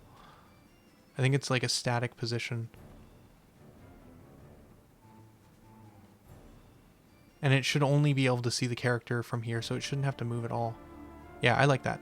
Okay, so what do we want to do? We want to make sure that this is a dead zone of 1 and 1. We want to make sure that this building has a mesh collider, and we want to make sure that this building has a mesh collider. Cool. There's some cleanup spots where we want to put like a tree here, potentially, or some other stuff to kind of block some areas where the cameras kind of freak out a little bit. But again, very solvable. And realistically, we've only used a quarter of this space so far, and this feels pretty solid. Do we have a skybox on or anything? I guess we don't. So that's the only part that feels kind of weird with this space, is the just blue sky. I want to do something else, fill out this with some more props. But for the most part, relatively solid. I do want to rotate this a bit more though. This seems a little bit off. Oh no, can we not? I guess we want to do it this way. That's how we do it. Down.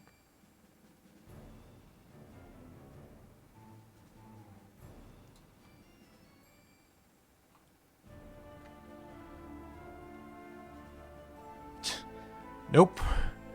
That's not what we want.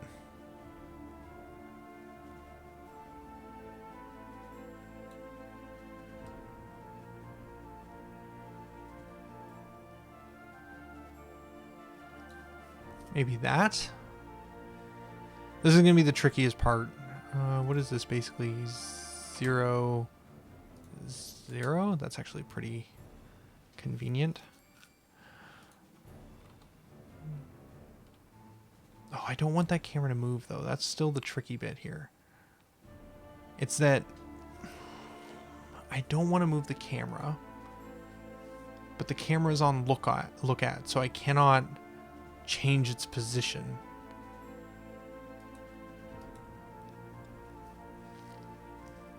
Maybe that's the trick here, is this needs to not be at, this camera needs to not be using look at. Oh, right. I could just create an empty game object and then make this tracker and then vcam 5. And then we could make this the look at object. Okay, cool. Now we just want this to be centered on... Whoa. Okay, some stuff happened.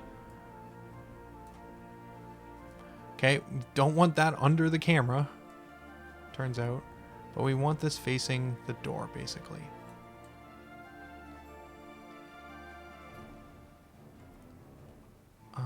Align with this.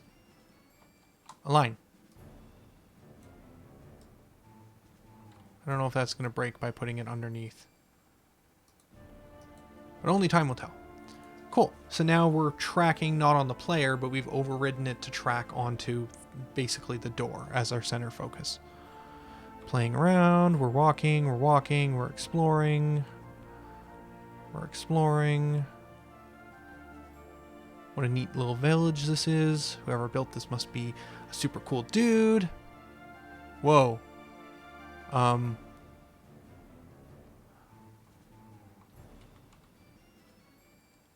but sad.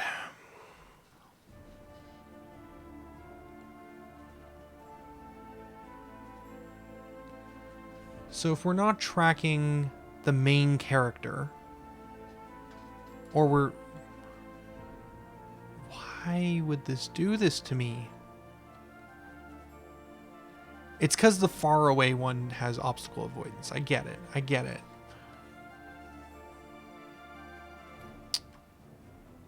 Whatever. It's because we're blocking the tracker. That's why it does that. It can't track the target anymore. So the tracker just needs to be closer to the camera, but still in the same line. Local.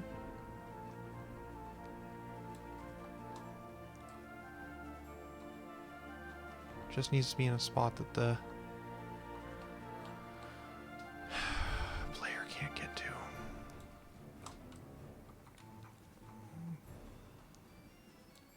Nah, it'll probably be fine. Worst case, we can adjust it. But I'm almost positive that's what it is.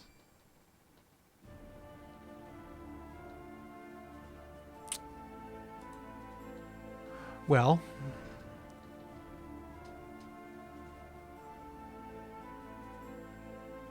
the problem is the market camera is actually based on... the market camera is actually based off of no collision. I don't have any obstacle avoidance on it because I just don't want it to, because there's so many colliders in that little market area. I kind of want it to just be free roam. Now the question I have to contend with is, now why is it so in such a way that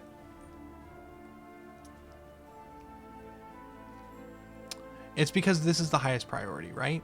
That makes sense. But why was this working a second ago before we moved the tracker? Because this is the highest priority. Nah, I don't think we can use the tracker. I don't think it can be based off the tracker. I think it has to be based off the player in order for this to work.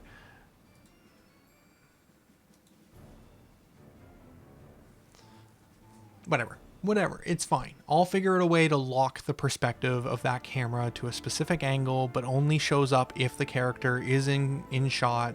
We'll find a way. We'll figure it out.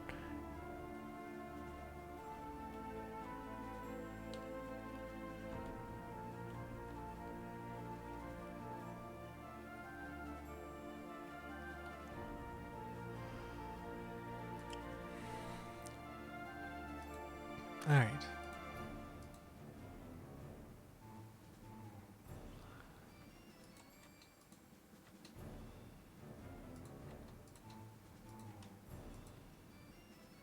Nothing. The answer is nothing. Where's a regular camera? What do we normally set these values to? Looks like 0.5, 0.5, 0.2, 0.2, 0.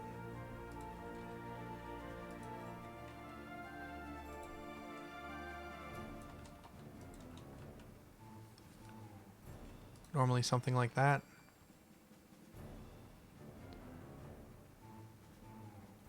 Fine. Fine, game. Fine. You win. 0.5. There we go. 0.2, 0.2.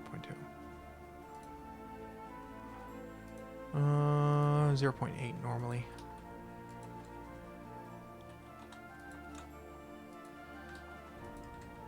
There we go. We'll let it track. It's fine. It's fine.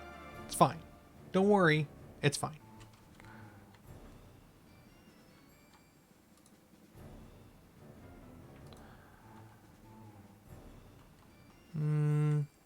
Is the game audio I have running in the background still there? I had it on pretty low. I don't even know if it's audible or if it's completely drowning me out.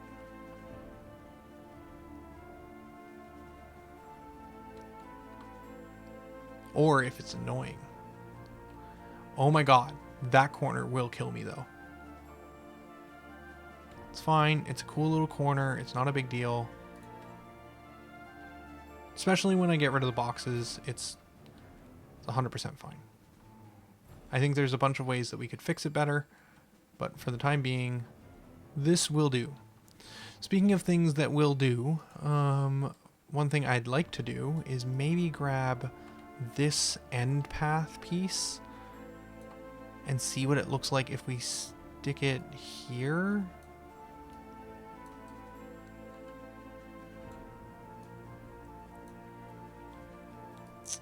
Pretty sure I hate it.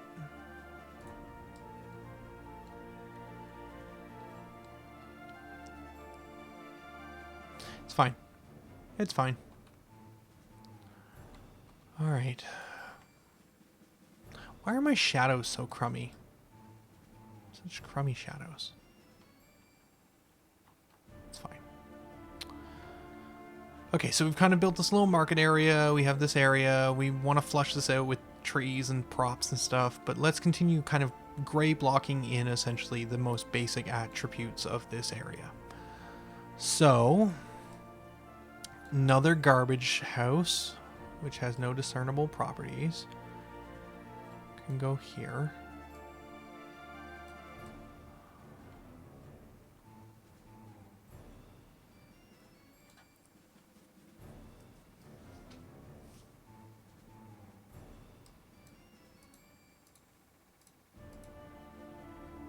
How do we make sure that camera 2 doesn't take over as like the primary camera as we get into this section?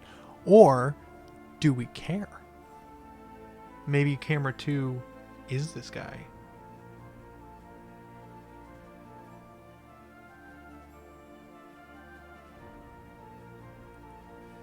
Thank you for the update, Kazukish. Always appreciated.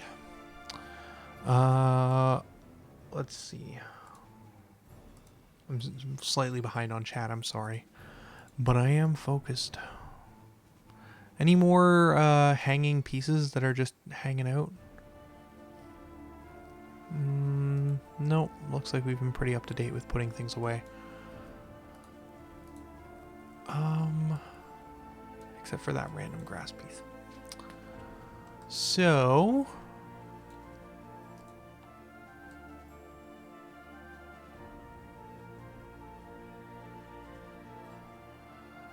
now what? Well, now what also includes the fact that it's 9 o'clock and I've been streaming for... I don't even know. Where's the number? 4 hours and 30 minutes. This has been a real rambly stream.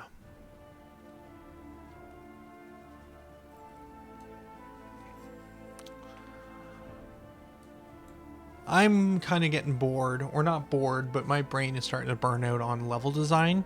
Feeling pretty good about this. I think I could go more, but I kind of want to try exploring some other things that I want to try. I want to try exploring some more things I want to try. Yeah, I've been streaming for a while.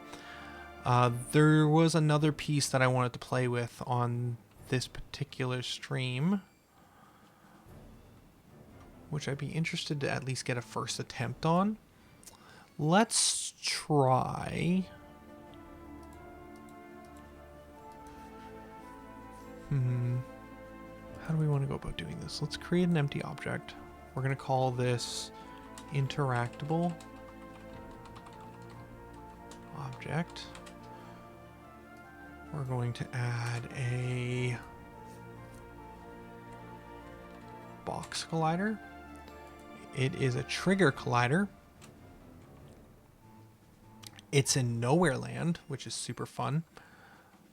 Let's align that nowhere land box here with this object. Cool. Let's zero out that rotation that we don't need.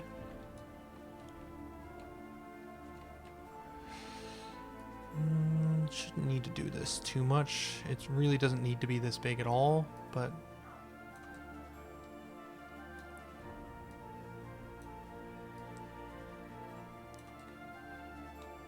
let's go with that.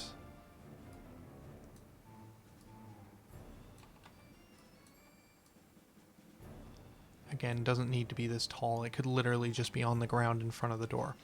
All right, so now we've got this trigger collider. I want to make a new script. I think this might be the first script we've made. This entire stream has just been art assets and level design kind of like ramblings and setting up cine machine cameras, and trying to figure out how the values work, and just nonsense, really. Let's write a script for the first time in forever. Let's do create a new folder. For now, I'm going to stick all of this under town scripts, and we'll reorganize and better organize this at a later time. But I just want to separate this from all the RPG logic, mostly. Like the RPG combat logic.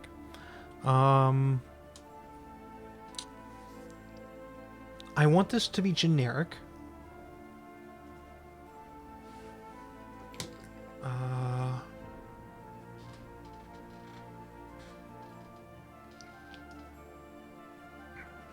For now, let's call it interactable.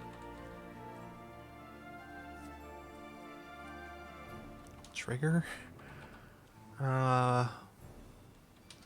Let's build the first one, and then once I build the first one, I'll get a better idea of how I want to modify it to be more genericized.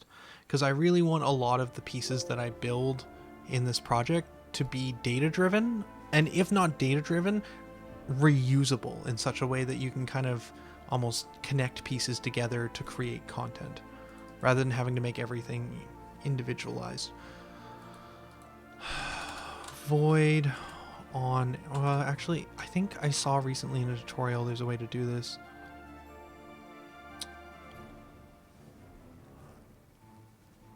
Annotation. Implement Unity message on trigger. Enter. On trigger enter. On trigger stay. Okay. Then this will be the collider of the other. And then, can I get layer from this? It's been a while since I've done any kind of tag. Yeah, tag will work. Player. If others tag is equal to... Oh god, how do I find a tag? It's going to be a string, so player.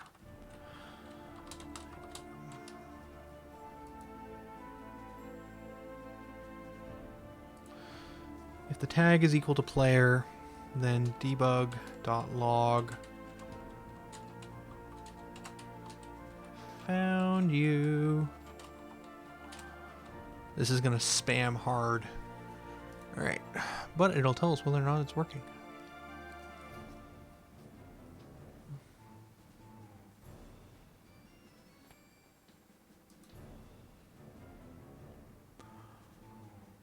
I can think of a couple other ways that I could do this differently. Let's start with this. Let's start with the debug message, make sure things are working.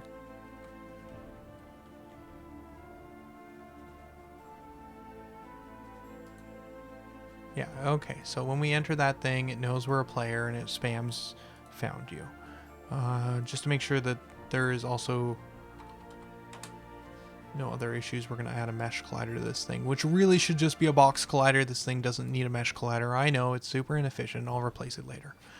Okay, so now we're going to do add to the player controller a UI element. Is this how I want to do this? Part of me wants to put like a prompt above, like press A above the character's head, but based on the way that we've set up cameras, I actually think that's an ineffective way of displaying information, because you're always going to have the UI moving back and forth, and the UI size will be based off of the character. So unless we do a snap to screen space, and then who knows how that's going to look depending on where the character is, because the character isn't center on the screen most of the time. Oftentimes the character is floating in space.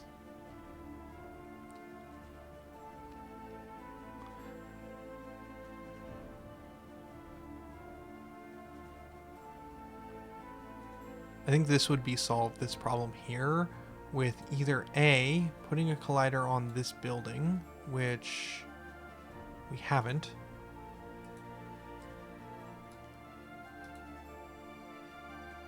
And B, making it so that we're not targeting the feet, but instead targeting like the spine or something. So that this sign does truly actually block the character. That actually might be a problem in and of itself, though. There's just this weirdness where if I wanted to interact with this door, I've just realized the cameras are lined up in such a way that it's actually kind of awkward to do so. Which kind of, again, highlights, if I stick, watch, if I just go in here and I go create UI button.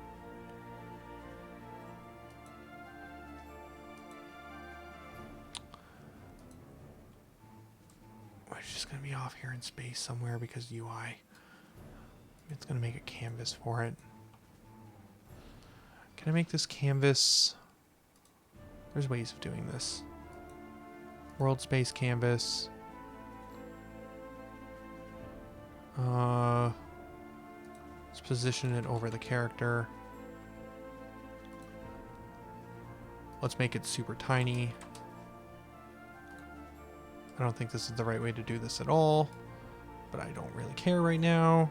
5 by 5.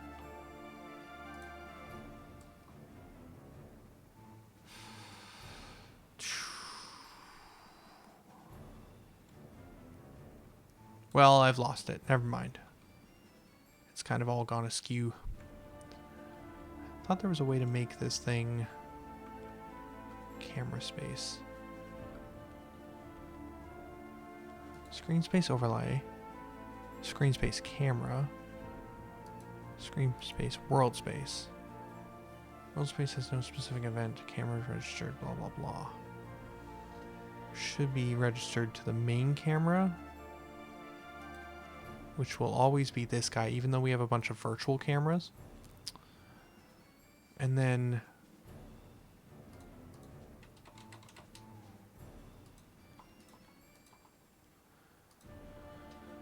ten by 10, which is still absolutely massive.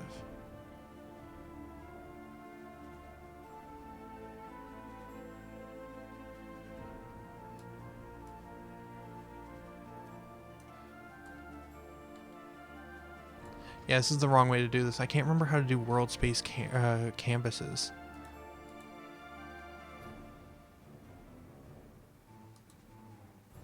Although it is in world space.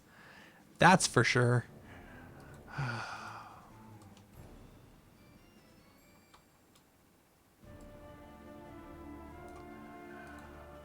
Let's assume that this wasn't terrible, right? And let's assume that as we walked up here, it did show a proper A prompt. I still think that that would be kind of garbage. I have not stretched. I have been drinking water, Kazikish, but you're right to be concerned.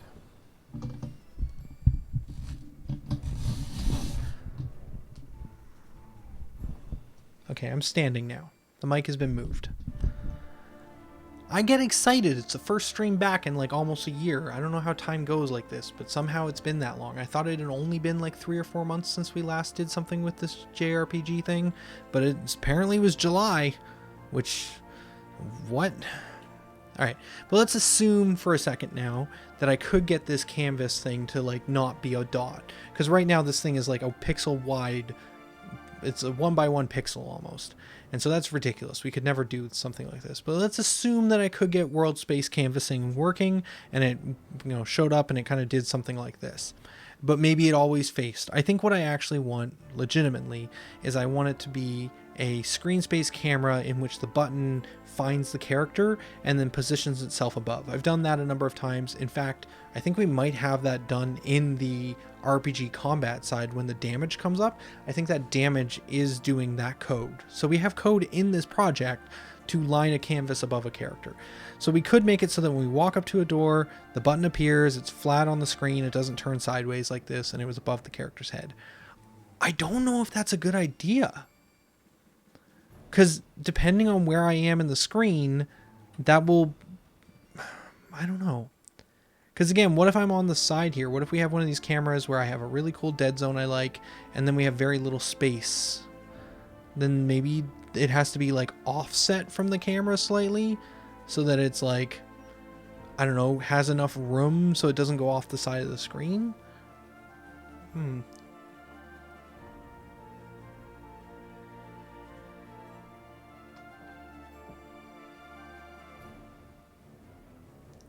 I know it's been a while, even 3 or 4 months, Kazukish. I think I missed that. But, like, I don't know. Time moves in an unpredictable way. And I'm sorry I've been gone so long. But I'm doing stuff right now. So, the prompt above the head seems a bit weird to me. Can we go back to reference footage? Let's jump back over to... where'd Final Fantasy VIII go? How do we do stuff here? So there are no prompts, I guess is maybe the most obvious point, is that when we walk up to something, there's nothing that says push A to interact. There isn't that Zelda moment.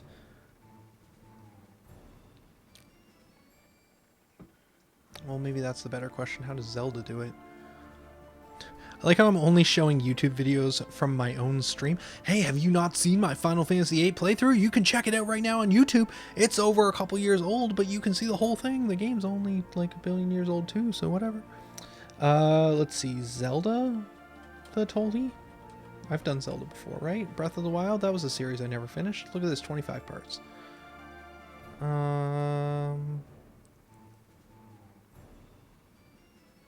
Wait for ads to skip.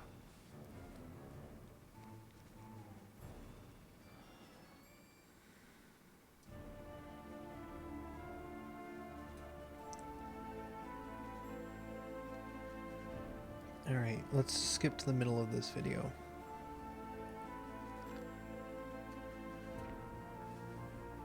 Breath of the Wild would probably be better reference at this time and day, or this era. But like, oh, I guess they always had controls on, didn't they? They have the controls on screen.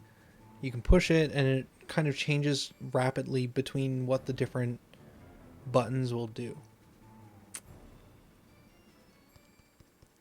Interesting. Interesting. Okay.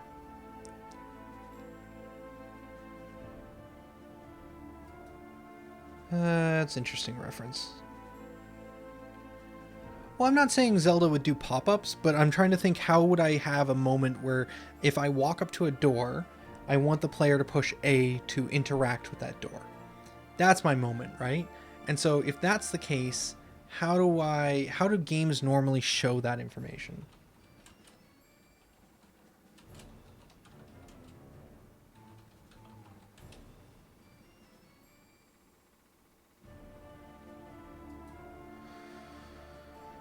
What about Final Fantasy III? What did we do here, folks? What did we do here?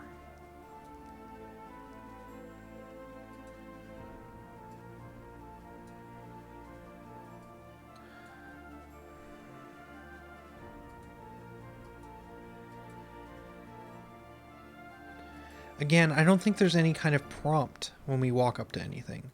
At no point is there a little thing that just shows up and says, push A now to do the thing.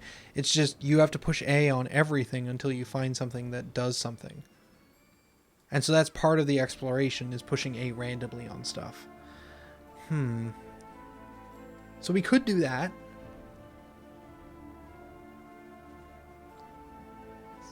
It's definitely a possibility.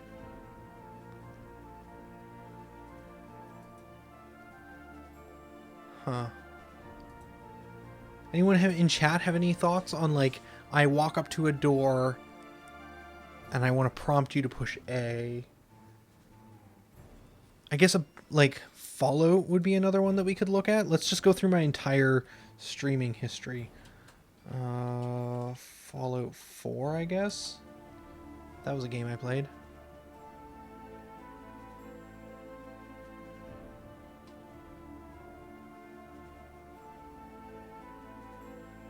That's interesting. We'll bring that up too as well. Fallout 4 all-day streams. What a madman I am.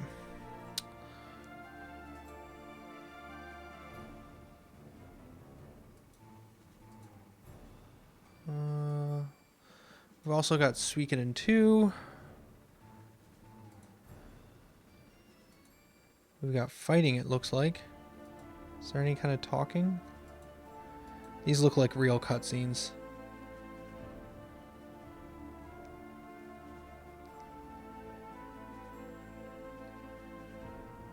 Apparently we're looking at all my uploads.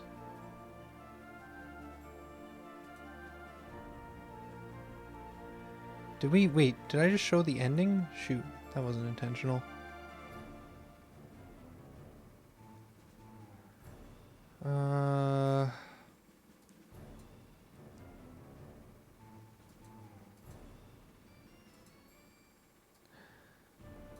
Here's Final Fantasy 4. Here's Fallout 4. Man, my brain is fried. When I interact with something here, it shows up as a hover on screen. I see. And it's kind of slightly off center, so it's not in my view, but it is always there on the right-hand side. And it's within my periphery. It's always there. I'm always seeing it, but it's not interrupting my actual gameplay experience because my actual eye point is never being obscured. Interesting. So they kind of floated on screen. I mean, I could do that too.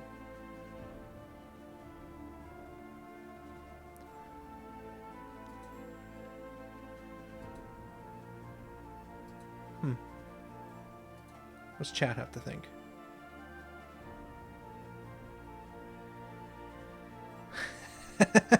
Sorry, Kazukish. Yeah, no, the question was, how do we display that I want you to interact with a door? And I think the actual right answer here might be we don't. That, like, you walk around and you interact with stuff by just pushing buttons, not by being prompted by a button prompt. For some reason, I thought, like, I walk up to this door, I feel like I want to have something that makes you want to do something there. And, like, yeah, Fallout 4 does it, but, like, none of the Final Fantasies really do that. And, like, Zelda does it, but Zelda has, like, prompts always in your face about every possible thing you can do. So I don't know. It's just a question of, do we give you a UI prompt when I'm going to interact with something? Same thing with characters. Like, if I was to walk, not just doors, but if I was to walk over to a treasure chest, or if I was to walk over to these guards and walk up to them, would there be something saying push A to talk? That's the question.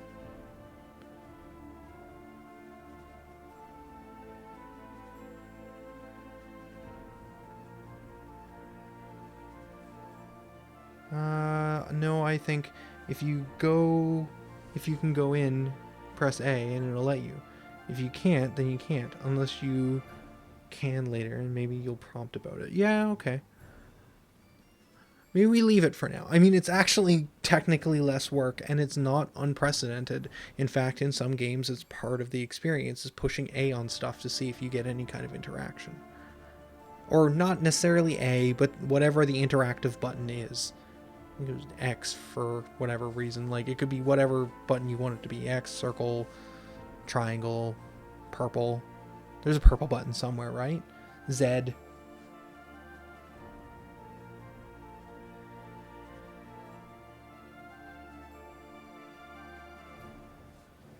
All right.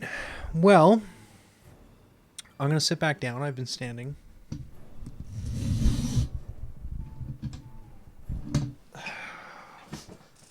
All right.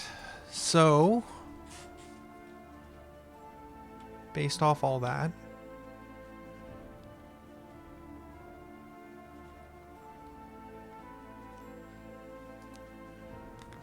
let's assume no.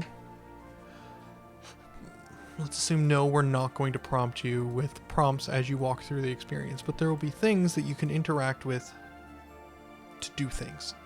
So now if I'm interacting with the player and input dot get key down, key code space for now, seeing as we don't have a controller hooked up. Found you.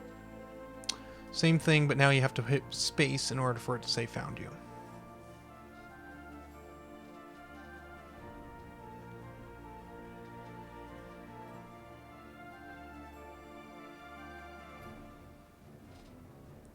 I think I'm going to call it soonish, though. Let's go for another couple minutes here. I just want to... well, we'll see. We'll see. I'm slowly losing my mind.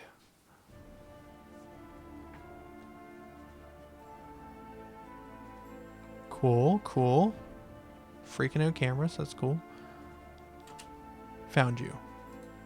Okay. So now, the next thing would be to have something display on screen. So let's really quickly go UI, canvas, UI, not camera, UI, text mesh pro, image. Let's do floating in space, 2D. Do we have a sprite that we can use already for this?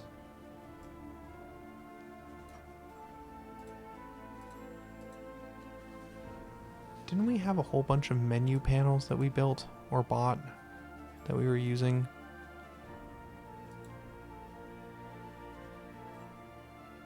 I have no idea what those sprites were, though. Let's go find them. Let's save this scene. Let's go over to the sample scene.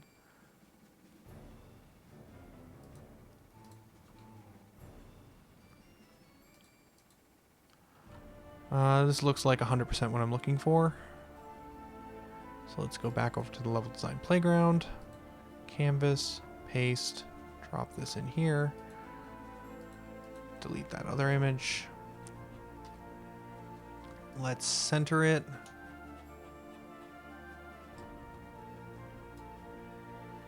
Interesting. It looks significantly small. Oh, because its scale has been scaled down ridiculously. Now let's go to 2D mode. This thing should be stretchable, and it is.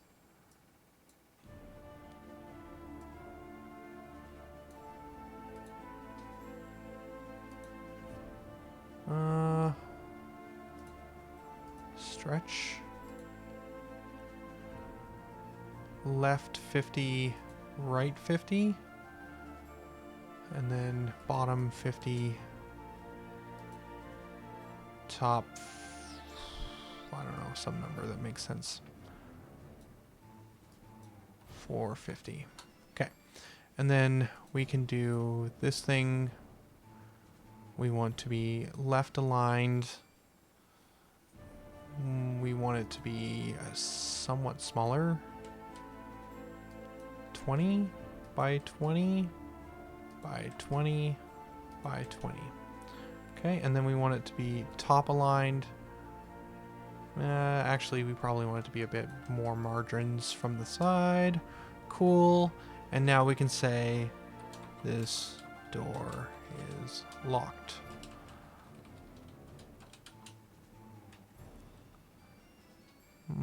Sure. We could probably make the font a bit bigger based on the current size of things. 72. This door is locked. And then we can do a UI image. Bottom left aligned. 0, 0. Set the wide as 1.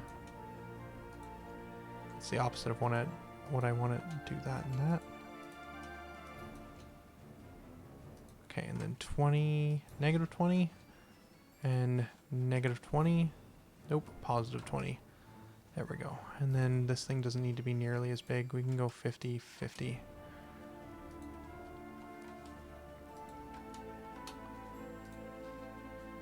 Cool. So now we have this thing. So now we can make this interactable object. do some really hard-coded stuff, which would be the thing that I would want to genericize out and make a lot more clean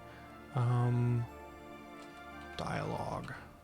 Like, we really need to have a dialogue manager, which you would send a message to say, please show this dialogue, and it would handle revealing and the button inputs and a whole bunch of other stuff. Set activity, but for the sake of getting something that works and gets me thinking about how we'll do this right eventually, let's just do this. Cool. So now, interactable object will take a reference to a thing.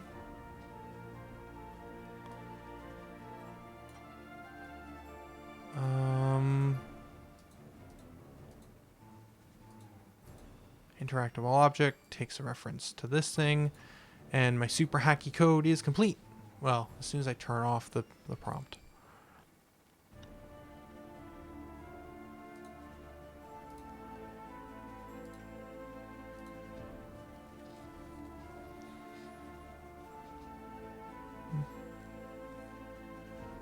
Okay, so it's off. Then we can walk up here. Walk up to this door. And in line with making, well, basically garbage scripts that I'll delete probably next time, hopefully. Come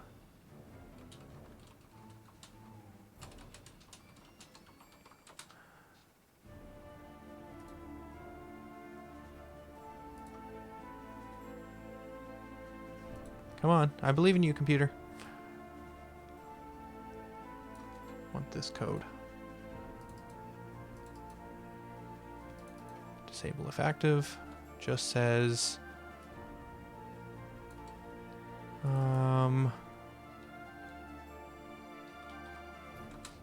if game object is active self, and you push the button, then set activity to false. These are the two scripts that we've written today. Feeling good. So now we can add that script to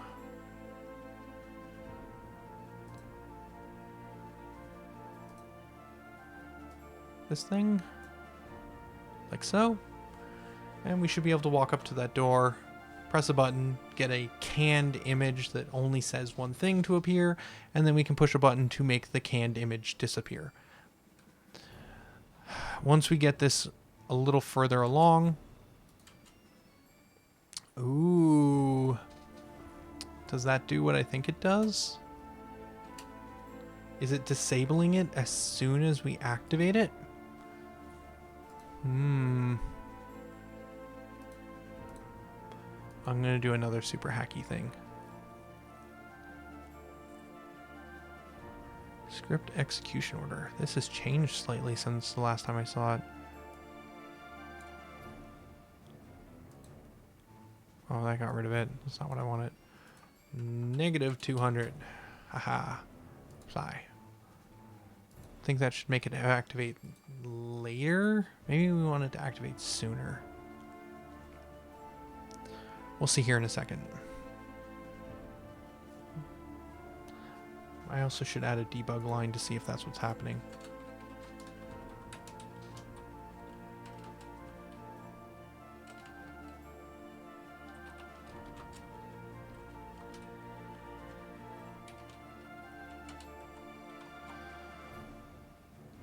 Okay.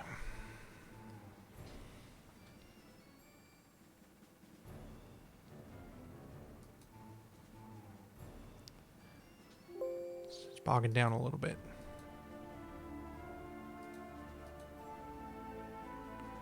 Okay, here we go.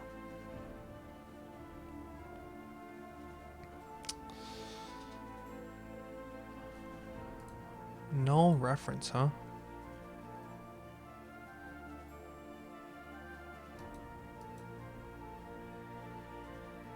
Don't know what those null references are, but they're kind of scary.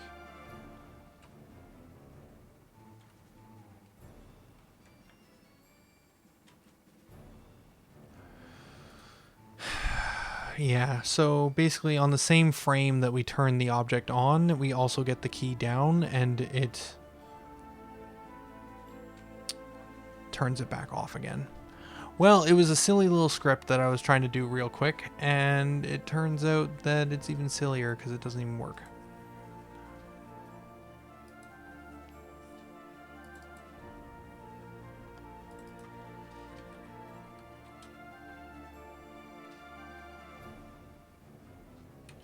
Is there a way to eat the input? This doesn't matter. This doesn't matter.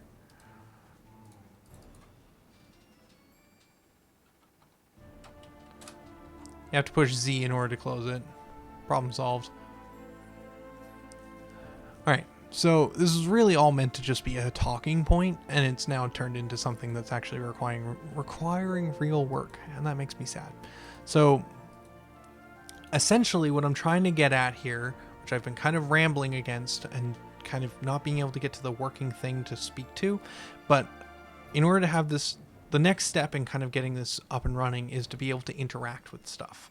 So I want to be able to have interactable scripts that I can push a button, get, say, a piece of dialogue from a door or a piece of dialogue from a character, and then also potentially have, when you interact with, say, the tavern or the blacksmith shop, eventually have a UI screen show up. So you push a button, you get a UI, you could buy and sell things. That's kind of the next thing for like the town level code that would need to go in, is kind of this idea of like, oh, I push a button and I can do a thing. That actually involves many more systems, but I kind of wanted to just be like, hey, this is what it would kind of basic look like. You set up a collider. When the character steps in that collider, if they push a button, it sends a message and some things happen. It's really all I was trying to do. But I think that's where we're going to call it for tonight. It has been basically 5 hours. I've been streaming for 5 hours. Most of it's been nonsense. But thanks for sticking around. Unbreakable character, Kazukish. I saw a couple people stop in here and there. But in general, like Theory Infinity, I saw stop in for a minute. I don't know if you're still here, but thanks for watching. I'll be back with more. Probably next time we'll probably continue with this, or we might jump back into the battle stuff and try and complete the actual combat loop. Because just quickly speaking to it real fast, the other thing we need to work on is still the combat stuff, which we worked on for like 10 parts and then took a couple month break, and I just wanted to try and do something different in the code base that wasn't jumping back into this mess of code. It's actually really fairly clean code. I just need to make some pretty important decisions about how we move forward with getting stats set up. But right now when we attack, we just show a random number for damage. I think it's -5 or some range between -5 and -7. We do the particle, we do the animations, everything's kind of working, but there's no actual damage because there's no actual health. So we need to set up stats for health, and we need to set up characters dying, and then we need to set up combat being over once all the players or once all the enemies are dead. And then once that's happening, we can kind of get into an actual loop of fighting stuff, winning, fighting stuff, winning, so on and so forth. But that's kind of where this is right now. It's mostly done. It just needs the actual health and death part, kind of the last piece of the puzzle. That's it for me though. We'll do more of this stuff or more of the level design stuff, I'm not sure, in a following stream. Thanks for those who stopped by. If you're watching on YouTube and you got to hear, wow, impressed. But for now, this is going to be Tolhi signing out. Later, guys.